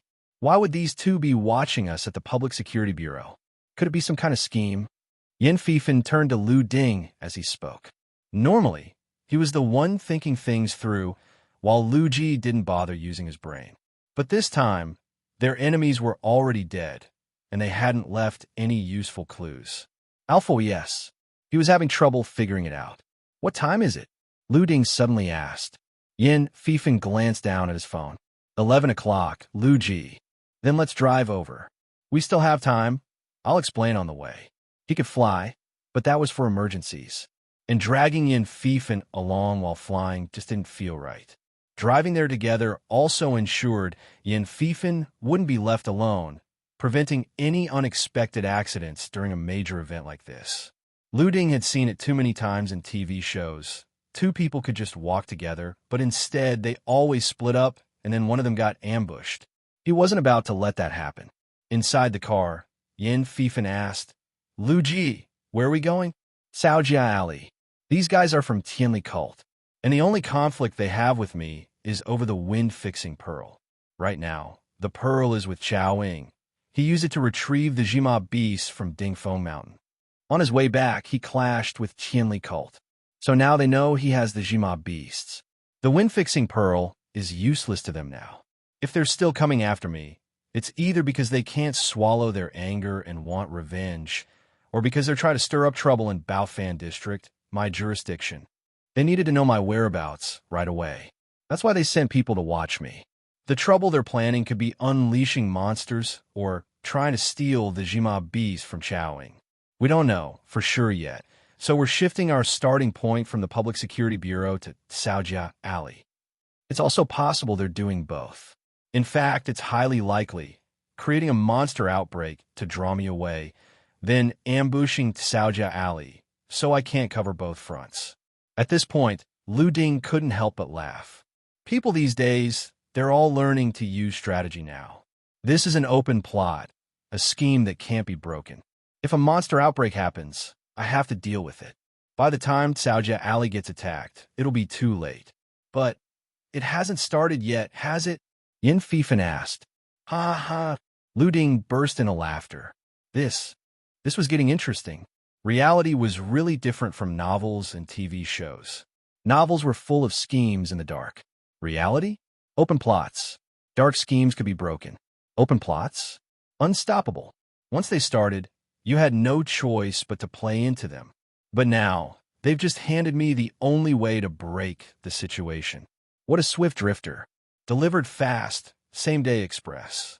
Yin Fifan didn't quite get the swift part, but Lu Ding couldn't stop laughing. So he just laughed along. In his heart, he thought, Lu Ji isn't dumb, he just doesn't like thinking. And they tried to outsmart Lu Ji. Tianli cult really didn't know what they were messing with. They must have thought, no way Lu Ding would come, right?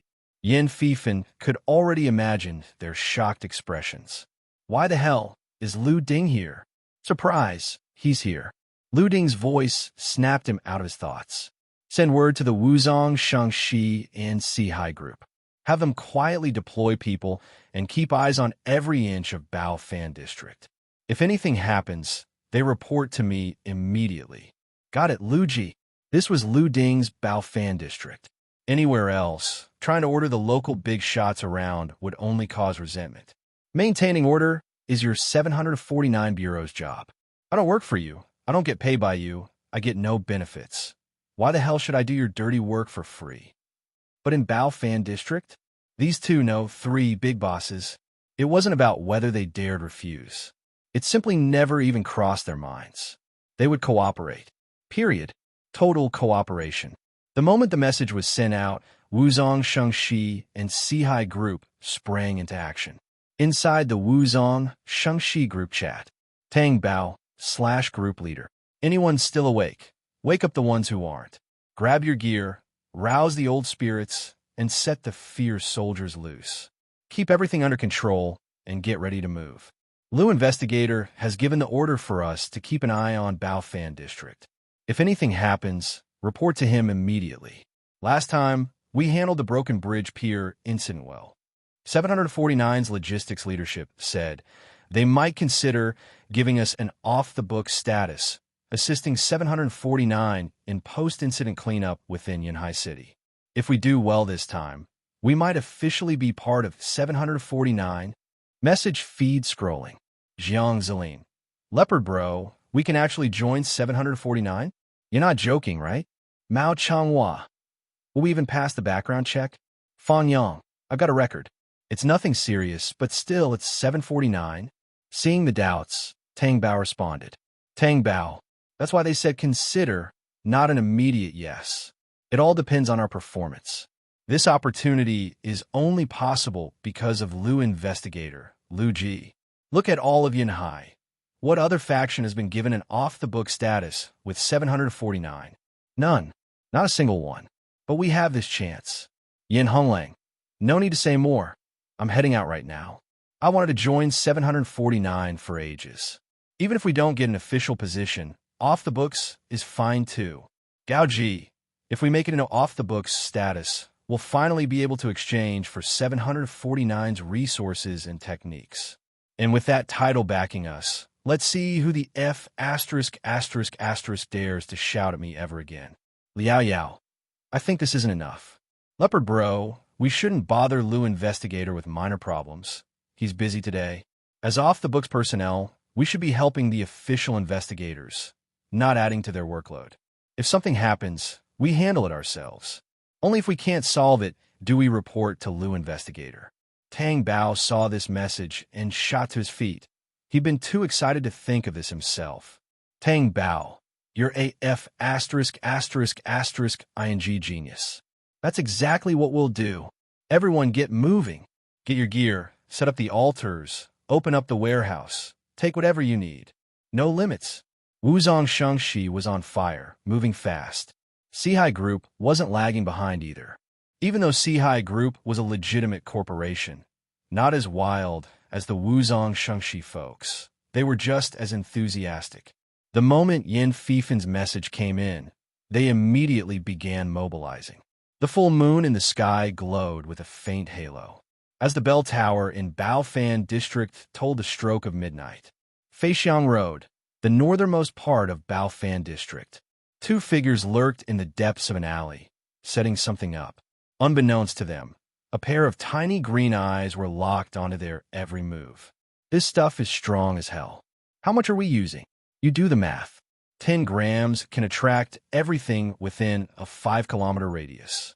We've got 50 grams here. That's 25 kilometers. Tonight is Ghost Festival. The density of monsters and spirits is crazy. No matter how much we use, the effect will be terrifying. Lu Ding will be so overwhelmed he won't have time to deal with Cao Jia Ali. The other man hesitated. Maybe we shouldn't go too big. If too many people die and it gets out of hand, we might not be able to clean up the mess. If 749 gets pissed, they'll hunt us down to the ends of the earth. Just a little bit is enough. We're not here to wipe out society. Just as they were speaking, a shadow streaked forward like a blur. The tiny gray sprite snatched the transparent glass vial from their hands and bolted. Hey, what the F *****? Where did that rat demon come from? Get it.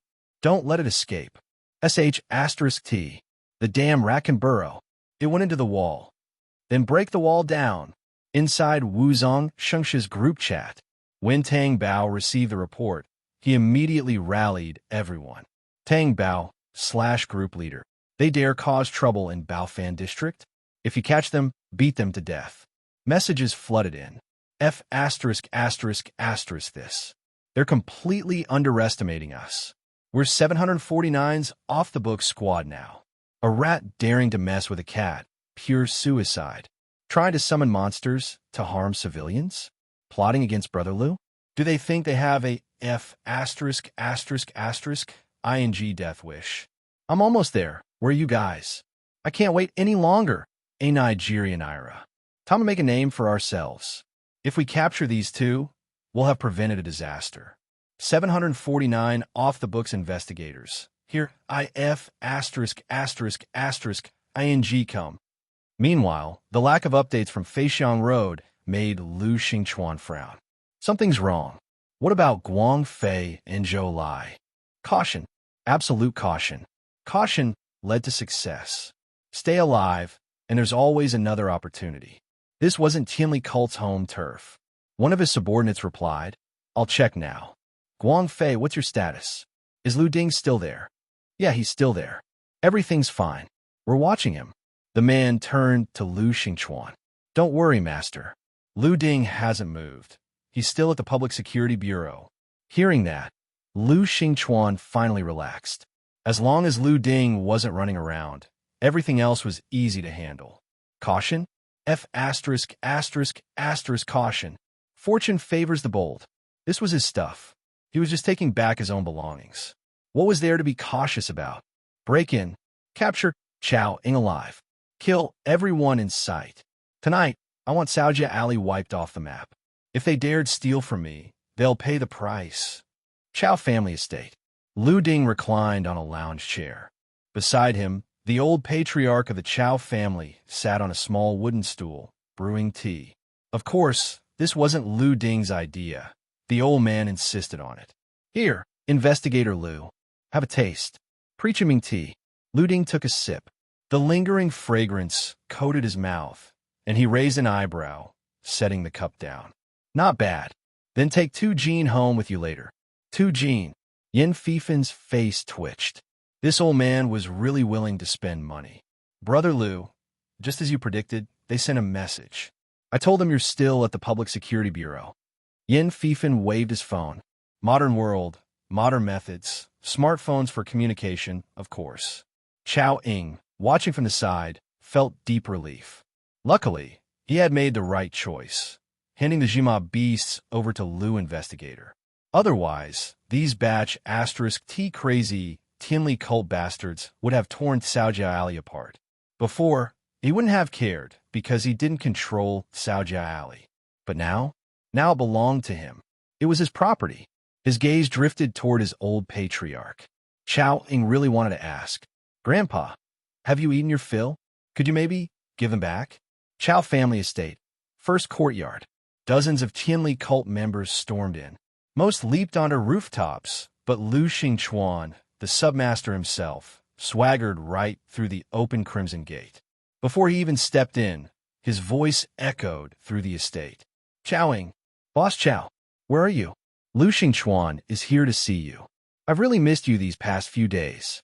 You're such a kind soul, spending your own money to do my business, buying back the wind-fixing pearl from Lu Ding, then climbing Dingfeng Mountain for me to retrieve the Jima beasts.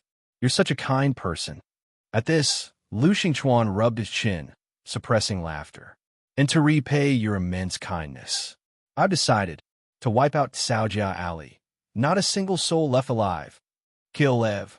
Lu Xingchuan stepped over the threshold, and before he could finish his sentence, boom! The crimson gate behind him shattered into splinters. Lu Ding burst through. "Let's see you act tough now."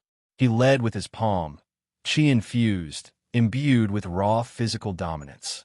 The red doors splintered like tofu, and his palms smashed into Lu Xingchuan's back.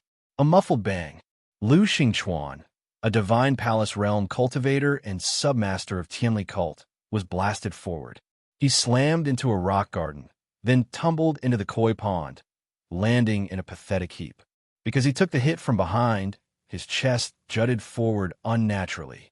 Blood spewed from his mouth, mixing with fragments of his own internal organs, staining the koi pond red. He staggered to his feet, injured, humiliated. His eyes flickered with anger, disbelief, and confusion.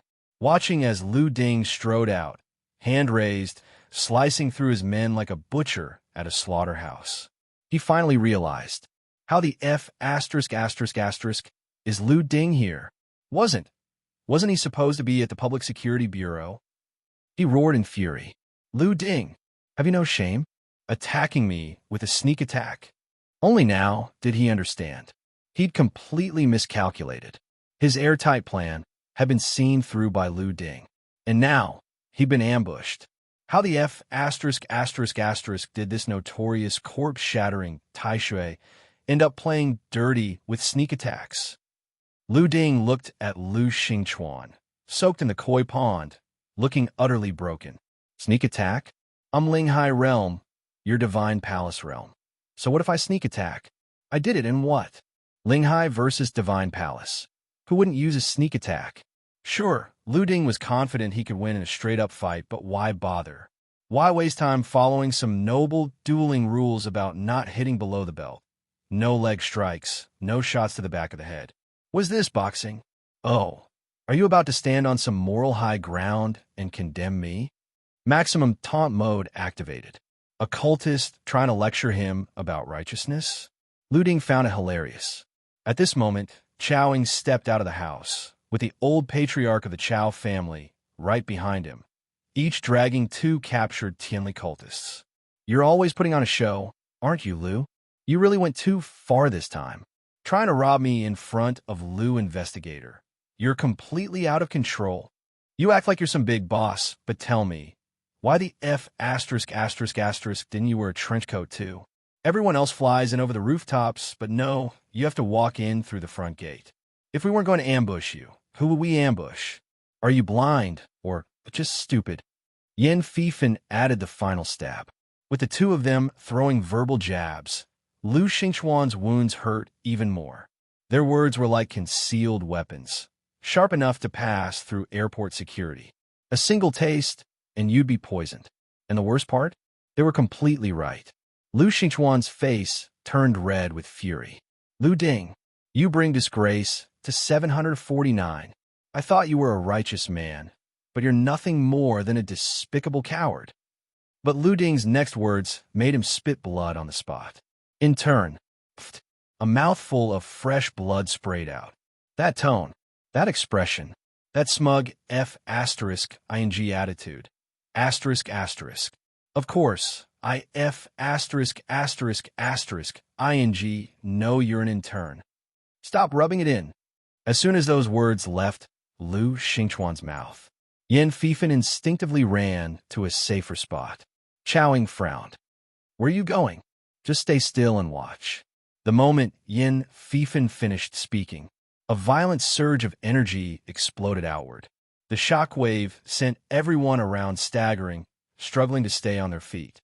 Behind Lu Ding, a ferocious beast had materialized in the darkness. Insulting a 749 public official. Your crimes just got worse. Lu Ding's chi surged to its peak. In an instant, he closed the gap. The dozens of meters between them vanished. It was as if he had teleported right in front of Lu Xingchuan.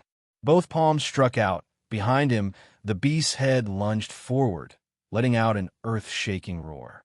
Wind howled through the gaps of Lu Ding's fingers, leaving streaks of white air trails. The ultimate display of raw physical power. Lu Xingchuan hesitated for just half a second before trying to block. But the sharp pain in his back, near his heart, disrupted his chi circulation. He was a split second too slow. A tiny delay, but a massive gap. Boom! His entire body was sent flying. Spinning through the air like a flipping car crash, he smashed through a wall. You unstable lunatic! His internal injuries worsened. Lu Xingchuan wanted nothing more than to curse Lu Ding's entire bloodline. No warning, no hesitation, just pure, instant violence. Are you even human? No honor among fighters. No fair duel. Just ambush after ambush. And the worst part? He was terrifyingly strong. Was this really necessary? Lu Xingchuan was losing it. As he shoved aside the collapsed bricks and shouted profanities, Lu Ding was already standing over him again. Zero breathing room. You insult me and expect me not to be mad? Stay the F** down. Asterisk asterisk. Boom. A thunderous sonic boom. Lu Ding's kick launched forward. This time, Lu Xingchuan managed to react. She surged into a defensive shield, blocking in front of him. It didn't matter. That seemingly sturdy shield shattered like thin ice on a southern winter day. Paper thin. Lu Ding's kick hit harder than a steel whip. Ugh! Blood and vomit splattered from Lu Xingchuan's mouth. Enough! He steadied himself with a furious roar. Behind him, a towering divine phantom rose, over 10 meters tall, gripping a morning staff. A chilling, deathly aura surged outward. Tonight is MY Battlefield. Scream for your mother. Lu Ding clawed downward in a circular motion. Above, the sky turned red. The moment these Qianli cultists arrived, the heavens had already shifted. They just hadn't noticed.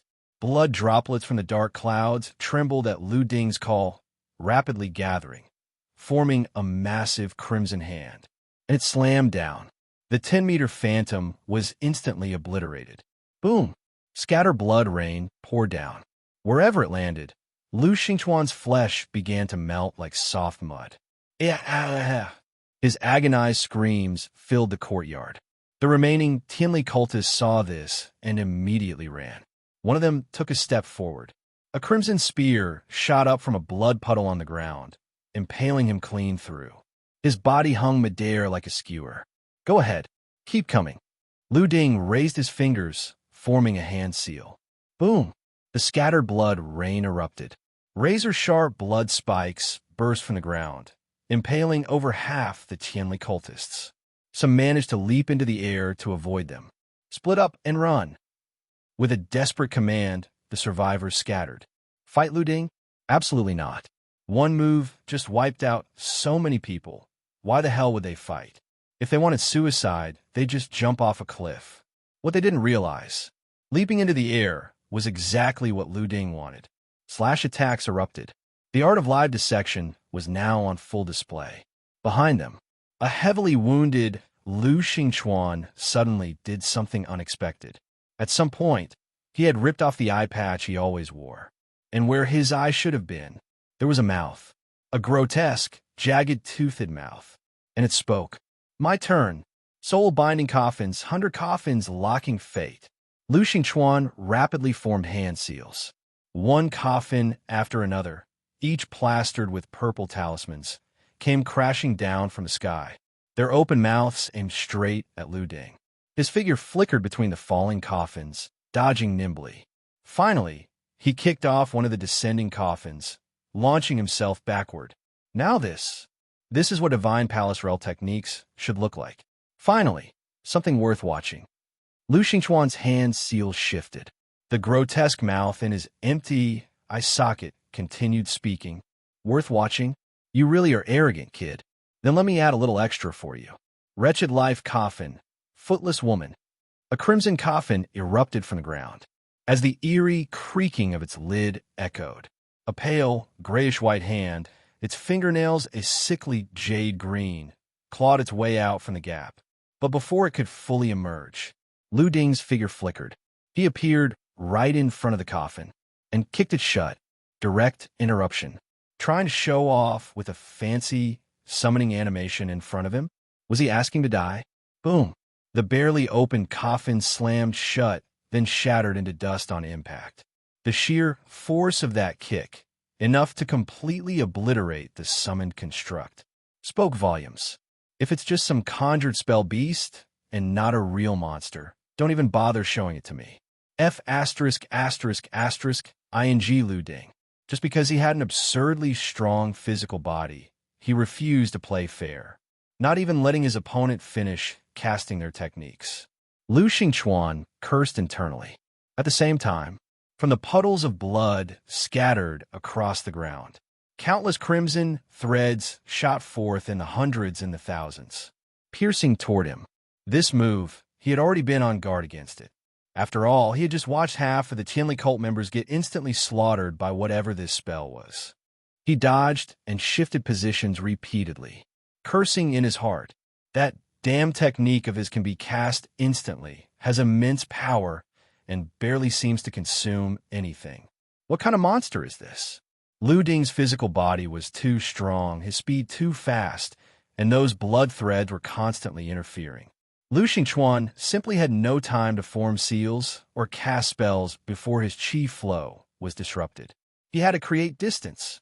As this thought crossed Lu Xingchuan's mind, he looked toward where Lu Ding had been standing earlier. But at that moment, he was stunned. Where was he? The spot was already empty. The next second, a black shadow flickered beside him. He caught a glimpse from the corner of his eye, but his pupils hadn't even focused properly yet. Lu Ding was already in front of him, hands clenched into fists. Tiny scales of armor unfurled from his fingertips, spreading up his arms and covering his entire body as he tightened his grip. General's armor technique, a full-scale enhancement of his power. He threw a punch, white energy swirling around his hand. Boom!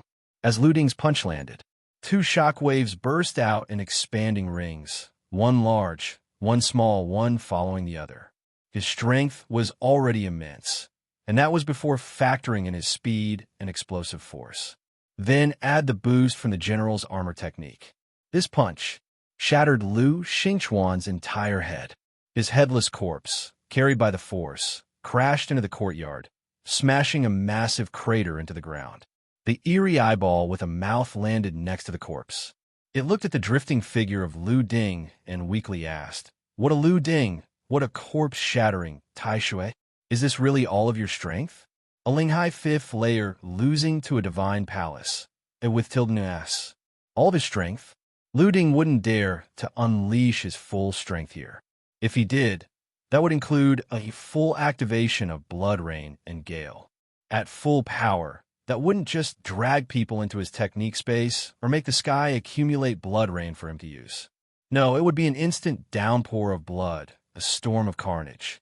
If that happened, everyone and everything in this area would be wiped out. Life would be extinguished.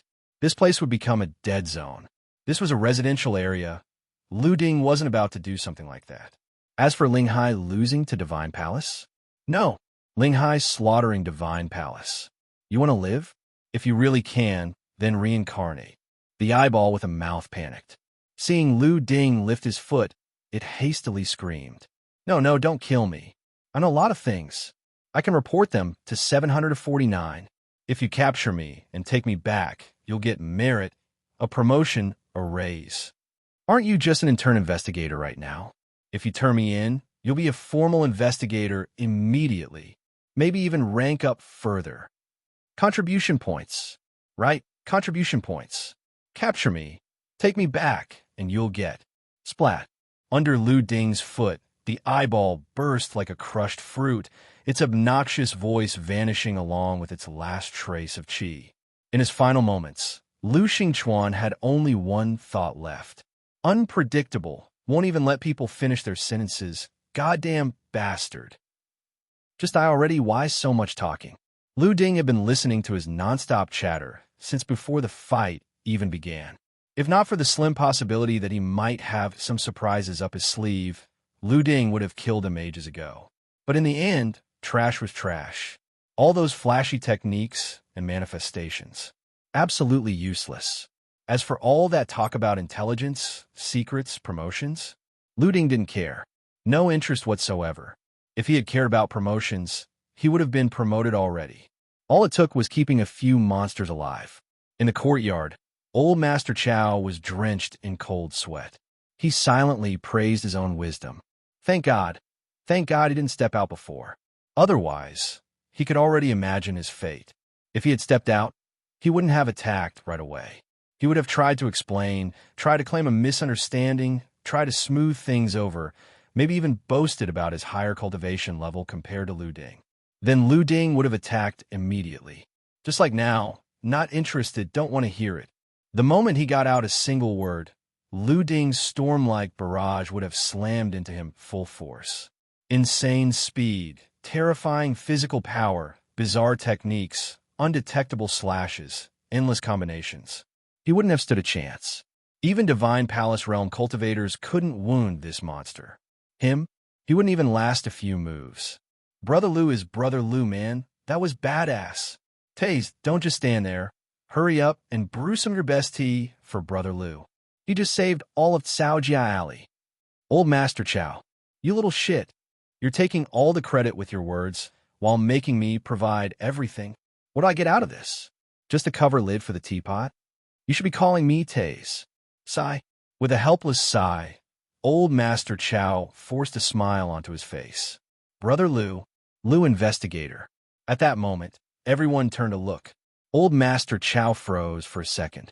He had tripped over his words, slipping up in his nervousness. Lu Ding's sheer presence was too overwhelming. Not to mention, Chao Ying and Yin Fifan kept calling him Brother Lu left and right, making his head spin. Lu investigator, please have a seat. I'll go fetch a new tea set. Then he turned to Chao Ying. Nyo, go send out our people. Coordinate with Lu investigator, patrol Bao Fan District, and get someone in here to clean up all this mess. It's hot out. If we don't take care of it fast, it'll attract flies. Got it. Brother Lu, enjoy your tea. I'll be right back. Chao Ying turned and dashed out. Lu Ding rubbed the soles of his shoes against the steps, scraping off the sticky mess before speaking. Old Master Chow, I wrecked a lot of your walls today. Make a list of the damages tomorrow and hand it to Fifan. I'll approve a reimbursement form for you. Hearing that, old Master Chow's waist nearly bent in half. If he had been Lu Ding's enemy today, he would have been dead. No mercy, no hesitation, just like with Chao Yuan's family. But today was different. Lu Ding was a guest at Caojia Alley. Even though old Master Chow was far weaker, his age and position still commanded respect. Lu Ding might be arrogant, but he wasn't disrespectful. That was a matter of upbringing. Calling him Old Master Chow wasn't an act of humility. It was just basic courtesy. No, I wouldn't dare. Lu investigator, you've come to protect Caojia Alley today. Without you, who knows if Caojia Alley would even exist after tonight? I can't accept that. This old man simply can't. His hand was shaking as he spoke. Earlier, he had nearly died by Lu Ding's hands because of a single bad decision. Now, he wouldn't dare push his luck. As for the damaged walls, forget the walls. Even if people had died, he wouldn't say a word. This was a dead of life. Lu investigator was truly. There were no words for it. Old Master Chow turned to prepare tea. Yin Fifan approached, looking serious. Brother Lu, while you were fighting the one-eyed dragon, Xie Shunan from Sihai Group sent a message. There was a Yin cultivator transporting a coffin through Baofan district from Yuan Foam crematorium. No disturbances, but they took a lot of monsters and demons with them. They took the monsters and demons. Lu Ding's voice sharpened. Tonight was supposed to be his night of harvest. Ghost Festival only came once a year. It wasn't even 1 a.m. yet. There was still a long way until sunrise. He had just resolved the threats here. And now you're telling me the monsters and demons were taken away? The warmth on Lu Ding's face faded by 3 degrees. He forced himself to stay calm as he asked, "Where did they take them? Did Xie Shunan say anything?" "She didn't say," Yin Fifan replied. "She originally sent people to follow them for a while, but you know how beings borrowing the road works. It flickers in and out, not exactly fast, but even more ridiculous than flying. So no one knows where they went." Lu Ding fell into thought after hearing this. Beings borrowing the road. It wasn't necessarily a big deal, but it also wasn't small. It depended on how it developed. At worst, it was just borrowing the path. The beings would pass through, the living would avoid them, they'd get one last glimpse of the world, and their lingering obsessions would fade. But if things escalated, this was the origin of the night parade of 100 ghosts. Now that they had taken the monsters and demons from Baofan district, the chances of a night parade of 100 ghosts happening were very high. A rare excitement flickered in Lu Ding's eyes. "Has it been reported?" "It's been reported already, Lu Ji." "What about things here? Should we report them too?" "Report it as well, but don't request cleanup support. Saojia Alley will handle it themselves. Tonight was going to be busy, better to save resources where possible." He didn't exactly need it, anyway. And sure enough, Chao Ing had already returned with the cleanup crew. Yin Fifan thought for a moment, then said, "Lu Ji, this really looks like a night parade of 100 ghosts. Do you think we're in for a team fight tonight?" And no, team fight. It had been a long time since Lu Ding heard that term. But you had to admit, just hearing it instantly fired up the battle instincts in people. The night parade of 100 ghosts versus Yunhai 749. How could this not be a team fight? If these things were allowed to roam freely in groups, ordinary people would be finished. Whether human or monster, gathering in large numbers was always a terrible idea. Because the moment a crowd formed, someone would always go, "Hey," and then it was, "I have an idea," and then pure chaos. Even he was afraid to imagine what kind of insane plan he'd come up with in that kind of situation. "Your tea," Lu investigator. Old Master Chow emerged with a fresh tea set, displaying his tea-making skills on the side. Washing the cups, adding the tea leaves, pouring the water, skimming the foam, flawless execution, filling the air with a rich fragrance of tea. Lu Ding picked up a cup and took a slow sip. "Let's just wait and see. For now, nothing's happening in Baofan district. If there's a team fight, we'll head over. If not," he left the rest unsaid. After all, Tang Bao had confiscated raw rhino powder earlier. That stuff was rare, hard to obtain, and genuinely difficult to deal with. But if you asked whether it was a treasure, it only had one purpose: attracting ghosts. And the stronger the ghosts and monsters, the more resistant they were to it. Originally, Lu Ding had planned to use it to gather a bunch of monsters and farm some rewards. But now that all the monsters and demons have been taken away by the beings borrowing the road, the ones attracted by the raw rhino powder would just be small fry. Useless. So, if there wasn't a team fight tonight, Lu Ding would find a spot tomorrow and scatter the powder himself, have some fun on his own. If there was a team fight, then the powder wouldn't be needed.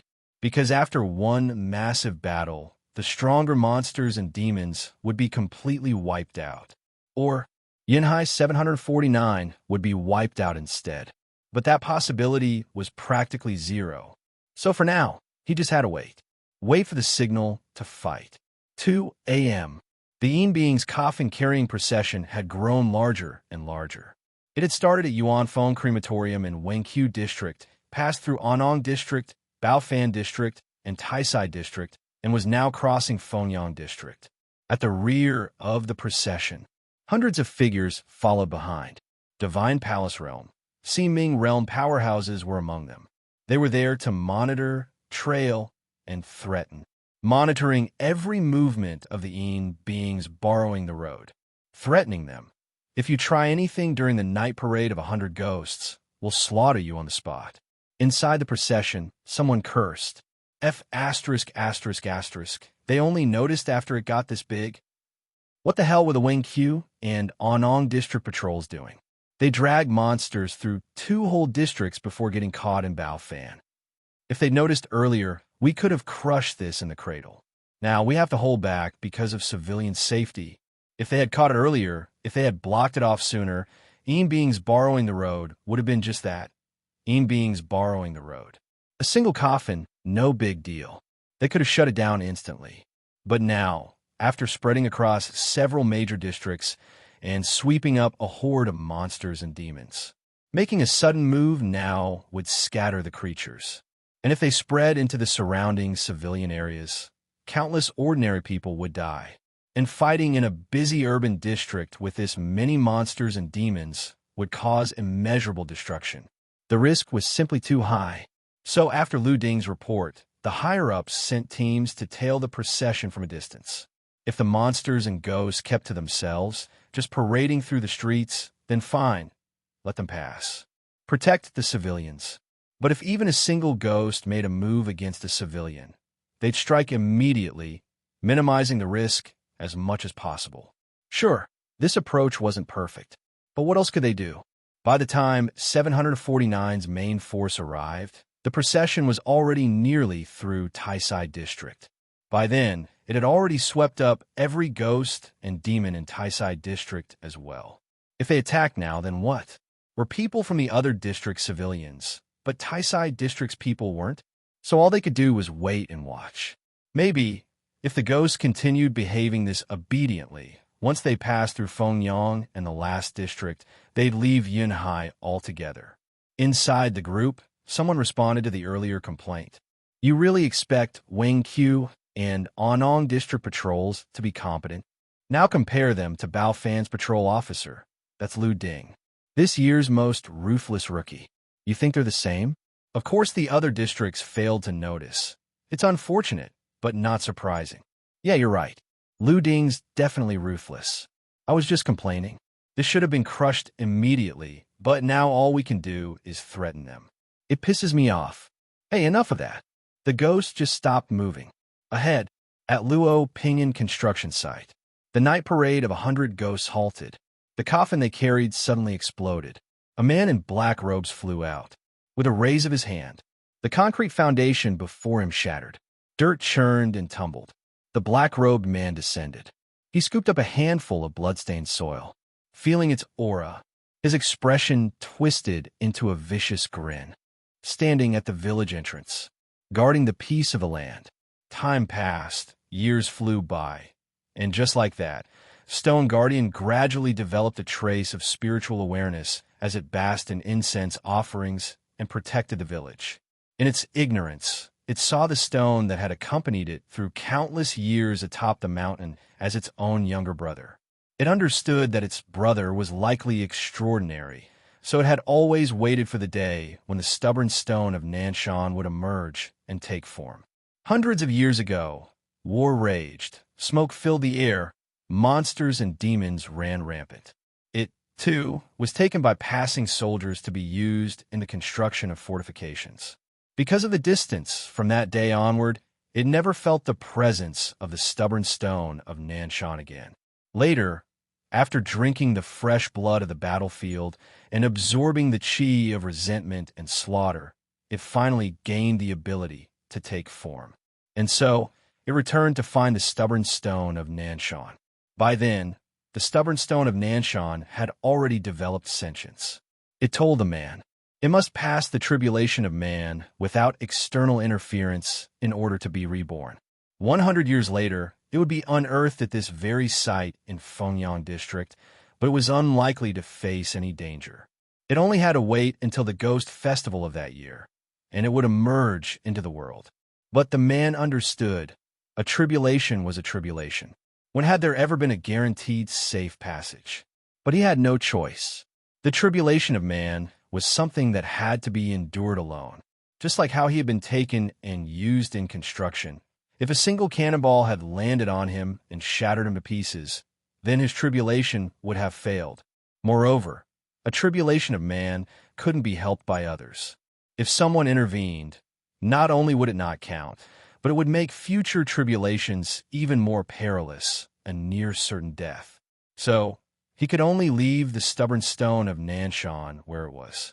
As for himself, he hid away at Yuan Feng Funeral Home, continuing to stand as a stone guardian beneath the sun and wind, while quietly absorbing the inshi and resentment of the funeral home. Ringo, yes. But in the end, today was supposed to be the day the stubborn stone of Nanshan was reborn. But something had gone wrong.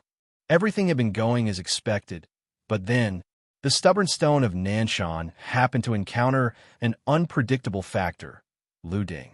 If not for Lu Ding, those construction workers might never have dared to touch it. Back when Lu Ding made his move, the workers had tried to stop him. They had pleaded with him, and even Luo Onping had hesitated. But Lu Ding's gift for manipulating words and shifting the narrative had overruled them. And so, his golden finger activated, and the stubborn stone of Nanshan failed its tribulation. An indescribable fury surged through the man's heart. I want you all to be buried with my brother. Boom, rumble, rumble. The earth trembled. Waves of terrifying energy spread outward. Although the man's origin was nothing but an ordinary rock, the words Stone Guardian had been carved into him for hundreds of years. Baptized in incense offerings and faith, shaped by a series of fateful encounters. Though he had ultimately veered onto the path of blood and resentment, even so, he could barely still be called a god. The once orderly march of the night parade of 100 ghosts instantly descended into chaos. Within the 749 squad, the Si Ming realm leader shouted, "Sound the earthquake alarm. Activate the communication barrier. Lock down the roads. Get the cleanup teams in to evacuate the civilians. Send an urgent alert. Gather all off-duty investigators and mobilize them here immediately. We must exterminate these things within this area.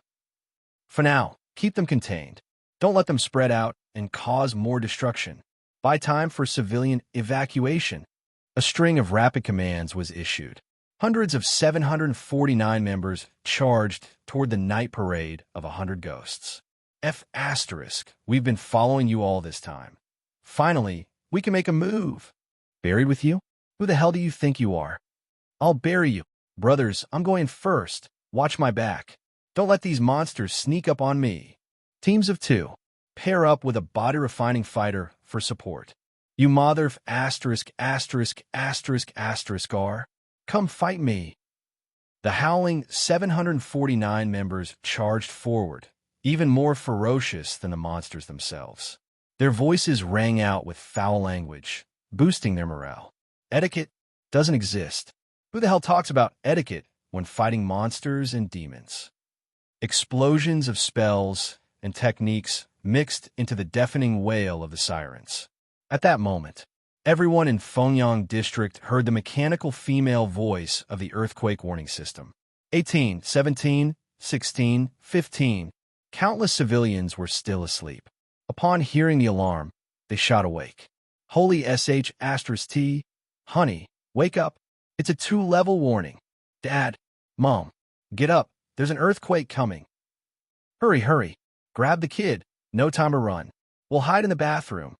Meanwhile, inside 749's logistics and communication department, reports poured in one after another. Report: the high-damage earthquake warning has been triggered. Report: satellite feed is active. Visuals confirmed. Report: the communication barrier is online. Interception functions confirmed. Report: road lockdown orders have been issued. The entire 10-kilometer area surrounding Hao Yun Phase 2 construction site is sealing off. Estimated completion in 10 minutes. Report: cleanup teams have assembled and are en route to Fengyang District. Report. Emergency response protocols activated. Report. Urgent directives sent out, covering all of Yunhai City, precisely delivered to every single 749 investigator. A woman, arms crossed, gazed at the massive screen displaying battle data and live combat footage. How many years has it been since we've had a battle this big?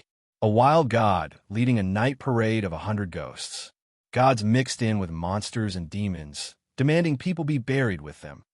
A god should stay in the domain of gods. Monsters and demons should remain where they belong. If you couldn't pass the tribulation of man, who can you blame? Tribulations are yours to bear. What? You think you can only succeed, never fail. This is fate. As 749's communication department chief, of course, she knew that Lu Ding was responsible for the stubborn stone of Nanshan's death. But so what? It wasn't even a matter of not knowing in advance. Even if they had known beforehand, the result would have been the same. It was called a tribulation for a reason. Failing it, should that really be a surprise? Besides, trading a stubborn rock from Nanshan for Lu Ding, a monstrous genius with terrifying talent, an unshakable work ethic, and zero tolerance for demons and ghosts. That's an absolute steal. To put it bluntly, everything is predestined. The emergency message was sent out, and immediately, all available 749 investigators in Yunhai started rushing toward Fengyang District. That's the advantage of fighting on home turf. A night parade of 100 ghosts might sound like a huge horde, but don't forget, this is Yunhai, the home base of the 749 Division. Trying to outnumber them in their own backyard? That's just asking for death. Most of the 749 investigators might not be as straightforward and efficient as Lu Ding when handling things. But when it comes to dealing with monsters and enemies, they never fight alone. Charging in together, that's the norm. Meanwhile, far away in Baofan District, Lu Ding also heard the sharp earthquake warning. Yin Fifan jumped up, grabbed his phone, and shouted, "Brother Lu, Fengyang District just started a fight. Our people are fighting against the 100 ghosts of the Night Walkers, right at the Fengyang District Haiyuan Phase 2 construction site. That's the main battlefield. Now, every investigator who received the alert has to head over." Yin Fifan looked a little excited. This was going to be a huge event, but Lu Ding's expression turned a little strange. Fengyang District Haiyuan Phase 2 construction site. Wasn't that the place where he drilled into the stubborn stone of Nanshan and unlocked his golden finger? How'd a fight break out there? But now wasn't the time to overthink. Since everyone was heading over, that place was going to be crawling with wolves and short on meat. There would probably be scenes of multiple 749 investigators ganging up on a single monster or ghost. He had to hurry. If he got there too late, he might not even get a sip of the soup. Whether he could get a big haul today depended on this trip. He drained the tea in his cup in one gulp. "Master Chow, keep an eye on Baofan District for me. I'm heading out first." Without waiting for a response from Chow Ing or the old master of the Chow family, Lu Ding grabbed Yin Fifan by the collar and shot into the sky. Compared to the other 749 investigators, his advantage was that he could fly. As for bringing Yin Fifan along, it was because, after an event like this, there would probably be rewards based on merit. Bringing Yin Fifan meant that when they arrived, he could go have fun on the side. Even if he could only leech off a little, it was still contribution points. And contribution points were meat. Besides, Yin Fifan could phase through the ground. If he couldn't win a fight, he could at least run away, right? At the same time, Baiheman, who was on reassignment, crushed the head of a monkey-shaped spirit beast in his hand as an alarm blared in the background. He looked at the emergency notification from the 749 app on his phone. Looting should be going too, right? Friends should experience things together. That was what made friendship stronger. Like battle.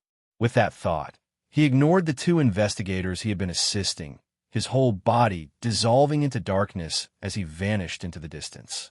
One flew through the air. The other phased through the ground as a shadow. Both were heading straight for Fengyang District. At that moment, at the Fengyang District Haiyuan Phase 2 construction site, Yin Feng swung his meteor hammer down, but the half-human, half-serpent woman in front of him raised a hand to block, swatting the hammerhead away. Her other hand reached out, transforming into countless vibrantly colored venomous snakes that slithered through the air toward him at lightning speed. Arangobe section. Infong dodged awkwardly, too pressed to form a seal or cast a spell. Just then, a man wearing a half-face mask emerged from behind him, hands forming seals as a ritual disc expanded in his palm. 100 golden arrows. Golden arrows shot out from the disc, nailing the venomous snakes in midair. Infong saw who it was.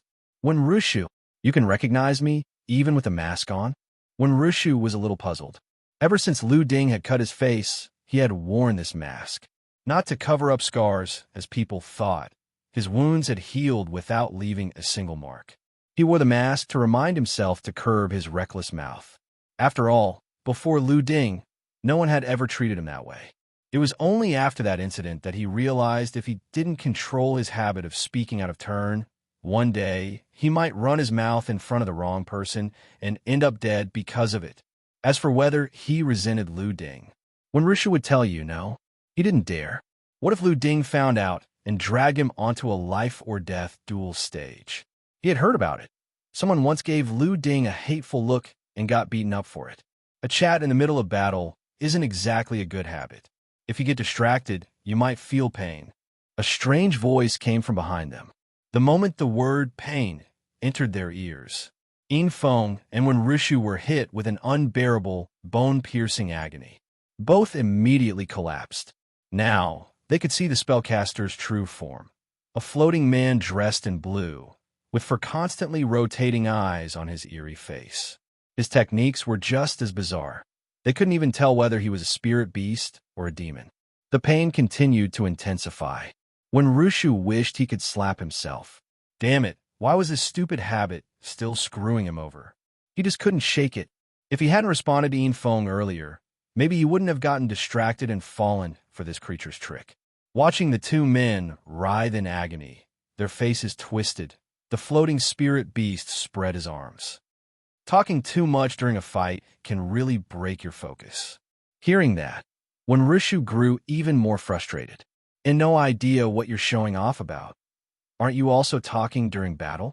I know someone who never wastes a word in a fight. He's just not here right now. If he were, you'd realize just saying a single word would be a luxury. Oh, is that so? I'd really love to meet him. As the spirit beast spoke, the half-human, half-serpent woman beside him suddenly tensed. The scent of a flying centipede. Why is there a flying centipede scent here? Her alert gaze swept the surroundings, searching frantically. Her true form was that of a serpent demon, not one that had been forcibly matured through secret arts like Lingu's creations, but a genuine, wild-born demon that had cultivated its way to power. Flying centipedes were her natural enemies. But even after scanning the entire battlefield, she couldn't pinpoint the source of the scent. It was like it had dispersed into the wind, everywhere, yet nowhere. The four-eyed spirit beast dismissed her concerns. What flying centipede? You lot really have been traumatized by them. None of our people tonight are one of those creatures. The woman thought about it and agreed. If there had been one, she would have sensed it long ago. Even if you beat her to death, she wouldn't have joined tonight's night parade of 100 ghosts. All right, they're already out of the fight. I'll leave them to you. I'm off to find some other fun. The four-eyed spirit beast turned and began to float away. But the next second, his body stiffened. A hand had clamped down on his four-eyed head. Pale, slender fingers, smooth as white jade, pressed down against his forehead from above. A face carved with ancient markings leaned over his shoulder. Even though the voice rang in his ears, it sounded utterly terrifying. Heard you wanted to see me? The four-eyed creature's body seemed to be locked in place by a restraining spell, completely unable to move. At that moment, Lu Ding realized so monsters could also sweat like rain. In an instant, a flash of memories rushed through the creature's four eyes, its entire life flashing before them like a spinning lantern. Then, in the next breath, it snapped back to reality. Am I going to die?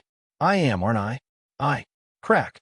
With a crisp sound, Lu Ding casually twisted off the four-eyed creature's head. Having last words really is a luxury. That was its final thought before death. A notification appeared before Lu Ding's eyes. Contain creature, Yanghua Ghost Corpse Essence. Containment reward, Dark Death Black Coffin Art. Dark Death Black Coffin. Raise 6 coffin planks, trap the enemy inside, and execute them in darkness.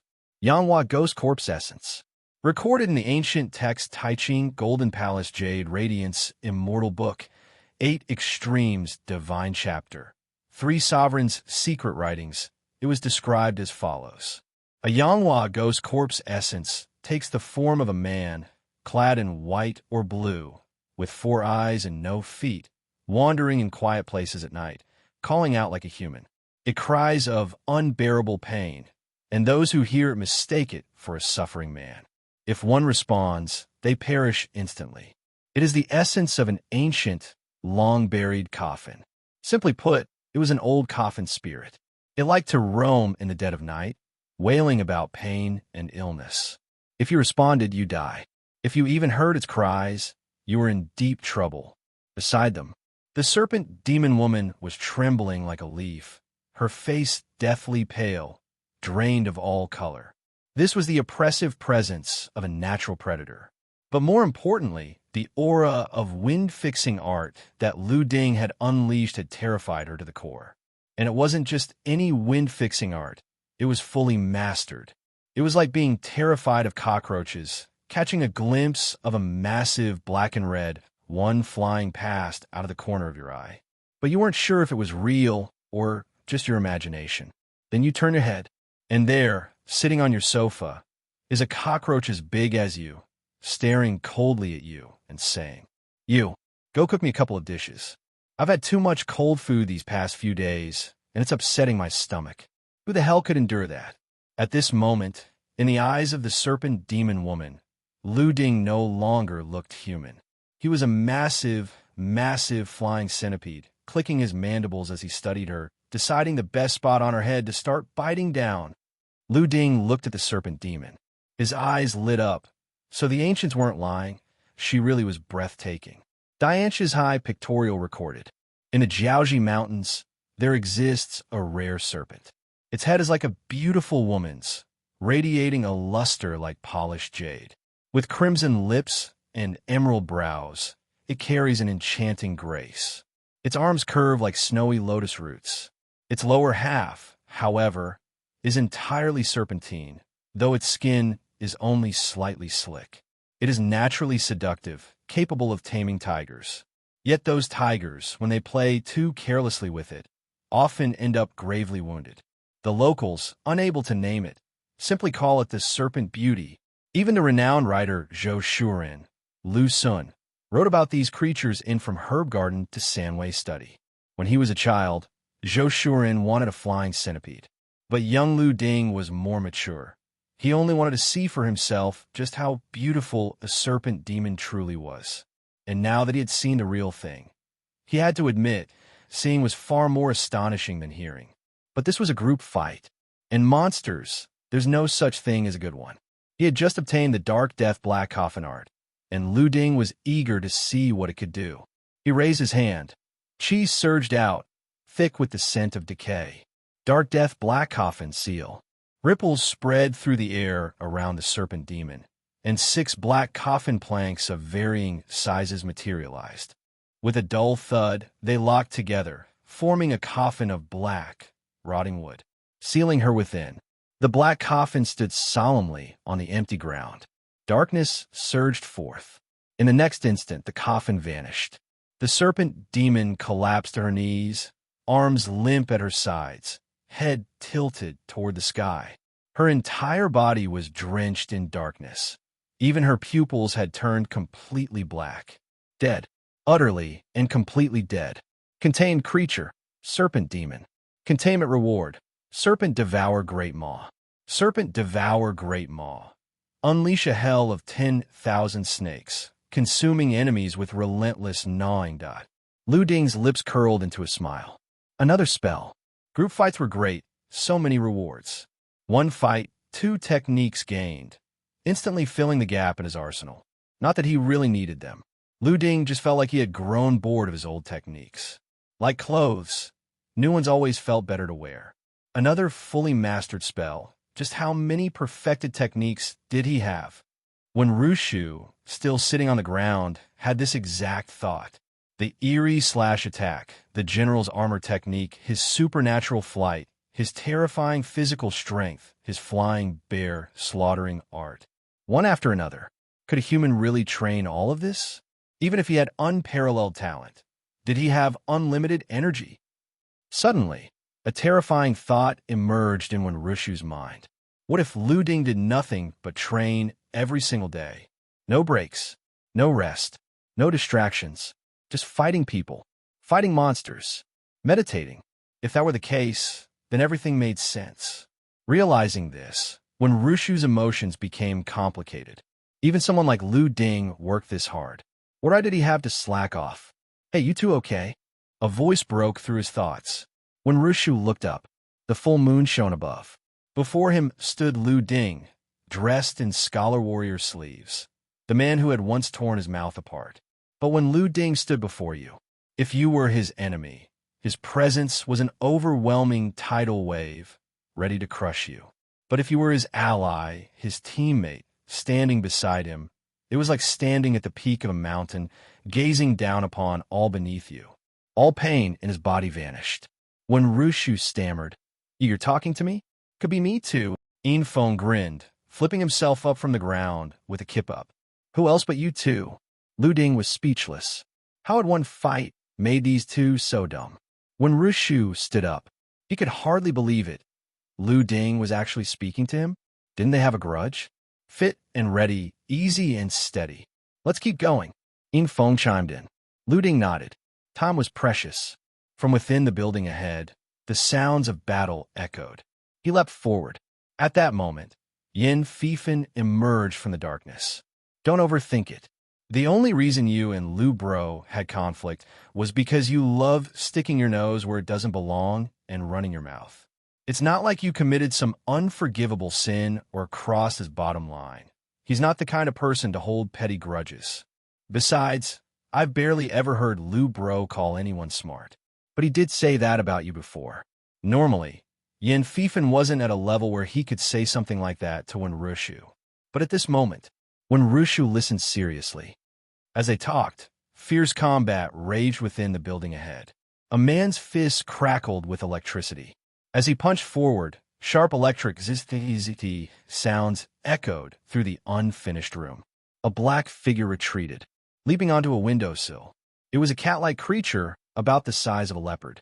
Runes adorned its body, forming engravings of swords, spears, sabers, and halberds, all 18 types of weaponry. Its white head looked as if it had been sewn on afterward. Licking its paw, which eerily resembled a tiger's claw, the creature spoke in a human voice. You've got the power, but your accuracy's off. I was just about to F*** and G get you song do it. Outside the window behind the monster, where there should have been nothing but empty air, a figure suddenly dropped down at Chinchio's shout. A spinning wind blade in his hand whirred like a circular saw, slicing straight for the back of the monster's head. Finally got you this time. ZZT, ZZT, ZZT. The harsh sound of cutting filled the air as sparks flew. But instead of flesh, the blade met a shield. It turned out that a shield-shaped engraving had vanished from the monster's fur, revealing that it had manifested that very shield to block the attack. The monster turned its head and sneered. Oh, so there was another one. You did pretty well. Your aim's decent too, but your strength's just a bit lacking. Otherwise, I'd have lost my head there. Being cautious never hurts. My strength might be lacking, but his isn't. My fist. Another ear-piercing crackle of electricity. Having already tasted Chinchio's punches, the monster didn't dare take this one lightly. It twisted its body, dodging immediately, but the expected electrified punch never landed. Instead, a whip kick struck its side, sending the monster flying horizontally, smashing through a wall before it tumbled into the air. The force of the kick had also driven its neck forward, right into the whirling wind blade of the second attacker, slicing open a vicious, bleeding wound. Wasn't it supposed to be a punch? Changed my mind last second. Didn't have time to shout it. Here, I'll shout it now. Eat my kick. Satisfied? At first, the monster hadn't been particularly upset. But hearing that sentence, it immediately flew into a rage. Despicable human cultivators, only capable of sneak attacks. One of you is a useless brute with strength, but no precision. The other has precision, but no strength. Yet you dare mock me? The markings on its body flashed to life, summoning a floating array of weapons, radiating killing intent. Faced with this sight, Zhuo Qinxiu and Liang Yusong suddenly stood at attention, raising their arms in unison and waving them left and right. Then they called out in perfect synchronization, dragging the last syllable. See you later, monster. It had no idea what the hell these two human cultivators were up to. And in the next moment, its fur bristled. An instinctive alarm screamed through its body. Your time is up. Then try my precision and power. From behind, Lu Ding struck. Suspended in midair, he raised his leg like a blade, slicing downward in a devastating arc. Boom! The immense force behind his kick collided with the monster's body. Bones shattered, piercing through its flesh. Blood burst from the gaping wound, spraying in all directions. The once arrogant monster was obliterated in a single blow. Contained creature, Liang Chu. Containment reward, power to command weapons. Power to command weapons. Wield all weapons with perfect ease at will. Liang Chu. In a classic of mountains and seas, the classic of the Central Mountain States. 70 li northeast lies Leisure Mountain, rich with thorny shrubs.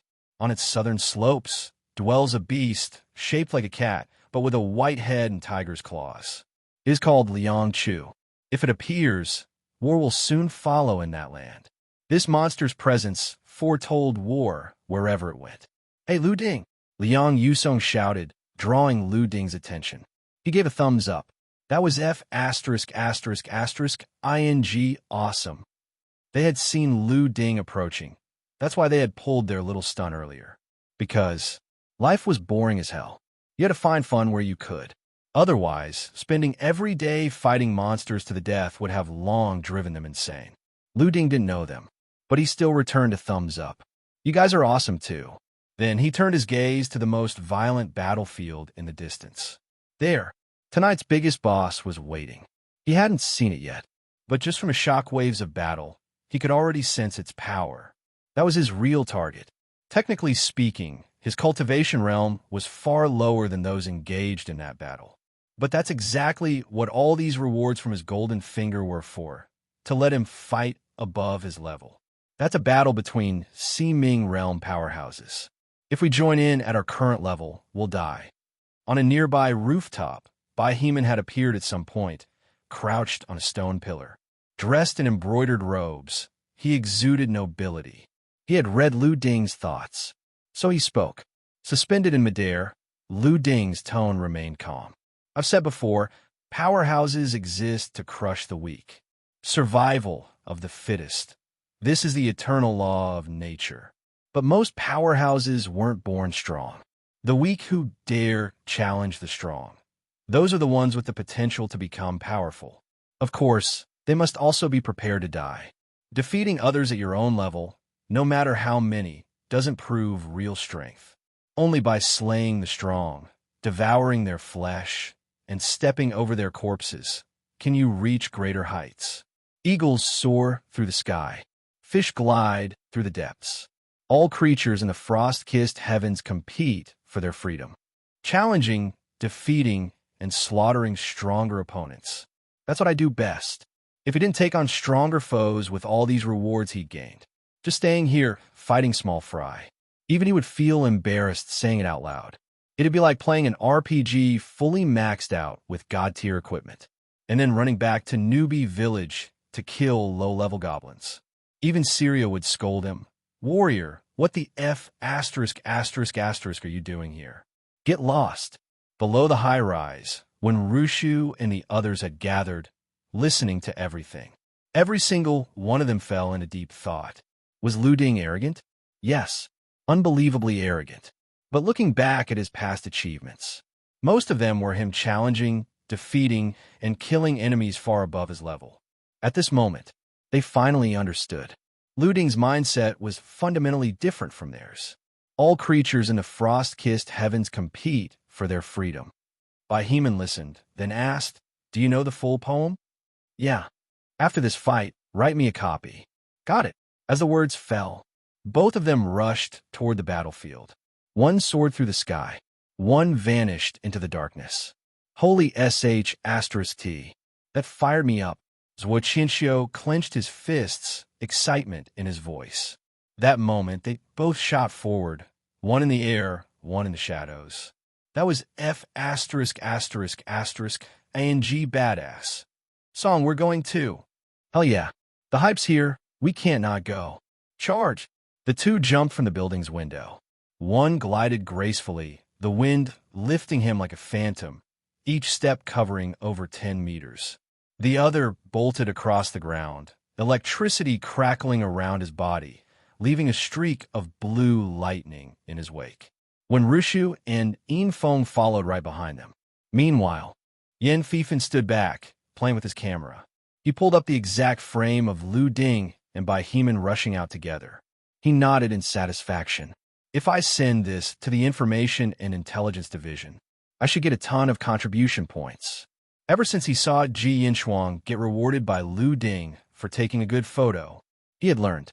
Yan Fifan was deep in thought. Since Ji Yinshuang could take photos, then why couldn't he? Ji Yinshuang had just happened to see Lu Ding and recorded it. But he was with Lu Bro every single day. So he messaged someone from the Information and Intelligence Division to ask. The response? He wasn't a member of the division, but he could submit photos to them. There were two options, a buyout or a revenue share. Upon hearing that, Yan Fifan immediately chose the revenue share. After that, he spent a fortune on a high-end camera, always keeping it tucked away in his bottomless storage bag-like backpack, ready to pull out at any moment. When Lu Ding had been speaking just now, he had quietly taken it out and perfectly captured the moment when Lu Ding and Heman charged forward together. Even though his photography skills weren't great, it didn't matter, because both Lu Ding and Heman were ridiculously handsome. The battlefield architecture was also spot on, making up for all his technical shortcomings. Tucking his precious camera back into his bag, Yan Fifan slipped underground, using his not-yet-mastered dog paddle technique to follow along. He remembered Lu Ding's words. Safety first. Your own survival comes before everything else. Better to go slow. Better to be safe. If anything happened, Lu Bro wouldn't have time to save him, and he definitely didn't want to be a burden. On the way, feeling the growing intensity of battle ahead, Heman, concealed with his stealth technique, looked up at the sky.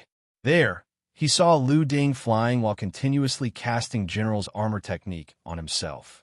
At the same time, he was relentlessly compressing and gathering the spiritual energy within his body. That immense surge of energy sent chills down Heman's spine. A question arose in his mind. Just how much spiritual energy could Lu Ding's Linghai store? As Lu Ding kept repeating this process, an overwhelming, ominous aura began to spread, growing stronger by the second. Heman felt his hair stand on end. Unable to hold back his curiosity, he asked, "What are you doing?" Lu Ding's lips curled into a smirk. "What am I doing? I'm holding it in for one big blast." At the battlefront, the lingering aftershocks of the battle continued without pause, a sign that the clash between the monster and the powerhouse from 749 Bureau had reached a stalemate. This, in turn, confirmed one thing. The difference in strength between them wasn't huge. Neither side had the power to take the other down in a short period. In such a deadlock, endurance mattered. Backup mattered. And this was Yunhai, 749 Bureau's territory. Between the monster and 749, it was obvious whose reinforcements would arrive first. The moment more 749 powerhouses showed up, there would only be one outcome for the monster: death. But Lu Ding wasn't satisfied with that. A monster this strong would undoubtedly drop something good upon its death. That meant he had to be the first to break the stalemate before 749's reinforcements arrived. Thinking about it was easy. Doing it? Not so much. The fighters involved were all at the Ximing realm.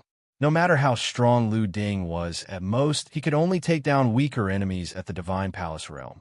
And that was in a one-on-one fight. But this wasn't a duel. He had time to prepare. He had someone drawing fire away from him. Since that was the case, he decided to use the most traditional pre-casting charge-up method. Max buffing. Looking through his abilities, he considered which one had the highest offensive potential. It wasn't the Serpent Devour Great Maw or the Dark Death Black Coffin art he had just obtained tonight.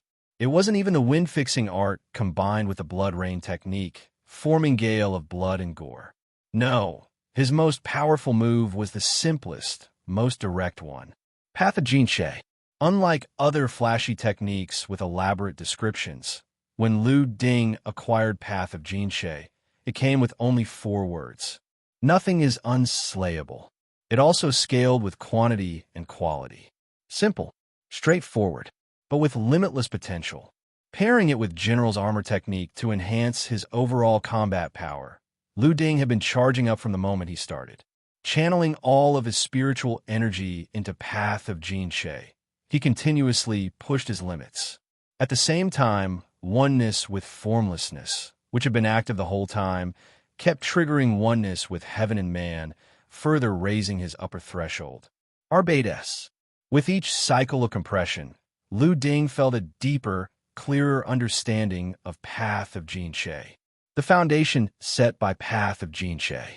The reinforcement from General's armor technique. The heightened ceiling from oneness with heaven and man.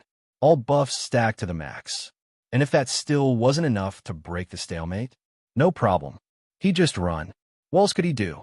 No way was he sticking around to get beaten to death. Retreating wasn't cowardice. It was knowing when to fold. A surge of violent energy could no longer be contained. The terrifying aura spilled out. Heman, sensing the destructive force brewing inside Lu Ding, sped ahead to clear the way. His heart pounded with anticipation. Just how powerful was this attack going to be? Battlefield, center stage. The battlefield was in ruins, the aftermath of combat spreading for miles. Collapsed buildings and shattered debris filled the landscape. Looked like this area was due for demolition anyway. Among the devastation, a figure crashed through the remains of a half-destroyed skyscraper. Boom! With a deafening crash, the building came crumbling down. From within the swirling dust and rubble, Shigandang rose to his feet. Brushing off his shoulder, he released a formless shockwave, shattering the falling debris into even smaller pieces. "If this is all you've got," he said, "you won't be able to hurt me or stop me." His body was no ordinary flesh and blood. He was a stubborn stone, weathered by countless years of wind and rain. Defense was his greatest strength. Across from him, Li Xianlong stared at him, eyes calm and steady. "So you're planning to run?" Shigandang shook his head. "I know this is your territory. I know I shouldn't have come here, causing trouble. I also know your reinforcements will be here soon. If I stay, I die." "But," Shigandang suddenly roared, stabbing a finger into his own chest. "My heart tells me that if I leave today, I will have betrayed the years my brother and I spent enduring the harsh mountain winds together. I will have abandoned him again. I can't even avenge him." Li Xianlong simply watched. He wasn't in a hurry to attack. "Go ahead. Say whatever you want." The longer Shigandang talked, the less likely he'd escape. Reinforcements were already on the way. Hell, this guy was even saving 749 some compensation money by stalling. Less damage to the surrounding buildings. If it were up to him, he'd be happy to resolve this whole thing with just words. After all, Shigandang was practically unkillable. His skin was too thick. Nothing could break through it. On the flip side, Shigandang couldn't do much to him either. Shigandang took a deep breath, forcing himself to calm down. "I was once a guardian deity, protecting ordinary people from evil, disasters, and monsters. But I deserve to live for myself, too. I just want justice for my brother. That's all. Why won't you give me that?" Hearing that, Li Xianlong instantly discarded his previous thoughts. He couldn't hold it in anymore. T. National essence unleashed. No wind-up, instant strike. Without any build-up, Li Xianlong raised his hand and unleashed a tirade. Justice? Justice, my ass. You were the one screaming about making us die with your brother. Those were your exact words. Now you want to take it back. Oh, so what? Everyone dying for your brother is what you call justice. You wrecked all these buildings, cost 749 Bureau a fortune in damages, and now who the F asterisk is giving us justice? You say we refuse to give you justice. What do you want? Line us up one by one so you can slaughter us? That's justice. And another thing, your brother failed his tribulation, not because anyone targeted him. Why the hell should your brother have a smooth path when every other cultivator has to struggle? Demons and monsters face tribulations when they ascend. It's the law of heaven and earth, part of natural order. You want justice? Go ask the F asterisk asterisk asterisk and gee, heavens why they made the rules this way. This has nothing to do with us. Shigandang's face turned red. He had no comeback, because every single word Li Xianlong said was the undeniable truth. And nothing stings more than a truth that cuts deep. His aura surged, his emotions on the verge of exploding. But just as his power was about to erupt, it stopped. That same familiar sensation, that same familiar presence. It was just like when he had sensed the serpent Demonis. But this time, it wasn't the presence of a predator. It was the presence of someone from his past. His eyes shot upward. A shadow descended from the sky. A presence both familiar and strange. Shigandang's pupils shrank. His enemy was right before him. His aura exploded in full force. Give me back my brother's life? Li Xianlong reacted instantly. He channeled his qi, his body glowing with a purple radiance. A colossal divine phantom, gripping a sacred sword, rose from the ground, ready to strike. Just as he was about to charge back into battle, a shout rang out behind him. Mr. Li, move! It was by Heman. The moment Li Xianlong recognized his former student's voice, he dodged. The next second, a slash charged up all the way. Unleashed. From Lu Ding's hands, the devastating slash attack erupted. The sheer recoil from the strike shoved his entire body backward. The cutting force carried the full essence of nothing is unslayable. A razor-sharp aura saturated the battlefield, slicing through everything in its path. For a moment, silence. The sounds of distant battle, muffled by distance, were now barely audible. Crack, crack, crack, crack. Boom. The half-collapsed buildings in the area shuddered. The eerie silence shattered as the structures crumbled further, the sound roaring through the battlefield. When the dust settled, the collapsed buildings revealed something shocking. Their remains were sliced clean, like they had been cut with a god-tier blade. Shigandang slowly lowered his head. On his stone chest, a thin red line had begun to appear. Blood slowly seeped out, then turned into a spray. Shigandang was nearly cleaved in half by that strike. Li Xianlong's eyes widened in shock as he turned to look at Lu Ding, who was hovering in midair. At that moment, he even doubted his own eyes. Linghai realm. That's right. How could someone at this level break the defense of a monster that was supposedly at the same realm as him? And it wasn't just any monster. It was known for its defense. That move might not have been fatal, but calling it a serious injury would be an understatement. Li Xianlong had no time to think further. You can't afford distractions in a fight. Now, that's sure, Gondong's defense was broken and he was severely wounded. This was the perfect chance to strike while he was weak and finish him off. The divine entity, wielding a treasured sword, swung its blade downward. The massive sword, dozens of meters long, carried an overwhelming presence that repelled all evil as it descended. I want you dead. Shigandang, despite his severe injuries, raised a hand to block Li Xianlong's strike. His chest was split open even further, and blood gushed out uncontrollably. The ground beneath him shattered instantly. He bent his legs, preparing to leap.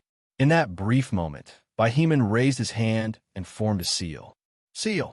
Darkness devoured everything, staining the surroundings black. He pointed his sword-formed fingers backward toward Lu Ding. Darkness sealed again, and Lu Ding's figure vanished in an instant. The next second, a terrifyingly powerful fist erupted from the darkness right beside Shi Gandang. Boom! The shockwave from the mock ring sent their clothes billowing. Li Xuanlong's divine entity swung its sword again. Bai Hemin formed another hand seal, pulling Lu Ding back into the darkness. Shi Gandang, who had been sent flying by the punch, had yet to steady himself when he saw the giant's sword coming straight down at him. He was about to dodge when the disturbance within the darkness caught his attention. Trying to sneak attack again? He raised his hand, instantly condensing a boulder the size of a truck, and hurled it into the darkness. Missed. Lu Ding's figure emerged behind him, his blade already fully charged. This time, it's over here.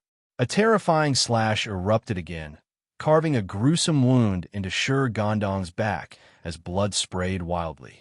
Shi Gandang clenched a stone spike in his hand and stabbed backward at Lu Ding. Missed again.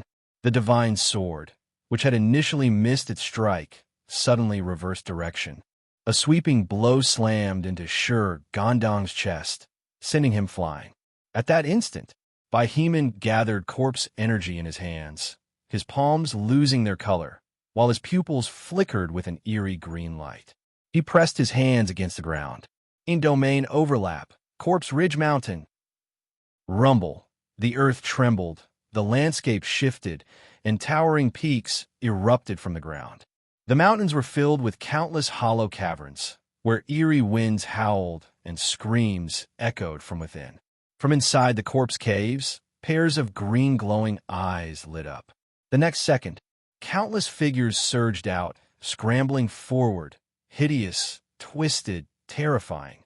Looking closer, they were all living corpses, zombies, and undead. A swarm of corpses rushed toward Shi Gandang, biting and tearing at his flesh. There were so many corpses that before long, a massive sphere of bodies had formed. Bai Hemin chanted slowly, forming another seal. 10,000 corpses prison. High above in the sky, Lu Ding clapped his hands together in a hand seal. Doom! A bizarre ripple spread outward. He extended his claw, aiming at the 10,000 corpses prison. Serpent devour! The ground rippled. A gigantic triangular serpent head burst forth and swallowed the entire 10,000 corpses prison in one gulp. Scene shift. Shi Gandang fell into a fleshy tunnel of pulsing, living tissue. Above, below, left, right, everywhere was filled with snakes. As he descended, countless venomous snakes of different colors lunged at him, biting and gnawing. And that wasn't the end of it. One attack followed another. A chilling voice echoed. Dark death, black coffin. 6 rotting wooden slabs appeared out of nowhere, pressing in from above, below, left, right, front, and back. Shi Gandang pushed against them with both hands. You think you can kill me? Then let me do it myself.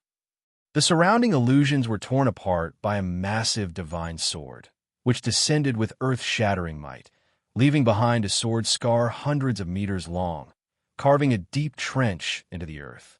From the beginning, Lu Ding and Bai Hemin had been feinting attacks. Their real goal was to distract and injure Shi Gandang while disrupting his focus. The final killing move had to come from Li Xianlong, a proper Ximing Rel powerhouse. A single sword strike shattered Shi Gandang's inner chi flow. A thin line of blood appeared on Shi Gandang's forehead, slowly spreading downward. I won't. Lu Ding appeared out of nowhere, lifting his sword, chi surging. He steadied himself. Another charged slash erupted from his blade, slicing through Shi Gandang's neck. His head soared into the sky. This strike wasn't as powerful as Lu Ding's first charged attack, but Shi Gandang was already broken, his foundation shattered, his chi flow disrupted. It was like iron body martial arts.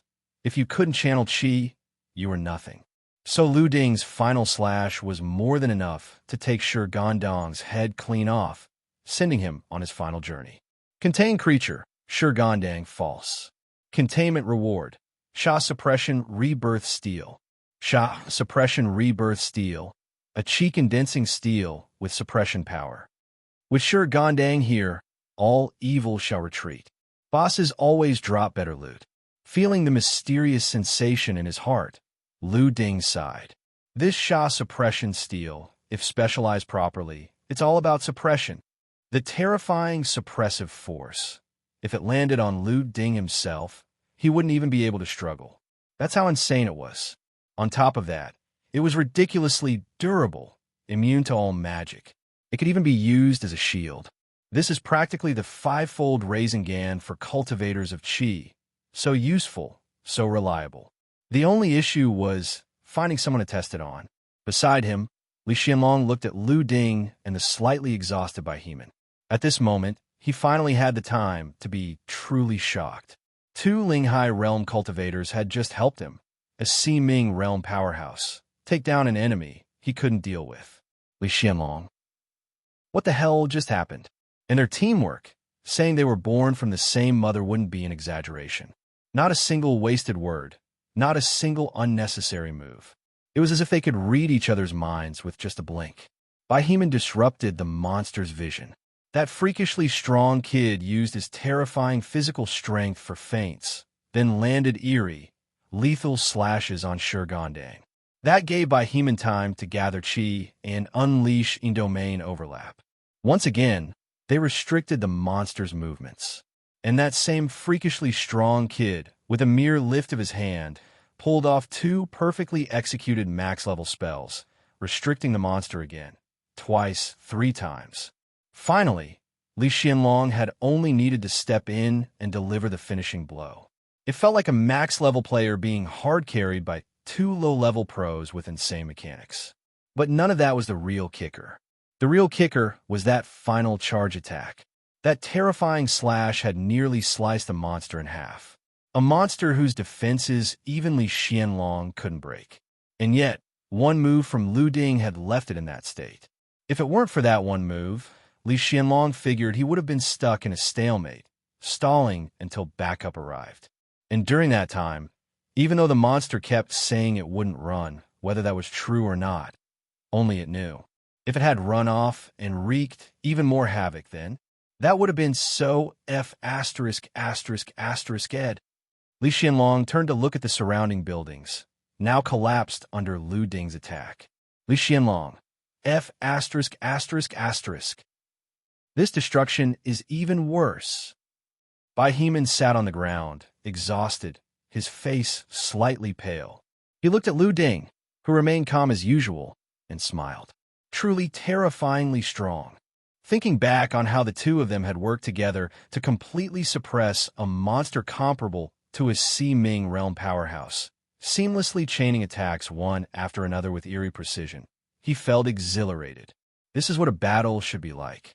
In the past, he never wanted teammates because they could never keep up with his pace, let alone complement his techniques. But Lu Ding was different. Whether it was spells or physical combat, he could perfectly synchronize with Baiheman's techniques. Together, they didn't just add up to twice the power, they far exceeded it. This was something Baiheman had never even dared to imagine before. With his previous teammates, he was already grateful if they could manage to match his power equally. How could he even hope for more? Lu Ding walked over and reached out his hand. Baiheman grabbed it and stood up. How are you feeling? I could go another round. Seeing him still talking big despite his exhaustion, Lu Ding couldn't help but laugh. You're so full of sh*t, huh? Baiheman. It wasn't the response he had expected, but this kind of genuine, unfiltered interaction, it felt really good. Li Xianlong walked over. You two have guts. Linghai realm cultivators jumping into a Ximing level battle. If that thing had gotten even a single free hand, you'd both be dead. Ranny. No worries. I can phase. I can fly. Li Xianlong. So I was the only one getting my ass kicked, huh? Noticing the intern badge on Lu Ding's shoulder, Li Xianlong froze for a moment. Intern? He seemed to recall something. Your name's Lu Ding, right? Lu Ding nodded. Yes, sir. I'm Lu Ding. Haha, what, sir? Just call me Instructor Li, or like Xiaobai here, Li Laosher. Just like Director Deng said, very polite. Li Xianlong took out a cigarette, handed one to Lu Ding, then lit it for him. You've worked hard. Have a smoke. Director Deng told me about you. Lately, I've been hearing a lot of rumors too. At first, I thought they were exaggerated. But now that I've seen you in action, damn, they didn't do you justice. With the way you two performed, this year's Year 1 combat trials basically have no suspense anymore. What's the point of even holding them? Might as well just give you two the direct promotion slots and send you for advanced training. Though he said that rules were rules. There was no bending them. From a distance, the sounds of battle were gradually fading. More and more powerful auras were appearing. 749 Bureau's reinforcements had arrived. Sensing this, Lu Ding felt relieved. Good thing he came immediately. Otherwise, this boss would have slipped right through his fingers. All right, support is here. You two have done enough. Go get some rest. With this over, Yanhai should finally have some peace for a while. Head back and relax. Wait for a call to come into the bureau for a debrief and reward distribution. I'll give you two a heads up. You're definitely getting top merit for this, especially you. That you was directed at Lu Ding. Li Xianlong laughed. The whole night parade of 100 ghosts incident. You're the one who leaked that info. And now, the mastermind behind it all. You're the one who broke its defenses and helped take it down. Lu Ding, you really hit the jackpot this time. Have you thought about what reward you want? I'll talk to Director Deng and get it sorted for you. Doesn't that break protocol? Lu Ding asked casually. Nah, rules aren't that rigid. Take contributions, for example. Some people need rare spiritual materials to expand their Ling Hai, but if you reward them with a top-tier technique, sure, it's great, but it's not what they need. Or if someone already has plenty of spiritual materials but lacks techniques, giving them a magical artifact might help, but it's still not their priority. That actually made sense. Lu Ding thought for a moment. He didn't really need magical artifacts. His techniques were sufficient for now. He could upgrade them later. But what he urgently lacked was rare, spiritual materials to expand his Ling Hai. What's more important than raw power? Nothing. Power is everything. Everything else? Fancy extras. I want spiritual materials to expand my Ling Hai. He didn't hold back and stated his need directly. Me too. Spiritual materials. Bai Heman chimed in. All right. I'll talk to Director Deng and get you both some rare resources. For now, that's it. I need to hurry and get this thing's corpse back to HQ. With that, Li Xianlong grabbed Shi Gandong's two halves and leapt away. Lu Ding and Bai Heman also got up and left. The job was done. No reason to stick around. Might as well go back and rest up. Lu Ding sensed Yin Fifin's aura, flew to a nearby high ground, and yanked him out from under a tree. Puffed. Brother Lu, you guys are done. Yin Fifin spat out dirt and sand as he spoke. Lu Ding nodded. Yeah, seems like we're wrapping up for tonight. What are you hiding here for? Yin Fifin patted his camera. It's safe here. Plus, I had a good vantage point. Took some photos. I'll sell them to the intelligence division later for some cash. You done taking pictures? All done. Nothing else interesting to shoot. Then let's go. I'm treating you both to hot pot. The same place as last time? Yin Fifin asked. Of course. I didn't get to eat enough last time. But Brother Lu, it's pretty late. Think they're still open? Hearing this, Lu Ding slightly raised his head. We've got money. Spending a few tens of thousands to make the owner work overtime. Nothing wrong with that, right? Under the moonlight, the shadows of the three stretched long as they slowly walked away. The next day, the battle report was released. Among them, the posts about Lu Ding and Bai Heman immediately shot to the top of the 749 Bureau's form rankings. The photo of the two of them charging side by side, taken by Yin Fifin's slightly shaky hands, had a slight motion blur.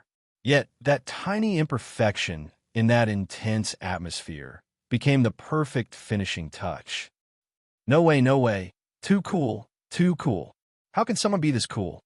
As expected, true powerhouses always recognize each other. You shallow people are all focused on the photo, but you're missing the real highlight. Lu Ding's words, that's the key, okay? Challenge, defeat, and kill stronger enemies. That's my specialty. Listen to that. How F*** ing wild is that. And yet, it's wild with reason. Asterisk, asterisk. Arrogant and badass. And the best part? It's all facts, duh. His breakout battle killed Yuan by phone. Zhaoxian realm killing Linghai realm. You impressed yet? Solo cleared domain overlap at Zhaoxian realm. You impressed yet? Zhaoxian realm slaughtering undead. You impressed yet? Caojia Alley. Linghai realm took down Divine Palace realm. You impressed yet? Now, supporting a Si-Ming powerhouse to take down a monster on Si-Ming's level. F asterisk. Why isn't this legendary life mine? A group of people below chimed in. Speaking of Caojia Alley, one couldn't ignore the two Tianli cult members who had been taken away by 749 this morning for spreading sacrificial rhinoceros powder. When they saw the 749 personnel, their eyes instantly turned red. You're finally here. You're finally here, Wah. The local cultivators of Qi in Baofan district are so rude. They ganged up on us. There were old spirits and rampant soldiers everywhere. No place to stand. Wah. Over 100 cultivators of Qi. All just to beat up the two of us. And so many old spirits. They even used extrajudicial punishment on us. Wah. Freshly cooked yellow rice, force-fed to us with cold water, and they said it's a local tradition. Wah. This is clearly bullying. Just because I'm not from the north and don't understand. Isn't this the kind of punishment reserved for human traffickers? Please, just take us away. We confess. We'll tell you everything. The 749 personnel were professionally trained and usually very disciplined. They normally wouldn't laugh. But now they just couldn't hold it in. No matter how hard they tried, the corners of their mouths kept twitching with suppressed smiles.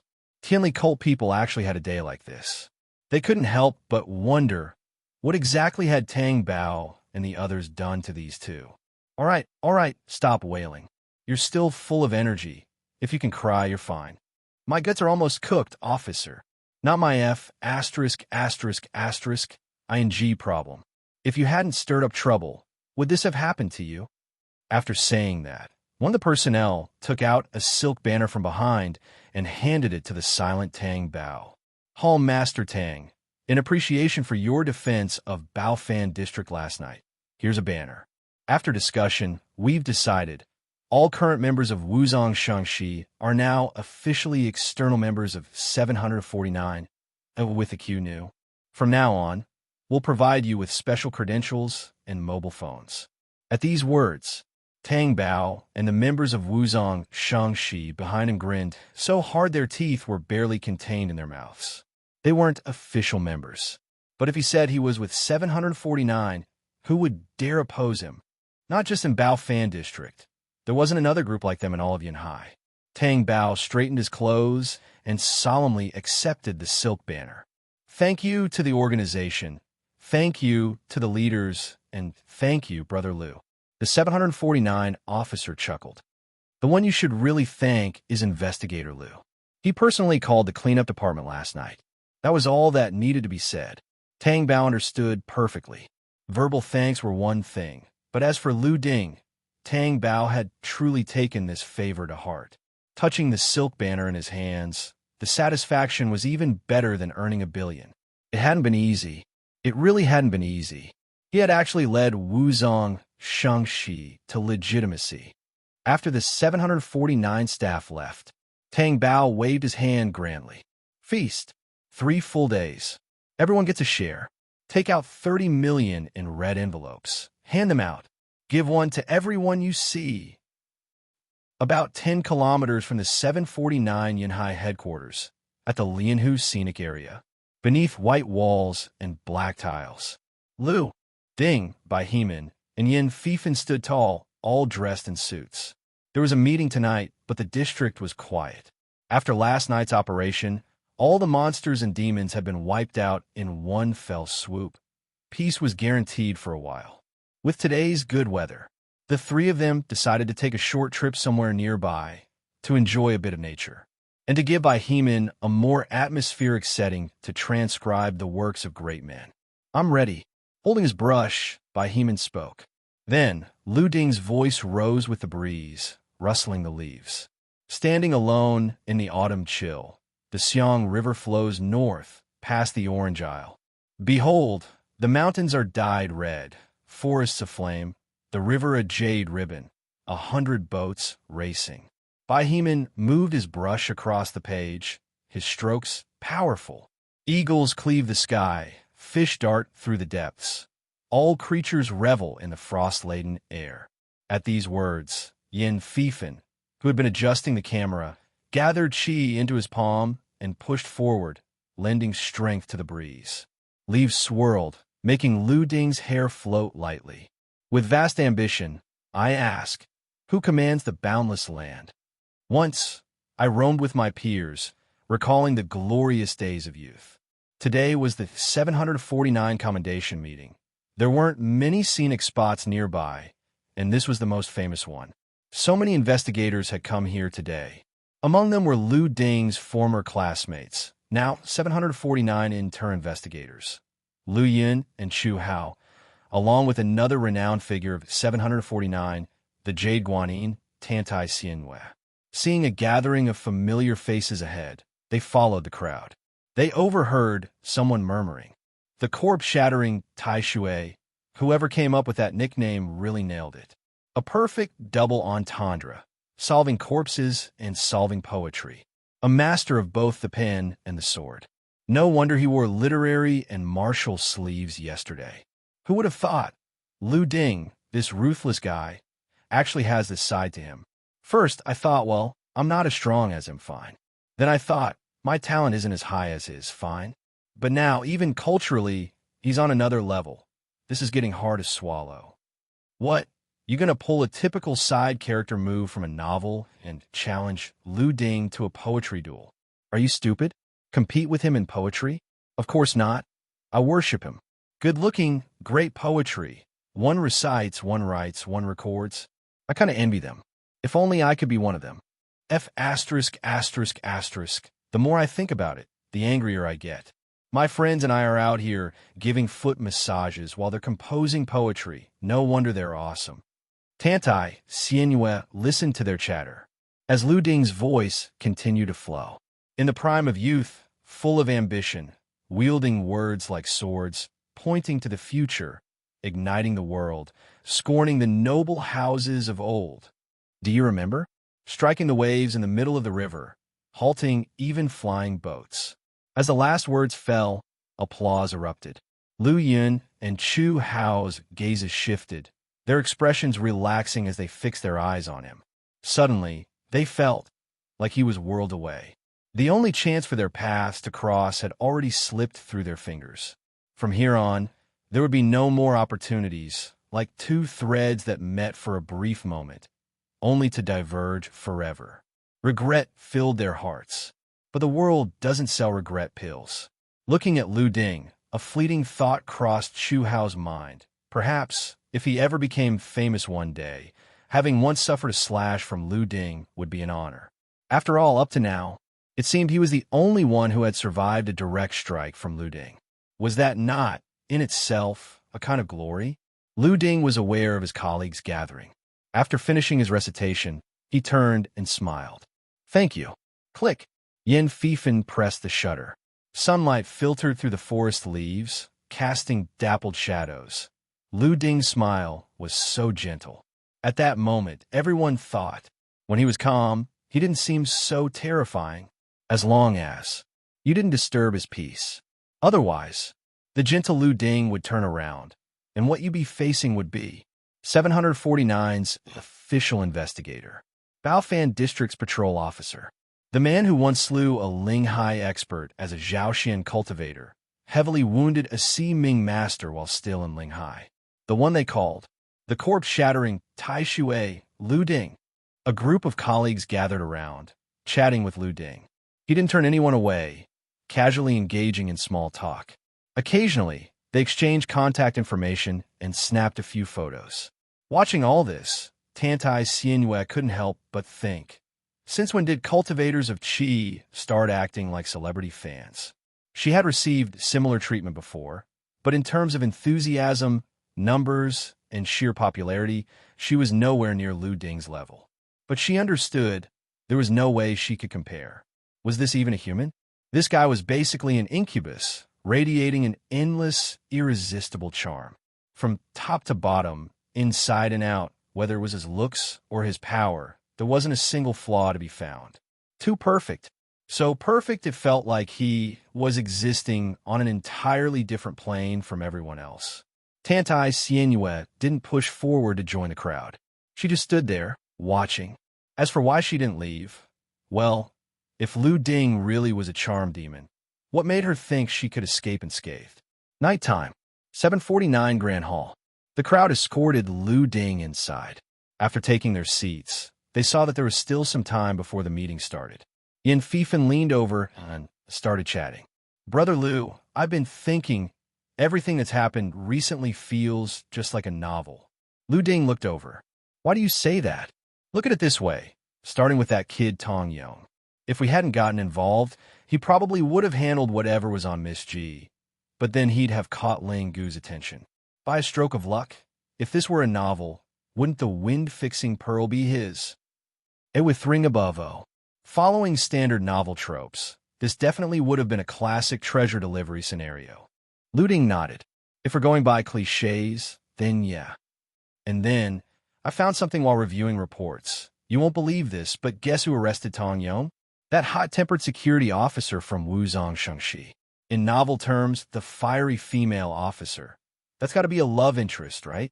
Who knows? Maybe later on, Tong Yong will try to save her and end up clashing with Wuzhong Shengxi. Sure, the three Tang brothers have powerful old spirits backing them, but Tong Yong's got some pretty strong ones too.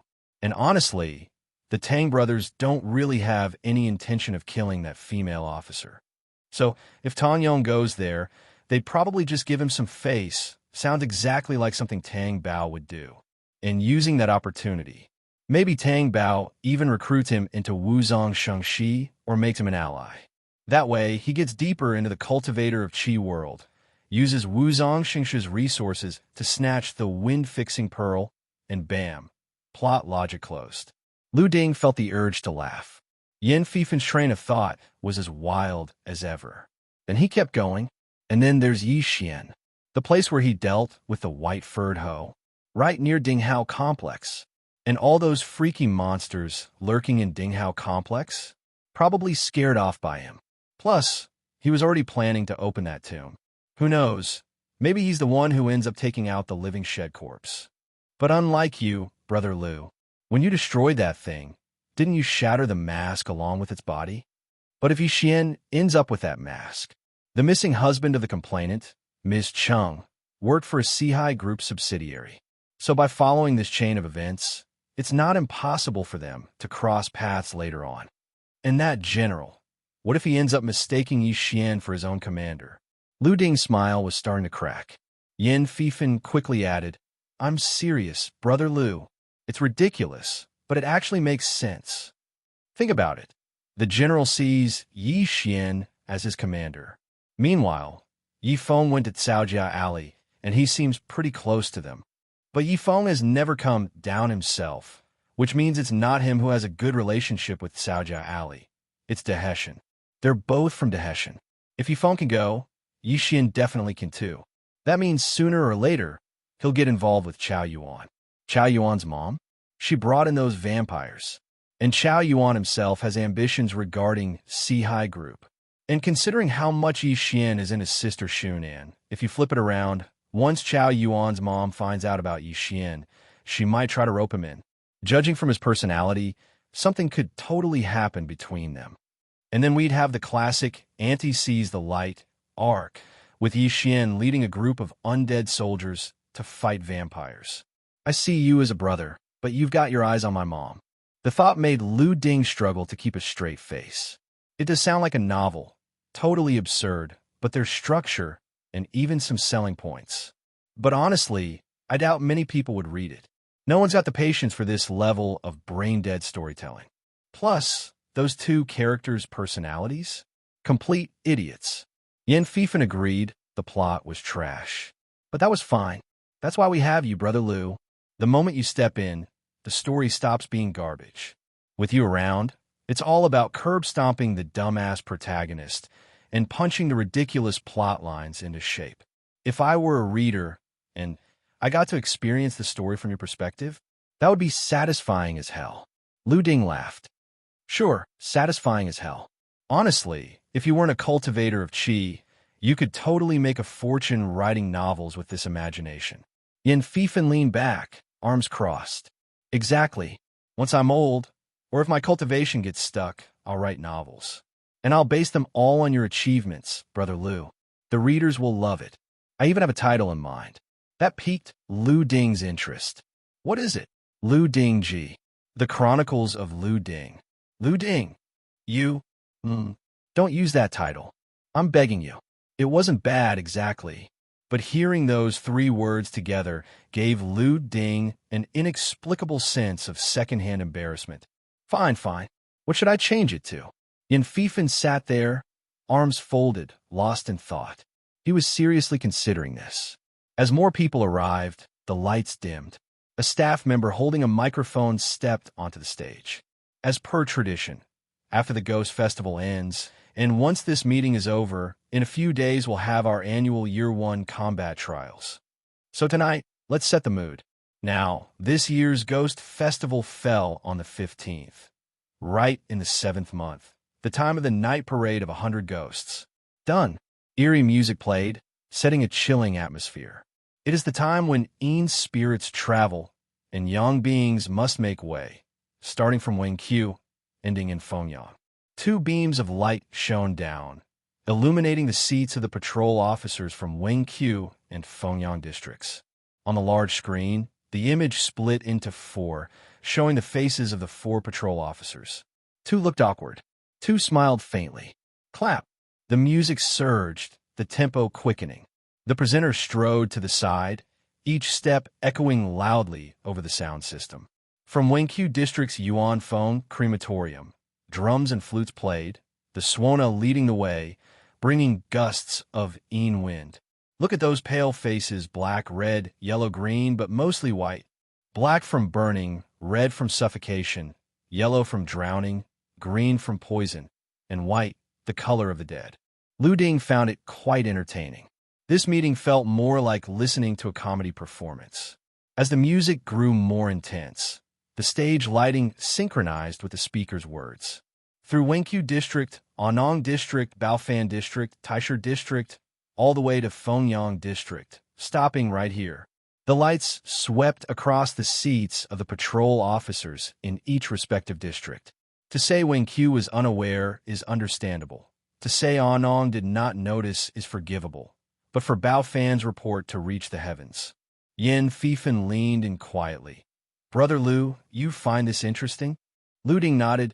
Yeah, a little. I'll tell you something even more interesting. What? The one storytelling up there? That's our bureau's deputy, Director Chu. Lu Ding. Well, damn. Life is hard. Even the deputy director has to take up performing arts. Taisher gathers its forces. Fengyang goes to war. Spiritual energy surging. Yin energy swirling. Speaking of the Baofan patrol officer, surname Lu, given name Ding, born with good looks, skilled in great arts. At a mere wave of his hand, clouds gather. At the stomp of his foot, the earth quakes. To retreat means keeping Baofan district peaceful, ghost-free in the silent night. To advance means slaying Shurgondang, claiming first merit, and spreading one's name across Yinhai. Good! Yin Fifan boldly shouted out. They were already hyping up Brother Lu. If he didn't go all in today, it'd be an insult to how much Brother Lu had looked out for him. Applause followed. On stage, Deputy Director Chu glanced over, nodding in appreciation. Now that's a good audience member. With someone taking the lead, and the Deputy Director subtly encouraging the energy, the others quickly caught on. The moment gained momentum, and the atmosphere became lively. And by Lu Ding's side, a trusted friend, surname Bai, given name Heman, master of the Sea of Corpses technique, yet walking the righteous path, befriending heroes, slaying demons, and eradicating monsters. Ines. So now, let's welcome the two stars of the Ghost Festival, Lu Ding and Bai Heman. The spotlight fell on them. Thunderous applause erupted. Yin Fifan was clapping, so hard his hands were nearly red. Lu Ding and Bai Heman stood up. Dressed in tailored suits, their presence was striking, handsome in two distinct ways. Lu Ding's features were like a classical sculpture, with a jade-like face and an air of nobility. Bai Heman had sharp features, high nose, thin lips, bright eyes, and sword-like brows reaching his temples. Lu Ding walked ahead, Bai Heman following behind. As they stepped onto the stage, boom, golden paper scattered, transforming into a rain of gold onto the stage lights. Illuminated within the shimmering downpour, they truly had the aura of men who had achieved greatness. Originally, Lu Ding had expected this meeting to be stiff and boring, but to his surprise, it turned out to be rather unique. The deputy director walked over, handing them microphones. Our two top performers, how about saying a few words? Lu Ding took the mic. Seeing his serious expression, the audience assumed he was about to say something profound. Instead, he opened with, "I went all in with this one." Laughter and applause erupted.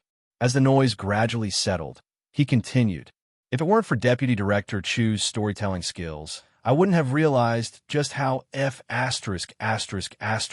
ing amazing I am." Laughter surged again.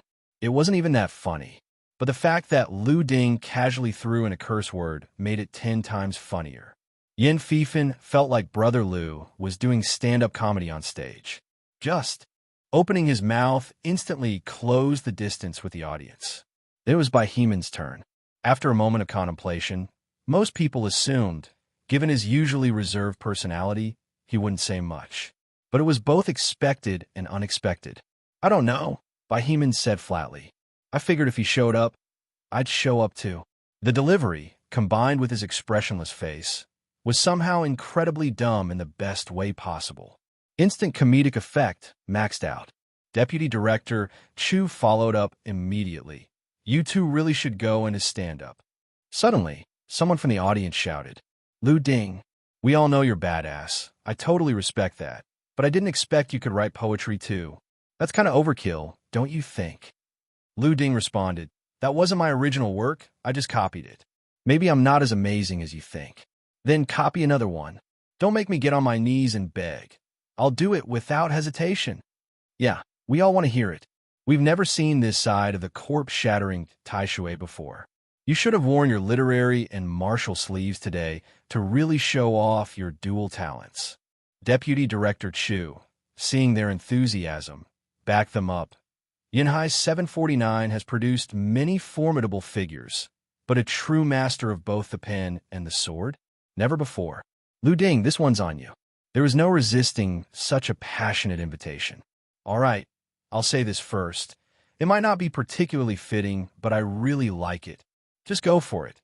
They'll fill in the gaps with their own imagination, Deputy Director Chu quipped. Lu Ding stepped forward. "This poem was written by a great man I admire, and I think it fits my situation quite well." His expression grew solemn. A child sets out, leaving his home behind, vowing not to return unless he succeeds. Why should my bones rest in my homeland? For anywhere under the heavens is a worthy resting place. Thunderous applause. The moment Lu Ding finished, many in the audience stood up and clapped. No excessive embellishments. No complex words. The meaning was simple yet profound, and the depth of emotion resonated differently with everyone. Each person connected with it in their own way. As for Lu Ding, he had crossed over into this world. Wasn't that also a departure from home? From a moment he realized he had a golden finger, he had accepted the inevitability of death. Because he had to face monsters.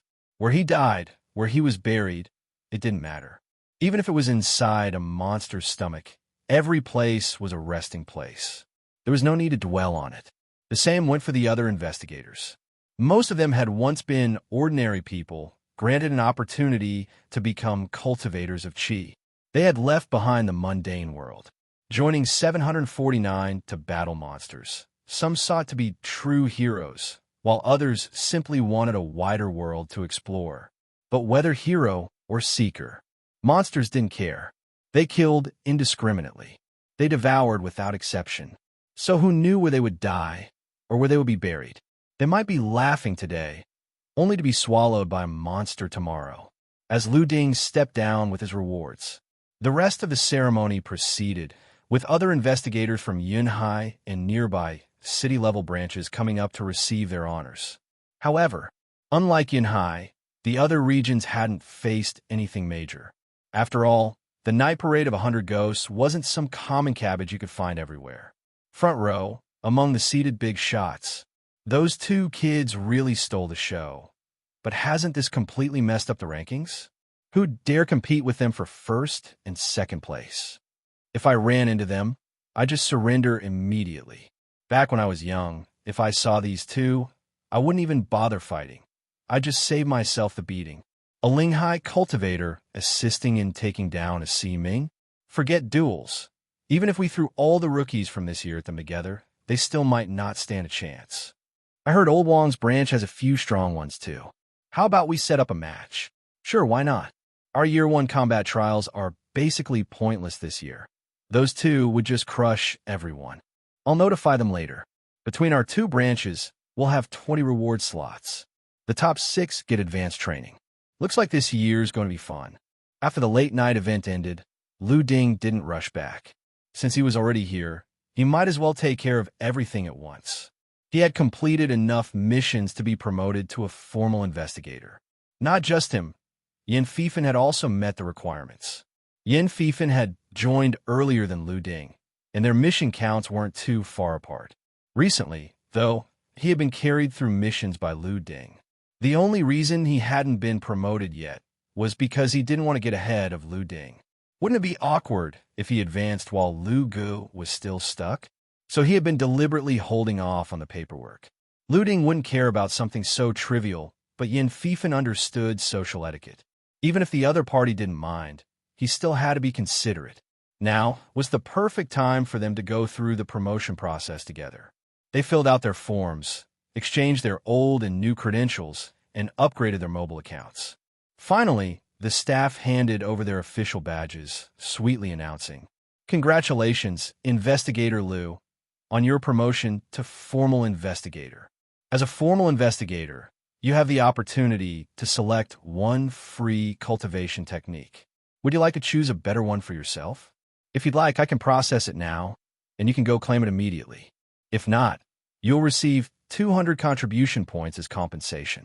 So formal investigators got perks like this? Lu Ding thought to himself. As for picking a new technique, he felt his current one was good enough for now. He hadn't yet broken through to the Divine Palace realm. His original plan was to upgrade after reaching that level, so he could choose a technique with a higher ceiling. Right now, flying bear slaughtering art suited him perfectly. Besides, he was about to start advanced training soon, which meant he'd have even better options available. It was smarter to exchange the points for heavenly treasures and combine them with the Taishui honey he earned from the head contribution reward, a full power push to Linghai Realm 9th layer. It would ring above Thailand body. That way, he could enter the Year 1 combat trials at his absolute peak. Lu Ding wasn't interested in playing childish games. Through his constant battles with cultivators of the same level, and even though stronger, he had a clear understanding of his place in the cultivator of Qi hierarchy. Fighters in his age group were no challenge. He crushed them effortlessly. It didn't matter who they were. Same result every time. One sentence summed it up. He was playing with cheat codes. Would people say he was arrogant? So what? Was arrogance illegal? If you pretend to be weak for too long, you might just become weak for real. If you have an advantage, maximize it. Cultivation was the only reliable path forward. Convert it to 200 contribution points, Lu Ding said as he pulled out his phone. Time to spend.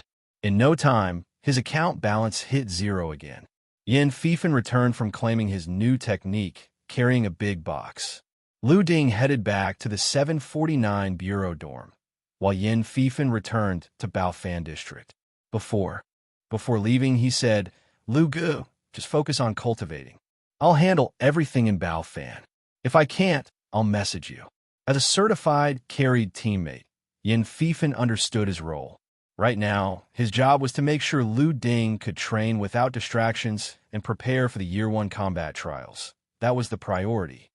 Back in a single-person dorm, Lu Ding took off his clothes and filled the bathtub with water. He added the Tai honey from his head contribution reward, along with various heavenly treasures he had purchased with contribution points. Did he add too much? Watching the bubbling bathwater, Lu Ding hesitated. The last time I mixed them and ate everything together, I was fine.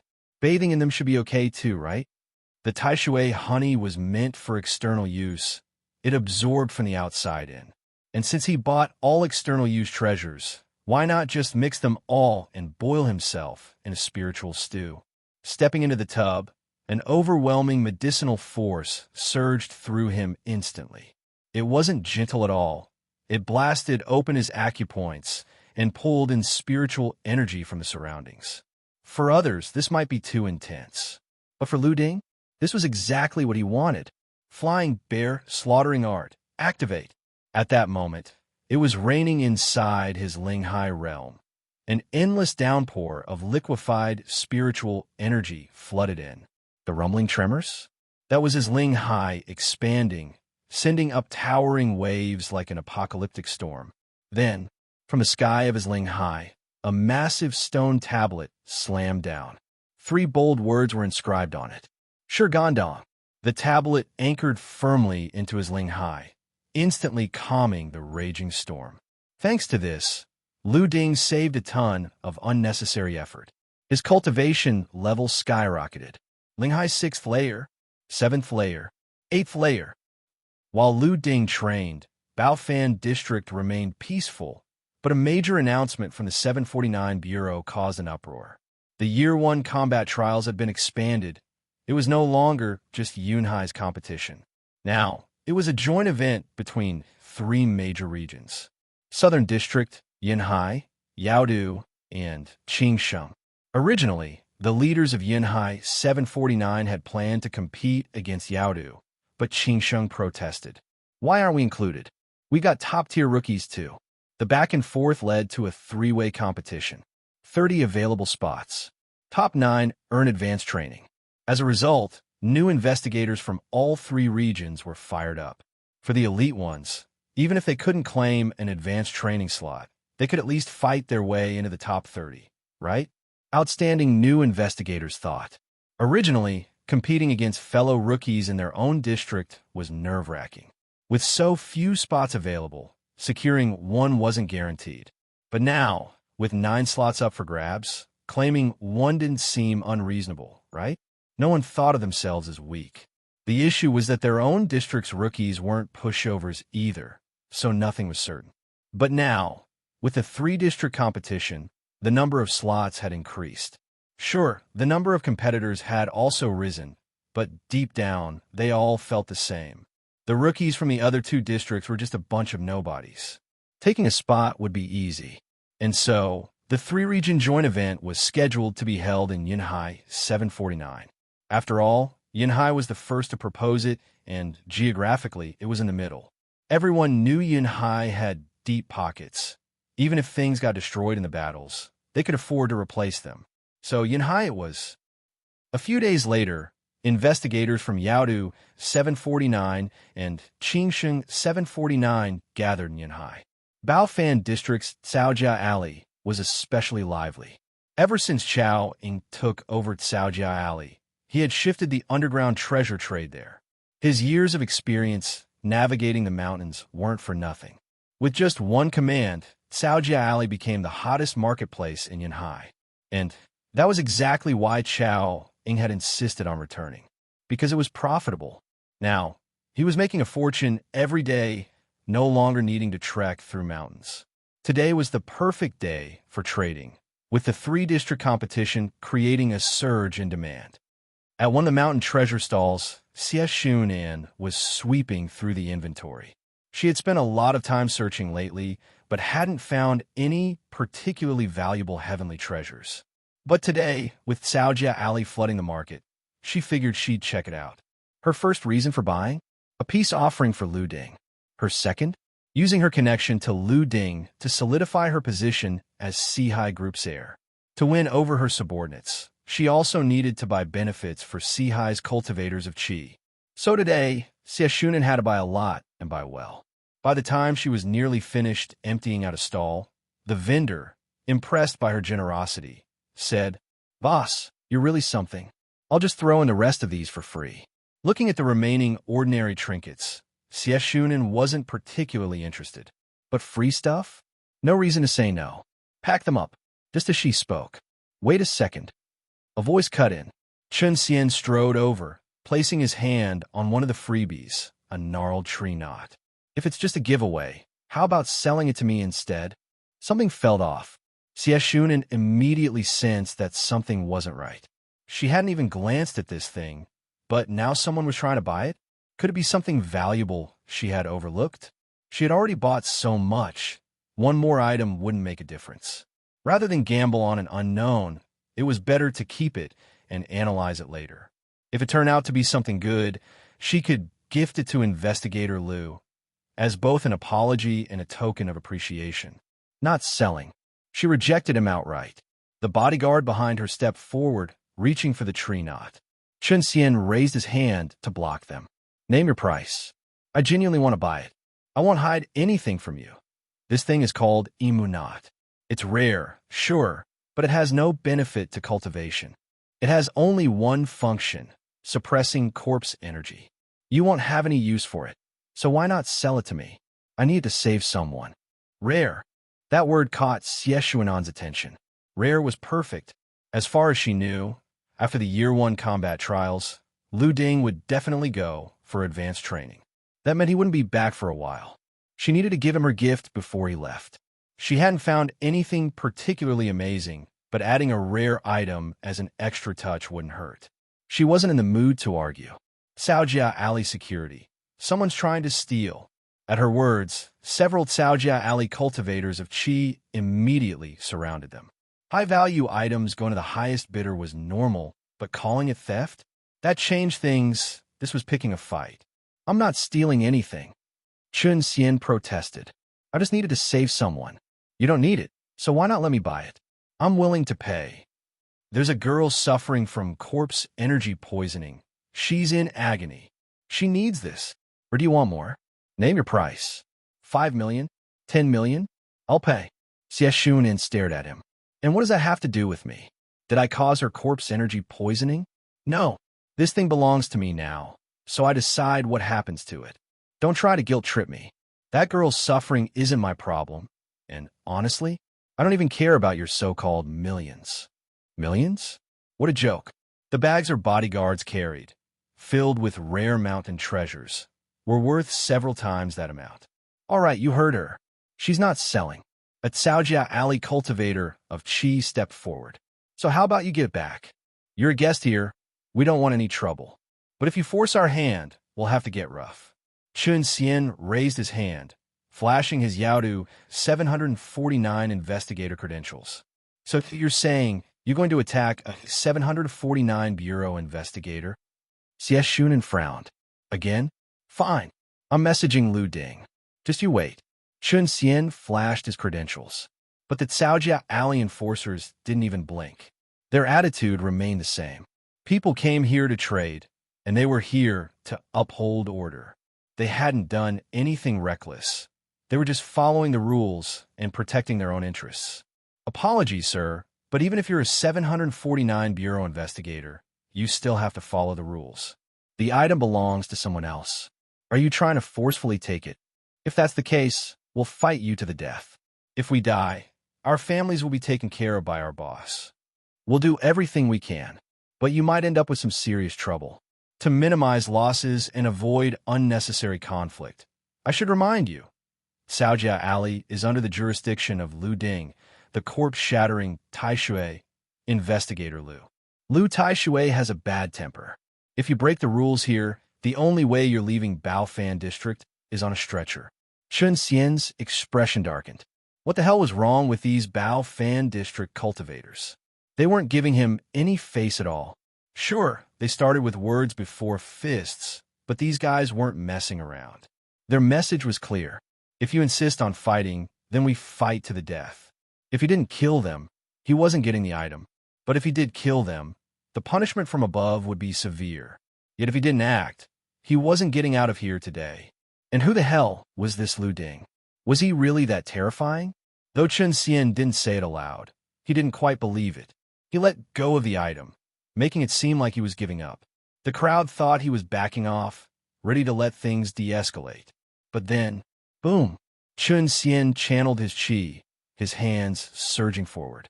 You have your beliefs, and I have mine. Chen Xian, investigator of Yaodu 749. Let's spar. He had to take that item.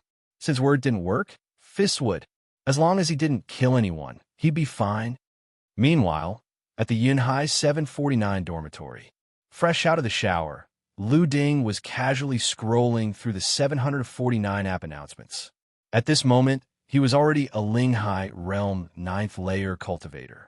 Taishui honey, various heavenly treasures, plus oneness with heaven and man. In just 3 days, he had skyrocketed from Linghai 5th layer to 9th layer. This was beyond genius level. This was monstrous talent, using the least amount of resources to gain the most levels while maximizing combat power. A true genius wasn't someone who just hoarded treasures and supreme techniques only to perform at an average level. A true genius was someone who, even with basic techniques and ordinary resources, could outperform others by a landslide. That's what separated true talent from the rest. The stronger you became, the more heavenly treasures and top-tier techniques you could obtain, slowly snowballing into absolute dominance. That was what being a genius truly meant. Lu Ding finished reading the announcement and put his phone down. Originally, he thought the Year 1 combat trials were boring. Now, though, it was starting to sound fun. Even before his breakthrough, if any of his Yunhai 749 colleagues faced him in the arena, they wouldn't even bother fighting. They'd just accept defeat. Alpha Epsilon. It would have been a straightforward climb to the top for Lu Ding. He wouldn't even need to fight to secure a spot for advanced training. Everyone else would only be fighting for 2nd and 3rd place. But now, things were different. With 3 regions competing for 30 slots, with the top 9 earning advanced training, the competition just got interesting. They were all cultivators of qi. No one would admit someone else was stronger unless they saw it for themselves. And they were all the same age. Lu Ding knew for a fact that whether it was Yunhai 749, Yaodu 749, or Qingsheng, each group would assume the others were weaklings. When fighting for just 10 slots, things might have seemed difficult. But with 30 slots available, the increased competition was barely a factor in everyone's minds. For Lu Ding, this was the perfect opportunity to stretch his muscles. There would always be arrogant idiots who didn't know their place, itching to challenge him, especially the so-called genius investigators from the other 2 regions. It was inevitable, and that thought put him in a great mood. More weaklings to crush. Since I'm in such a good mood, let's grab some hot pot with Bai Heman and Yin Fifen. Lu Ding picked up his phone. He sent them both a message. Bai Heman replied, I'll head to the parking lot to get the car. Yin Fifen said, I'll come pick you up. Before Lu Ding could even reply, a message from Xie Xunin popped up. She detailed everything that had just happened. After reading it, Lu Ding's mood immediately soured. A Yaodu 749 investigator was trying to strong-arm a deal in Baofan district. And now, he was already fighting the Caojia alien forcers. Lu Ding really didn't get it. Why did people always start trouble the moment he was in a good mood? A 749 investigator resorting to strong-arming merchants? What happened to rules and regulations? What did laws mean nothing to this guy? And in his jurisdiction, no less. Lu Ding stood up. He quickly messaged Bai Heman and Yin Fifen. No need to pick me up. Meet me at Caojia Alley. Someone's stirring up trouble. I'm flying over. Bai Heman, want a race? Lu Ding, sure. I'll let you start first. I just need to put on my shoes. As soon as he sent the message, boom, a black shadow shot out from the 749 base, streaking into the distance. At the same time, in Baofan District's Public Security Bureau, vehicles roared onto the streets. Meanwhile, Lu Ding took his time, slipping on his shoes. Then, he stepped onto the windowsill and launched himself into the sky. The ground blurred beneath him, shifting rapidly as he soared. Before long, he caught up with Bai Heman, sensing his chi trail speeding across the landscape below. Lu Ding grinned. You're still too slow. With spiritual chi surging, Lu Ding's speed jumped to another level. Caojia Alley. The ground was littered with fallen cultivators from Caojia Alley. Chun Xian stood tall, radiating oppressive energy. Don't push me. Chao Ying activated his magical artifact, turning back with a cold sneer. Push you? A trade happens when both the buyer and seller agree. That's how business works. You want to buy, but she doesn't want to sell, so you just try to take it by force. That's what you call being pushed? What kind of twisted logic is that? We, Caojia Alley, provide the marketplace and ensure security. You start strong-arming people, we step in to stop you. And that's us pushing you. You really have a way of justifying your own bullshit. You're just making excuses. This emu not is useless to you lot. Why not just sell it to me? It's not like I'm not paying. Chun Xian shouted, but he knew exactly what he was doing. Everyone present knew exactly what he was doing. But if you called it robbery, you were the one wrong. Because he was offering money, he just didn't care whether the seller wanted to sell or not. Are you F*********, ing def? She said she's not selling. Chao Ying snapped. Just then, one of the fallen Caojia Alley cultivators suddenly sprang up, locking onto Chun Xian's leg with a tight grip. Big boss, I got him. Chao Ying immediately unleashed his artifact again. You're forcing me. Chun Xian's spiritual chi exploded outward, blasting the cultivator off him. The man spun through the air, vomiting blood. Chun Xian stepped forward, hands forming a stance. Behind him, a phantom image of a raging bull solidified. Boom! At that moment, a shadow plummeted from the sky. 1 foot slammed down. The raging bull phantom shattered instantly. With terrifying force, Lu Ding's foot crushed Chun Xian's technique in a single stomp, pinning him to the ground. Crack! The stone tiles beneath shattered. Push you. Lu Ding scoffed. Not letting you force a sale is pushing you now. You even dare to attack people. Who the hell do you think you are? Some bandit fresh off the Hessian. As he spoke, he pressed down harder. Crack! Crack! The sound of bones fracturing echoed. Chun Xian's twisted logic was honestly too ridiculous to argue against. Feeling his spiritual chi completely suppressed, unable to summon any strength, Chun Xian coughed up blood. Swallowing back the rising metallic taste, he forced out a desperate plea.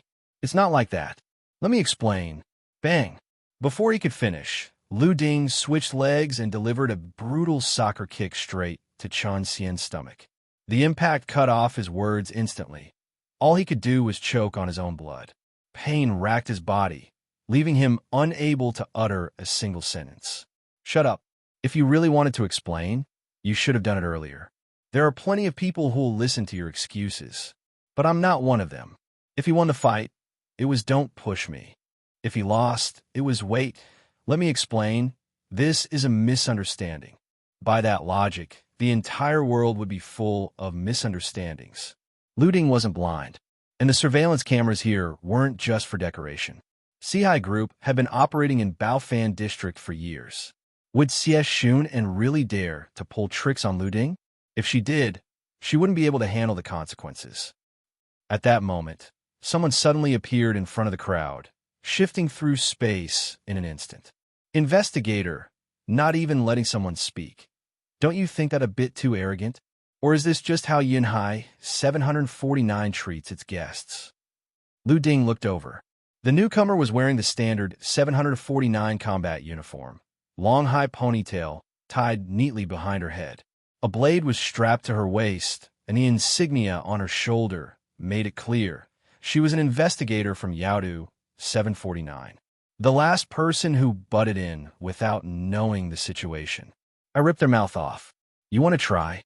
Shang Wanqing's face turned icy. Just now, she had been shopping for heavenly treasures elsewhere in Caojia Alley. Then she heard that a Yaodu 749 investigator was causing trouble here.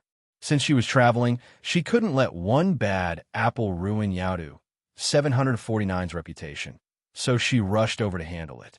But the moment she arrived, she saw Lu Ding stepping on Chun Xian, not even letting him speak. She and Chun Xian were friends. And he was also a Yaodu 749 investigator. Both emotionally and professionally, she couldn't just stand by and watch. So she had stepped forward and spoken up. But now, Lu Ding's attitude pissed her off even more. She wasn't just any investigator. She was a top talent from Yaodu 749. How could she not have some pride? No matter what, Chun Xian is still a Yaodu 749 investigator. If he's in the wrong, Yaodu 749 will punish him. That's not your job. And the way you're talking to me, should I take that as a challenge? Under Lu Ding's foot, Chun Xian saw Shang Wanqing unleashing her aura. For the first time today, he felt like the humiliation was worth it. Because yes, he was trying to buy the emu knot for Shang Wanqing. Now, the person he did it for was standing up for him. He felt deeply moved, but there was no time for sentimentality. Shang Wanqing was strong, but he could feel it. The one suppressing him was stronger. This had to be some veteran investigator from Yunhai 749. And Shang Wanqing wouldn't be able to win. No wonder the cultivators in Saojia Alley were so fearless. Chun Xian tried desperately to shake his head, try to warn her. But Lu Ding's spiritual qi kept him completely immobilized. He couldn't move, couldn't speak. Whoosh! A shadow streaked through the air, landing behind Shang Wanqing. A calm voice rang out. Linghai's 7th layer. And you have a nerve to talk to him like that? The moment Baiheman spoke, Shang Wanqing felt a terrifying illusion. A mountain of corpses, a sea of blood. Even her own corpse energy stirred restlessly. She didn't hesitate. She spun, twisting her body into a smooth counterstrike, sending a powerful palm attack toward Baiheman. Bang! Their palms clashed. Qi exploded outward. Baiheman's face remained emotionless. Shang Wanqing? Her lips turned pale. Blood dripped from the corner of her mouth. The spiritual qi, laced with corpse energy, invaded her body, disrupting her internal flow. It even triggered the dormant corpse energy inside her, making her aura instantly unstable. Seeing her weakened state, Baiheman frowned. His expression seemed to say, I didn't expect her Linghai 7th layer cultivation to be this weak. I barely did anything. She attacked me, I blocked, and she just coughed up blood? Linghai 8th layer. Shang Wanqing's heart sank. She hadn't expected to run into a Linghai 8th layer investigator just walking around. And not just any Linghai 8th layer cultivator. The moment their hands touched, she knew immediately. She was completely outmatched. Even without the strange corpse energy-infused qi, Baiheman's raw spiritual qi quality was far superior. So, in an instant, she turned her attention to Lu Ding instead. I can't beat him, but I can beat you. With the agility of a panther, her body coiled and pounced toward Lu Ding. The crowd's eyes lit up with amusement. Their gazes turned mocking. Most of the people here were cultivators from Yunhai or Saojia Alley. The weight of Lu Ding's name? They'd heard it from the very beginning. How does she even dare? She couldn't beat Baiheman, so she turned to fight Lu Ding instead. Did she think losing to Baiheman wasn't humiliating enough, and now she wanted to experience a clean, instant KO firsthand? Lu Ding watched as she rushed at him. Noting her unique power exertion technique, he casually flicked his wrist, mimicking her movements. Seeing this, Shang Wanqing sneered internally. Does this guy have a screw loose? A secret transmission technique? Something that took years of rigorous training, and he thought he could just copy it on the spot? Ridiculous. She twisted midair, her whip-like leg snapping forward like a cracking whip, the sheer force creating a sonic boom as it lashed toward Lu Ding. Want to learn? Then experience it firsthand. Several onlookers turned their heads, intrigued. Lu Ding's arm swayed like it had no bones, mirroring her motion. Then, bang! His strike cracked through the air, louder, stronger, faster, and with a level of precision far beyond hers. Smack! A figure went flying. The fabric over her collarbone and back shredded instantly. But unlike the romanticized descriptions in novels, there was no snow-white skin beneath. Only deep crimson and purpling bruises. The impact was so agonizing that Shang Wanqing almost blacked out on the spot. Yet, even worse than the physical pain was the feeling of her pride being utterly obliterated. Her burning back screamed in agony, a painful reminder. The technique she had spent years struggling to master, this man had perfected in a single glance, and executed better than she ever could. Then Lu Ding spoke, his words cutting deeper than any wound. Soft, overcoming hard. A top-tier concept. But your execution is absolute trash. Shang Wanqing's mind went blank. Her corpse energy, already disrupted by Heman, had left her unstable. Now, with Lu Ding's words stabbing straight into her soul, rage overwhelmed her body. Her vision blurred, her breath hitched, and then she collapsed, fell straight to the ground, unconscious. Chen Xian watched in horror, seeing Shang Wanqing drop like a rag doll. He forced every last ounce of spiritual qi through his body, pushing past his limits, unleashing 120% of his potential. Somehow, even under Lu Ding's suppression, he managed to stretch out his hand, barely reaching toward her. Then, a voice rang out. "Oh, right, I forgot about you." Bang! A fresh wave of pain exploded through his body. Chen Xian's vision went black, and his consciousness was severed, like a screen switching off into total darkness. Yin Fifan had just arrived, and without wasting a second, he pulled out his phone and started scanning faces. Standing up, he said, "Brother Lu, this is Chen Xian, a formal investigator from Yaodu, 749, and this is Shang Wanqing, also a formal investigator from Yaodu, 749. Both of them have been investigators for less than a year. They came to participate in the 3-district combat trials, and apparently, they're even considered so-called seeded players, 2 of Yaodu's strongest rookies. Among them, Shang Wanqing is the top favorite to win. Seeded players? Yin Fifan didn't lower his voice, so everyone around heard it loud and clear. The place was packed with cultivators of qi, and the moment they heard that these 2 were supposed to be seeded players, some couldn't hold back their laughter. Countless gazes swept over Lu Ding and Bai Heman. If these 2 were seeded players, then what about the corpse-shattering Taishan investigator Lu and the battle-hardened investigator Bai? Seeded players, sure, but against Lu Taishui, who's grown into a towering tree, and Bai Futao, they're still just saplings. Chao Ing joked from the side. "Forget them. Cuff them and take them back to the bureau. Boss Chao, make sure to tally up the damages and have them compensate for it." After saying that, Lu Ding turned his attention to the most severely injured cultivator of qi from Caojia Alley. "Brother, how's your injury?" The man looked a little touched. "It's nothing. Lu Taishui just coughed up some blood. I'll be fine after some rest. Rest well when you get back. I'll make sure you get compensated for medical expenses." Hearing Lu Ding's words, the man glanced at Chen Xian, who was still lying unconscious on the ground. Lu Ding added, "Don't worry. He won't be paying for medical expenses. He started the trouble, ignored the rules, and refused to play fair. He got what he deserved." "Thank you, Lu Taishui." A few people came over to help the injured man away.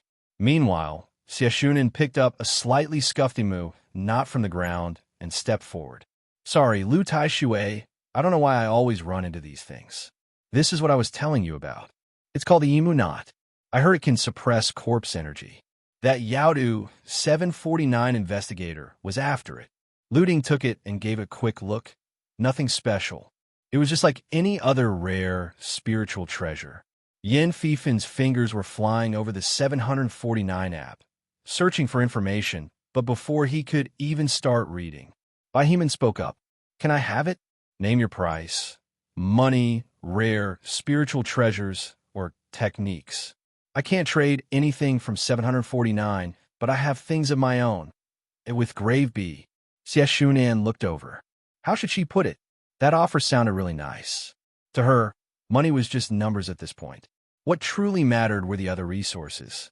If Chen Xian had just made a decent offer, something rare, even if not outrageously valuable, she would have considered it. But that guy had the nerve to demand her item after seeing her buy out an entire vendor stock, throwing out some ridiculous 10 million price tag. Who was he trying to insult? "Sorry, investigator Bai, but I actually wanted to give this to Investigator Liu. Before she could even finish speaking, Lu Ding casually tossed the emu knot to Baiheman. You gave me clothes last time. This is my gift in return. He didn't care what Baiheman wanted it for. If Baiheman wanted it, that was enough. No need for overthinking. Lu Ding had no use for it himself. He didn't need to suppress corpse energy. Baiheman accepted the emu knot. This was incredibly useful for him. Shang Wanqing only had lingering corpse energy sticking to her. But he was half human, half corpse, born from a mother who was a corpse. His birthday fell in a year of Een, on a Een day, at a Een hour, and now, with penalties stacked on him from his past actions, including killing his own teammates. It was a miracle he was even alive. With everything settled, Yin Fifan called for the group to disperse. Chowing leaned in. Brother Liu, I just got my hands on another wrathful Qing chicken. When you were showing off your might earlier, I had my guys slaughter it and start stewing it. You know how my men are? Mountain folks with rough hands. They probably went overboard with the salt. Can you guys come help me check if it's too salty? They had originally planned to eat hot pot, but since Xiao Ying was inviting them now, the taste of that last wrathful Qing chicken had been unforgettable. Lu Ding looked at Baiheman and Yin Fifan. Shall we go help Boss Chow taste test it? The group chuckled and left together. This time, Xie Shunan didn't refuse. That night, in the Yunhai 749 Bureau's jail cells, Shang Wanqing was the first to wake up. Sitting on the cold prison bed, she felt a little dazed. Her mind kept replaying the fight from earlier. Lu Ding had completely crushed her with pure technique. The physical pain had mostly faded thanks to the medicine applied while she was unconscious. But the mental devastation lingered. Shang Wanqing kept trying to convince herself. A normal divine palace realm cultivator of Qi shouldn't have this kind of skill, right? If Baiheman had an advantage due to his corpse energy, that was one thing. But Lu Ding? He had defeated her in her strongest domain, with nothing but skill. How could she not feel crushed? She thought back to the insignia on Lu Ding's shoulder. She thought back to how, when he fought, no one dared to make a sound. The silence had been unreal. That kind of authority, that kind of dominance. He must be a senior investigator. His strength was already overwhelming. And on top of that, his talent was exceptional, so it made sense that he could learn in a moment what took her years to master. Master one thing, master them all. When your cultivation is high enough, understanding follows naturally from the top down rather than from the bottom up. If I had trained as long as he has, I'd definitely surpass him. I will. Tomorrow, I'll ace the evaluation, take first place in the 3 district trials, go for advanced training, and when I return, I'll challenge him again. Where did this belief come from? Well, Shang Wanqing was 20 years old. She had been with 749 for 10 months. In that time, she had gone from aperture unlocking to Linghai Realm 7th layer, fought countless battles, and gained endless opportunities. She was known as a genius. Her peers idolized her. Every leader in the Bureau praised her. She had both talent and hard work on her side. Her journey had been shaped by the clash of innate ability and relentless effort, forging something unique. She had fought powerful opponents before. Some won through sheer realm superiority. Others had deep, profound techniques. But never had someone beaten her like this. And to make it worse, Lu Ding had flat out told her that her techniques were a mess, completely shattering her pride. No wonder she assumed he was a seasoned veteran investigator. Not once did she consider, what if he was actually just a rookie? That thought flashed briefly through her mind. After all, Lu Ding did look young. Before Shang Wanqing could think further, a violent cough echoed through the cell. Cough, cough, cough. Clotted blood spilled from Chun Xian's throat, and his whole body ached. Fortunately, his external injuries and fractured bones had already been treated. The moment he opened his eyes and saw Shang Wanqing looking at him, he wanted to explain, but before he could get a single word out, a cold snort interrupted him. Awake already? Why not sleep a little longer? A middle-aged man stood outside the cell. Both Chun Xian and Shang Wanqing immediately straightened up and called out in unison. Instructor Feng. Chun Xian's face lit up. You're here to save us. That was a big mistake. Before he could even react, a torrent of curses rained down on him. Save you? You actually have a nerve to ask me to save you. As 749 investigators, you knowingly broke the law, robbing people in broad daylight, forcing sales at unfair prices. And you, he turned to Shangwan Qing, attacking an investigator on patrol in his own jurisdiction without even understanding the situation. Shameful. Absolutely disgraceful. I'm embarrassed for you. What? Did none of the training sessions sink into your thick skulls? Just as Instructor Feng was berating them, a mocking laugh came from the side. Li Xianlong sneered. You putting on a show for me?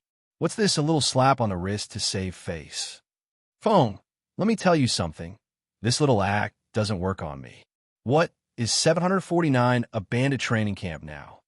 The report is already submitted. So, is the surveillance footage. Everything from start to finish. Yin Fifan really worked fast. Let's not beat around the bush, Li Xianlong continued. The main offender stays locked up. His qualification for the Year 1 combat trials is revoked. His character is flawed. Don't even try to push for leniency. Nigerian Ira. The entire thing was caught on camera. He was extorting someone, forcing a sale, and wouldn't take no for an answer. This isn't the highest bidder wins. This is outright robbery. Instructor Feng opened his mouth to argue, but Li Xianlong cut him off. After the trials, you can take him back and deal with him however you want. But I expect a full report. The 3 district combat trials are under public scrutiny, and this disgraceful incident must be met with severe punishment. As for the accomplice, he glanced at Shangwan Qing. The footage shows she only got involved due to verbal disputes and was trying to defend her fellow investigator. She wasn't part of the extortion. Her punishment will be lighter. She can still compete in the trials, but I expect to see an official disciplinary notice when she returns. With that, Li Xianlong cast a cold glance into the cell. Lawless. Abusing authority for personal gain. I've learned something new today, so 749 credentials can be used like this, huh? Not bothering to listen any further, he turned and walked away. Instructor Feng rushed after him, calling out, Hold, Li, wait, let's talk this through. Inside the cell, Chun Xian and Shangwan Qing sat in miserable silence. They were both ashamed, utterly humiliated. Their disgrace had spread all the way to Yanhai. Chun Xian now saw things clearly. This entire mess was his fault. If he had just thought things through, he could have handled it much better. But if that man had just given him a chance to explain, things wouldn't have escalated like this. And now, even Shangwan Qing had been dragged down with him. Worse still, he had lost his place in the Year 1 combat trials. Why? Chun Xian only had one question. Why? Yes, he had made a mistake. But was there really no room for compromise? He admitted that he had acted rashly, but no real harm had been done. The injured cultivators of Qi, they were the ones who blocked him first. He was willing to pay for their medical expenses. So why did things have to go this far? Unwillingness burned in his heart. Lu Ding, huh? I'll remember you. When I get out, we'll meet again. And when that time comes, I'll repay today's humiliation 100-fold. Meanwhile, at Saojia Alley, a banquet of good food and good wine. The courtyard was filled with rich aromas as the group sat around a table piled high with delicious dishes. Lu Ding picked up his chopsticks, grabbed a piece of chicken, and was about to take a bite. Snap! His chopsticks broke in half. The chicken tumbled onto the table. The lively atmosphere froze in an instant. Chao Ying's expression stiffened. Breaking chopsticks while treating guests? That was seriously bad luck. Chopsticks had been steeped in tradition for thousands of years, carrying countless meanings. Among the old folk customs, they were sometimes used in rituals to ward off malevolent spirits and mischievous entities. If a child frequently suffered from inexplicable ailments, yet medical examinations found nothing wrong, elders would sometimes perform a ritual. They'd take a bowl of clear water, dip 3 chopsticks in the water, hold them upright on the child's head while chanting the names of deceased relatives. If the chopsticks stood upright, it meant an ancestral spirit had returned. If not, they'd start calling the 4 cardinal directions: east, south, west, north. Once the chopsticks stood still, It meant the source of the disturbance had been found. Then came the cursing. If the chopsticks didn't scatter, they'd grab a kitchen knife and chop them down in one strike. And after that, the child would usually recover. Now, some might argue that the chopsticks stood because they were wet. Maybe, but Lu Ding chose to believe the first explanation. Better safe than sorry. He carefully thought over his enemies. As far as he could tell, he had already put them all in their place. Yin Fifan saw the look in his eyes and spoke up. Brother Lu, this omen isn't good. Could it be from Deheshan? Lu Ding shook his head. Unlikely. It's the 3 district trials right now. If Deheshan chose this time to make a move, they'd be digging their own grave. And if they were planning something behind my back, they wouldn't just start chanting my name today. So no, it's probably not them, which left only one possibility. The 2 troublemaking investigators from Yaodu 749. Lu Ding muttered, looks like someone's not happy. Causing trouble in my jurisdiction, getting arrested, and still refusing to accept it? What right do you have to be upset? It was just a guess, but checking wouldn't take much time. And if he could shut down someone plotting against him in advance, well, that would be a major win. Lu Ding casually picked up another piece of chicken, tossed it into his mouth, and chewed. He had to at least take one bite before leaving. Just as Baheman was about to grab some food himself, he saw Lu Ding standing up. Sighing, Baheman set his chopsticks down again. Yin Fifan, fully aware of what Lu Ding was up to, grinned and handed Baheman a bowl with a chicken leg in it. Eat on the way. Lu Ding waved a hand in farewell. I'm skipping dinner. You guys eat. I have to see if someone's being stubborn without reason. Not convinced. Lu Ding's specialty was breaking down any and all resistance. Inside the 749 Bureau's high-security prison, the entire facility was constructed as a single solid structure, made with C-1000 concrete reinforced with special alloy steel. Designed not just for physical security, but also to ward off evil and suppress supernatural forces. How strong was C-1000 concrete once it's set? Let's put it this way. Even C-140 concrete could withstand a rocket launcher without leaving a dent. C-1000? A direct missile strike wouldn't even tickle it. So, you can imagine the hopelessness of those locked inside. Once you're in, there's no getting out, unless you go through official procedures. At the prison entrance, Lu Ding flashed his interrogation warrant. The legal system for cultivators of qi was different from that of ordinary people. For suspects they personally captured, 749 investigators had the right to interrogate them, but not to release them, only within the confines of the prison.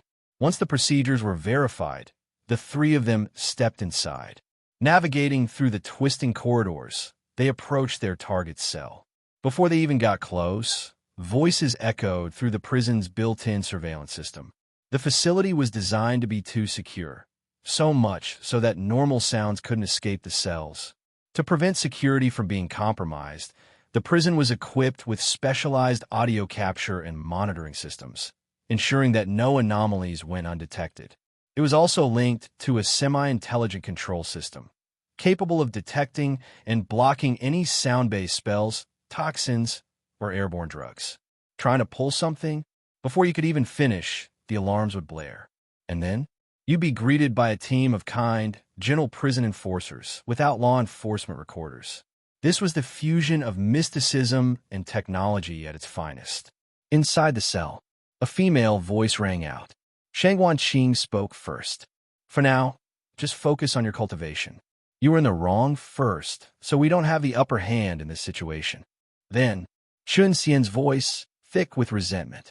Of course, I'll stay put for now, but I just can't swallow this. He hit me, and I'm just supposed to let it go? Why the hell should I? Sure, he followed the law. Sure, he was stronger, but that doesn't mean I have to accept it. He wants me to submit. Let him dream. Hearing this, Shang Wanqing fell silent for a moment. She was proud, temperamental, and strong-willed, but she also understood what it meant to wear this uniform. She knew what she should and shouldn't do. Before Lu Ding's group had arrived, she had already learned the real reason behind Chun Xian's actions. He had tried to snatch the emu, not to suppress her corpse energy. That fact alone made her feel that she needed to correct his mindset. Look, I don't usually say things like this, but today I want to tell you something. We are 749 investigators. We enjoy the privileges of 749, so we must abide by its rules. We can't just take the benefits and ignore the responsibilities. Empty said yes. I'm not lecturing you. I'm just saying this as a friend. She truly meant no offense. But Chen Xian was still pissed off. We're all 749, aren't we? Why couldn't they just be a little flexible? A little negotiation wouldn't hurt. Chen Xian, think about it. If everyone got flexibility, then what's the point of the law? Break a big rule, shrink it into a small one. Break a small rule, make it disappear. If we start bending the rules whenever it's convenient, then why even have them? But the law shouldn't ignore human emotions. But he has no emotional connection to you. Shang Wanqing's voice remained calm. I care about you, so I tried to help you. You care about me, so you try to steal the emu not for me. That was a choice driven by personal emotions. And this, being locked up, is the consequence. Actions have consequences, cause and effect. The world doesn't revolve around us. You can accept the good consequences. Why can't you accept the bad ones? Chen Xian was getting more and more frustrated. It was already humiliating to be beaten in front of Shang Wanqing, and now she was lecturing him. His irritation boiled over. He sat up abruptly, his emotions exploding. I don't give a F asterisk asterisk asterisk. I refuse to accept this. You better wait. I'll beat him down one day. And at that exact moment, his eyes met the three figures standing outside the cell. They were staring directly at him. Why hadn't they said anything yet? Because, why would they? The law enforcement recorder was running. Every word he just shouted, all of it was evidence. Lu Ding finally spoke. Fifan, you get that recorded? Yin Fifan grinned. Don't worry, Brother Lu. Got all. He personally admitted you were reasonable, legal, and justified. We didn't coerce him, didn't trick him. Every word was recorded, with surveillance footage as backup. And now, he's openly declared intent to retaliate. According to the cultivator of Qi management regulations, punishment by flogging is required. Flogging. Even seasoned martial artists couldn't endure more than 3 lashes. The specially crafted vine whip struck like fire. 1 lash, numb. 2 lashes, pain. 3 lashes, screaming. Lu Ding smirked. All right, open the door, drag him out, and begin interrogation. Sure, maybe it wasn't perfectly by the book, but it was completely legal. Not convinced? Planning revenge? Perfect. Let's take a trip to the interrogation room. Chen Xian's face turned pale. Their conversation had been crystal clear. The moment flogging was mentioned, he knew. *T. Wait, what are you doing? This isn't following proper regulations. 749 investigators have law enforcement and sentencing authority, but only outside. This is the 749 Bureau's prison. You can't do this here. Lu Ding raised an eyebrow. Regulations? Oh, so suddenly you care about regulations. So, the rules exist to protect you, but not the investigator you just threatened? You knowingly broke the law, and now you want the law to protect you? He leaned in slightly, his tone chilling. Regulations protect those who follow them. For those who break them, you don't get the privilege. You broke the rules. Now you bear the consequences. The cell door creaked open, and before Chen Xian could react, Bai Heman lunged in, slammed him down, and pinned him to the ground. Shang Wanqing instinctively moved to stand up, but Lu Ding's gaze locked onto her. Sit down. At that moment, a memory flashed through Shang Wanqing's mind. The moment Lu Ding had effortlessly defeated her earlier that day. And she couldn't refute him. He was right. A rule breaker had no right to demand the protections of the rules. No loopholes, no weaknesses, no escape. Immorality, legality, and strength. Lu Ding crushed him from every angle. A sharp mind and a strong body. Some people only learn when the lesson is beaten into them. By the time dawn was approaching, the crying in the interrogation room had finally stopped. Chen Xian's face was covered in tears and snot. He kept mumbling, I give up, I give up. I really give up, I was wrong, I was terribly wrong. I've let everyone down. That's right, he cried. Chen Xian wasn't completely spineless, But even a tough guy like him couldn't hold up under the combined assault of Yin Fifin's legal bombardment and Heman's physical beatdown. He spent the whole night in the interrogation room, wailing and shouting. These three were just too ruthless. One wielded the whip, while the other held the cultivator of Qi regulations in one hand and the 749 Investigator Code of Conduct in the other. They started off with one question. What part of this do you not accept? At first, Chun Xian was still stubborn, insisting that he had nothing to be dissatisfied with. But after the first whip landed, he didn't dare act tough anymore. He said that Lu Ding had silenced him, that he'd already been subdued, so there was no need to knock him out. Then he got whipped again. The pain made him curse through all 18 generations of his ancestors. Before becoming a cultivator, he was just an ordinary person. Tough, sure, but not that tough. Every time the whip fell, Yin Fifin would hit him with another legal lecture. He explained that when 749 investigators enforce the law, they have full authority to do so. According to regulations, when a criminal cultivator violates the cultivator of Qi regulations, a 749 investigator has the right to strip them of their freedom of speech, movement, and other rights to prevent them from using speech, movement, or any other means to cast spells and resist arrest, which could lead to unnecessary casualties. So it's compliant, legal, and reasonable. Smack! Heman struck him with the whip again. One on the left, one on the right. One kept asking, "What part do you not accept?" while the other focused solely on swinging the whip. Meanwhile, Lu Ding sat there sipping flower tea from a paper cup, occasionally spitting out the dregs. No matter what Chun Xian said, he didn't respond, didn't acknowledge him. That silent treatment nearly drove Chun Xian insane. It was only after the final whip strike that Lu Ding finally finished his tea and spoke. And that one sentence made Chun Xian scream, "I give up," dozens of times. Go get a life-and-death contract. After I sign it, he can sign it too. That scared Chun Xian senseless. A life-and-death contract meant fighting to the death. There was no way he could beat Lu Ding. Out of fear, he surrendered on the spot. Seeing that he was merely frightened, Yin Fifin pulled out his phone and showed him the Yunhai 749 forums, where every publicly available record of Lu Ding's actions was listed. It was tilde new. Take a good look. You call yourself a genius? A genius of how many months? The very thing he had always taken pride in, his talent, became something he couldn't even bring himself to mention. His eyes were locked onto the screen, afraid to miss a single detail. With those kinds of achievements, with that kind of rapid progression, what reason did he have not to accept it? If before his surrender had been out of fear, now it was genuine. His previous perspective had been too narrow.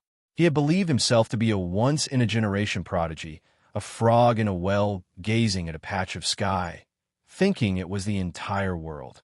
But after seeing Lu Ding's achievements and the timeline of his cultivation, Chun Xian felt an overwhelming sense of enlightenment, like an ephemeral mayfly catching a glimpse of the vast heavens. If he wasn't wearing this uniform, he might have been made to truly understand the meaning of cruelty. Looking up at Lu Ding, a strange thought emerged in Chun Xian's mind. He could have killed me if he wanted to. Pain brought clarity, and Yin Fifin's lectures had drilled professional knowledge into him with ruthless efficiency.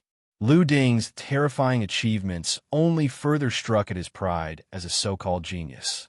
A person like that had actually been willing to reason with him. What else could he possibly not accept? Lowering his head, he spoke sincerely, "I accept." Over here, Chun Xian had submitted. Meanwhile, on the other side, the top talents from Qingsheng province had also admitted defeat. Outside the guest conference room at Yunhai 749, the leaders from Qingsheng, Yunhai, and Yaodu stood behind the glass, observing the figures inside. Inside the room were the geniuses from Qingsheng who had come to participate in the Year 1 combat trials. But after today, when news of Chun Xian and Shangguan Qing's situation spread, Lu Ding's name and achievements had completely overshadowed them, like whipped cream being thoroughly beaten into stiff peaks. These so-called geniuses immediately went to look up Lu Ding's records. They hadn't expected it, and when they saw it, they were absolutely floored. Instant kills, brutal executions, reckless slaughters, overwhelming victories, kills beyond his level, all executed with precision and efficiency. It looked like fiction. As for Bohemian, that guy had tried to kill his own teammate. The moment they saw this intelligence, all they could think was, are you ing kidding me? Especially the part where Lu Ding and Bohemian had teamed up to assist Li Xianlong in taking down Shi Gandang. That was just too absurd. But this was all official information from the 749 forums. Cold, hard facts. Two cultivators at the Linghai realm had gone toe-to-toe with a Ximing realm powerhouse, and won. Completely insane. Not to mention, their strength was off the charts. On the intelligent display in the conference room, a looped recording played. It was footage from Li Xuanlong's law enforcement recorder, capturing the moment Lu Ding and Bohemian fought Shi Gandang. When that charged-up slash attack was unleashed, it felt like the sky was about to collapse. They couldn't believe it.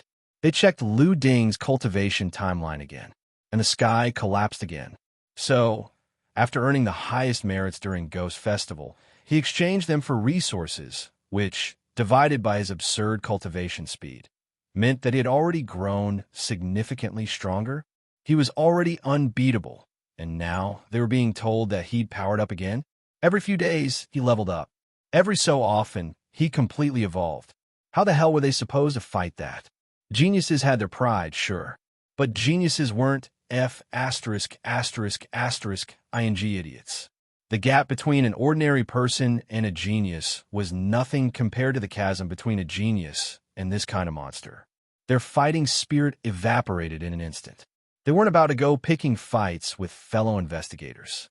Why volunteer for a beatdown? They were supposed to spar with someone like that?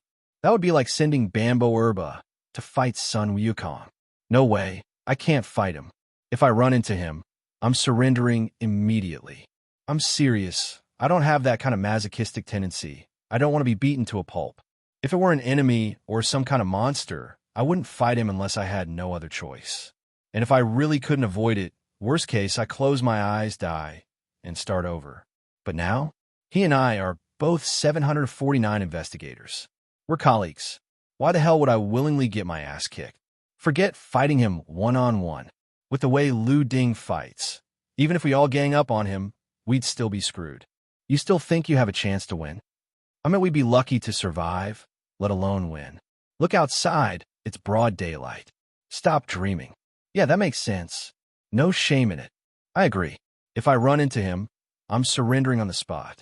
Hearing the conversation from inside the conference room, the Qingsheng officials outside turned so dark they looked like they'd been scorched. One of them grabbed Director Chu and quickly pulled him to a corner. Chu, Deputy Director Chu of Yanhai. Explain to me what the hell is up with this monstrous rookie of yours.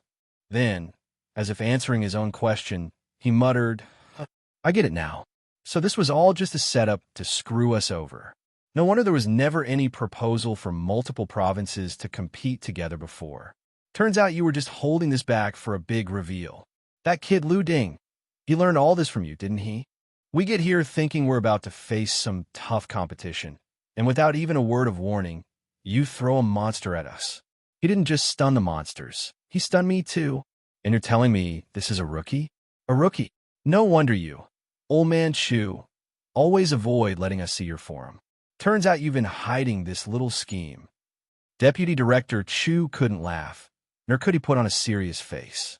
Having such a monstrous rookie in his ranks was certainly something to celebrate, but this was too terrifying. Other rookies were so scared that they were surrendering on sight. The reason the Bureau's leadership even proposed the 3-district combat trials was because Lu Ding's combat prowess was simply overwhelming. It wasn't even a matter of being predetermined. He was the undisputed number one. Bai Xiaoxiao was second. And the others? They didn't even want to try. That's why they set up the combat trials between the 3 districts.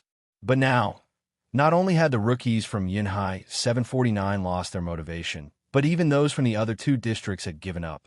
The leaders from Yaodu were also catching on. Oh, so that's why you suddenly came up with this whole idea. Turns out this is what you were waiting for.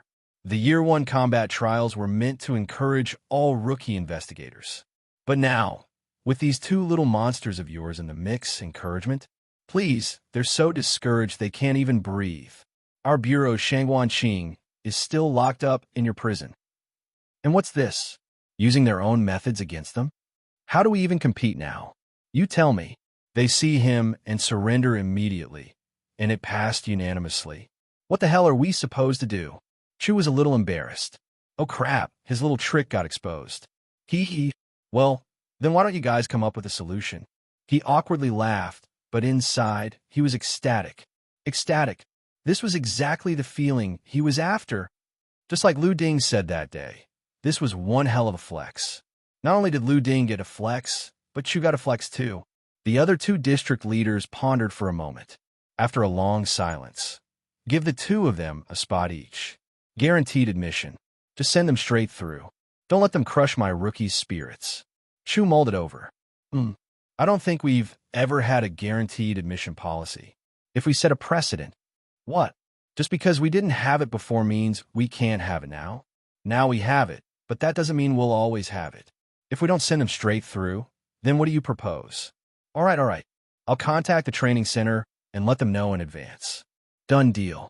Feng, go get Shangguanqing out and get ready for the 3-district combat trials. What about Chun Xian? Leave him in there. Upon receiving the order, Instructor Feng immediately rushed to 749's prison with Li Xianlong. As they neared the cell, they looked inside. Only one person was there. They asked Shangguanqing. Taken for interrogation. Instructor Feng shouted, "Oh, sh*T." The two of them rushed to the interrogation room. When they pushed the door open, Chun Xian was hanging on the interrogation rack. Feng's face darkened as he rushed forward. Chun Xian, are you okay? Are you hurt? Chun Xian looked at the instructor, and his eyes instantly welled up with tears. I'm sorry, instructor. I've brought shame to Yaodu 749. I shouldn't have. I've come to deeply realize I violated Article 219 of the Qi Cultivator Management Law and Article 32 of the 749 Investigator Regulations and Alphabet S. At this, Instructor Feng was caught in an awkward situation. He couldn't scold him, nor could he remain silent. How the hell is he reciting these rules more fluently than I can? So you knew you broke all these rules? What this? Feng turned to look at Lu Ding and the other two. You guys, Li Xianlong grinned, showing all his teeth. He had been worried Lu Ding might take things too far. But after reviewing the surveillance footage from Chun Xian's holding cell, he found that Lu Ding had been completely by the book. Even if his approach wasn't entirely proper, it was Chun Xian who had been out of line first. And now, seeing this, perfect, absolutely perfect. Look at this, completely tamed. That attitude, that expression, that tone, that emotional shift, there was no doubt that he had truly, from the bottom of his heart, realized his mistakes. Indeed, a genius can only be humbled by an even greater monster. One by one, these so-called geniuses were arrogant beyond belief, acting like they were untouchable. Now they knew. Now they had met a real monster. Teacher Li, if there's nothing else, we'll be heading out. It's already morning, and we still need to participate in the Year 1 combat trials. Li Xianlong pulled him back. You, and by Xiao, don't need to compete. The geniuses from the other two districts? Either they've already been crushed by you, or they're scared ***. You two are being fast-tracked for advanced training. Head over to see Chu later. He's got something to discuss with you. Upon hearing this, Chun Xian had a moment of epiphany. If they had done this from the start, he wouldn't have ended up like this. They used him as a punching bag. Lu Ding. No tournament? But I was looking forward to it. Are these other district geniuses really that mentally fragile? Scared? Even Lu Ding himself thought this was ridiculous. It's not like he was that much stronger. His cultivation was just a bit higher, his techniques were just a bit more advanced, his spell power was just a bit stronger, his physical body was just a bit tougher, and his cultivation time was just a bit shorter. Where was their so-called genius pride? Lu Ding silently opened the door and stepped out. This scene happened to be witnessed by Shangguanqing, who thought to herself, he must have been reprimanded. Actually, by investigator standards, he wasn't even in the wrong. Seeing her standing there, Lu Ding casually asked, "Why didn't you go in?" Whipping requires taking off your pants, right? A girl probably wouldn't want to see a bunch of bare asses. That was all they exchanged before Lu Ding left with his group. Before long, Instructor Feng helped Chun Xian out of the room. Seeing that Shangguan Qing was still there, he urged, "Hurry up and get to the 3-district combat trials." Shangguan Qing nodded, and at that moment, Chun Xian, still weak, muttered, "Make sure you secure a training spot." Now that those 2 monsters were gone, with her strength, she could definitely secure one of the training slots. The girl turned to leave, but suddenly stopped and declared with absolute confidence, "I will claim the top spot and personally restore Yadu 749's honor." The 3 men fell silent instantly. Instructor Feng thought for a moment. Well, now there are only 7 spots left. Shangguan Qing froze in place. Even with only 7 spots left, she was confident she could secure one. But weren't there supposed to be 9 training slots? 1 district got 3, so 3 districts meant 9. Her math wasn't wrong. The strongest one got a direct pass. Direct pass? That had never happened before. A special exception? Shangguan Qing couldn't wrap her head around it. Just what kind of person could qualify for such an exception? Ooh, Lu Ding, the guy who just walked past you. Boom! It was as if thunder exploded in Shangguan Qing's ears. She had heard Yin Fifen call Lu Ding Lu Ge before. That was enough. Just hearing that name was enough. Lu Ding's face surfaced in her mind. He was a rookie investigator, just like her. A rookie? You're telling her that was a rookie? Seeing her dazed expression, Li Xianlong struggled to hold back his laughter. Instructor Feng sighed internally. Yep, another one scared sh**less. And this one had personally experienced Lu Ding's strength and his talent.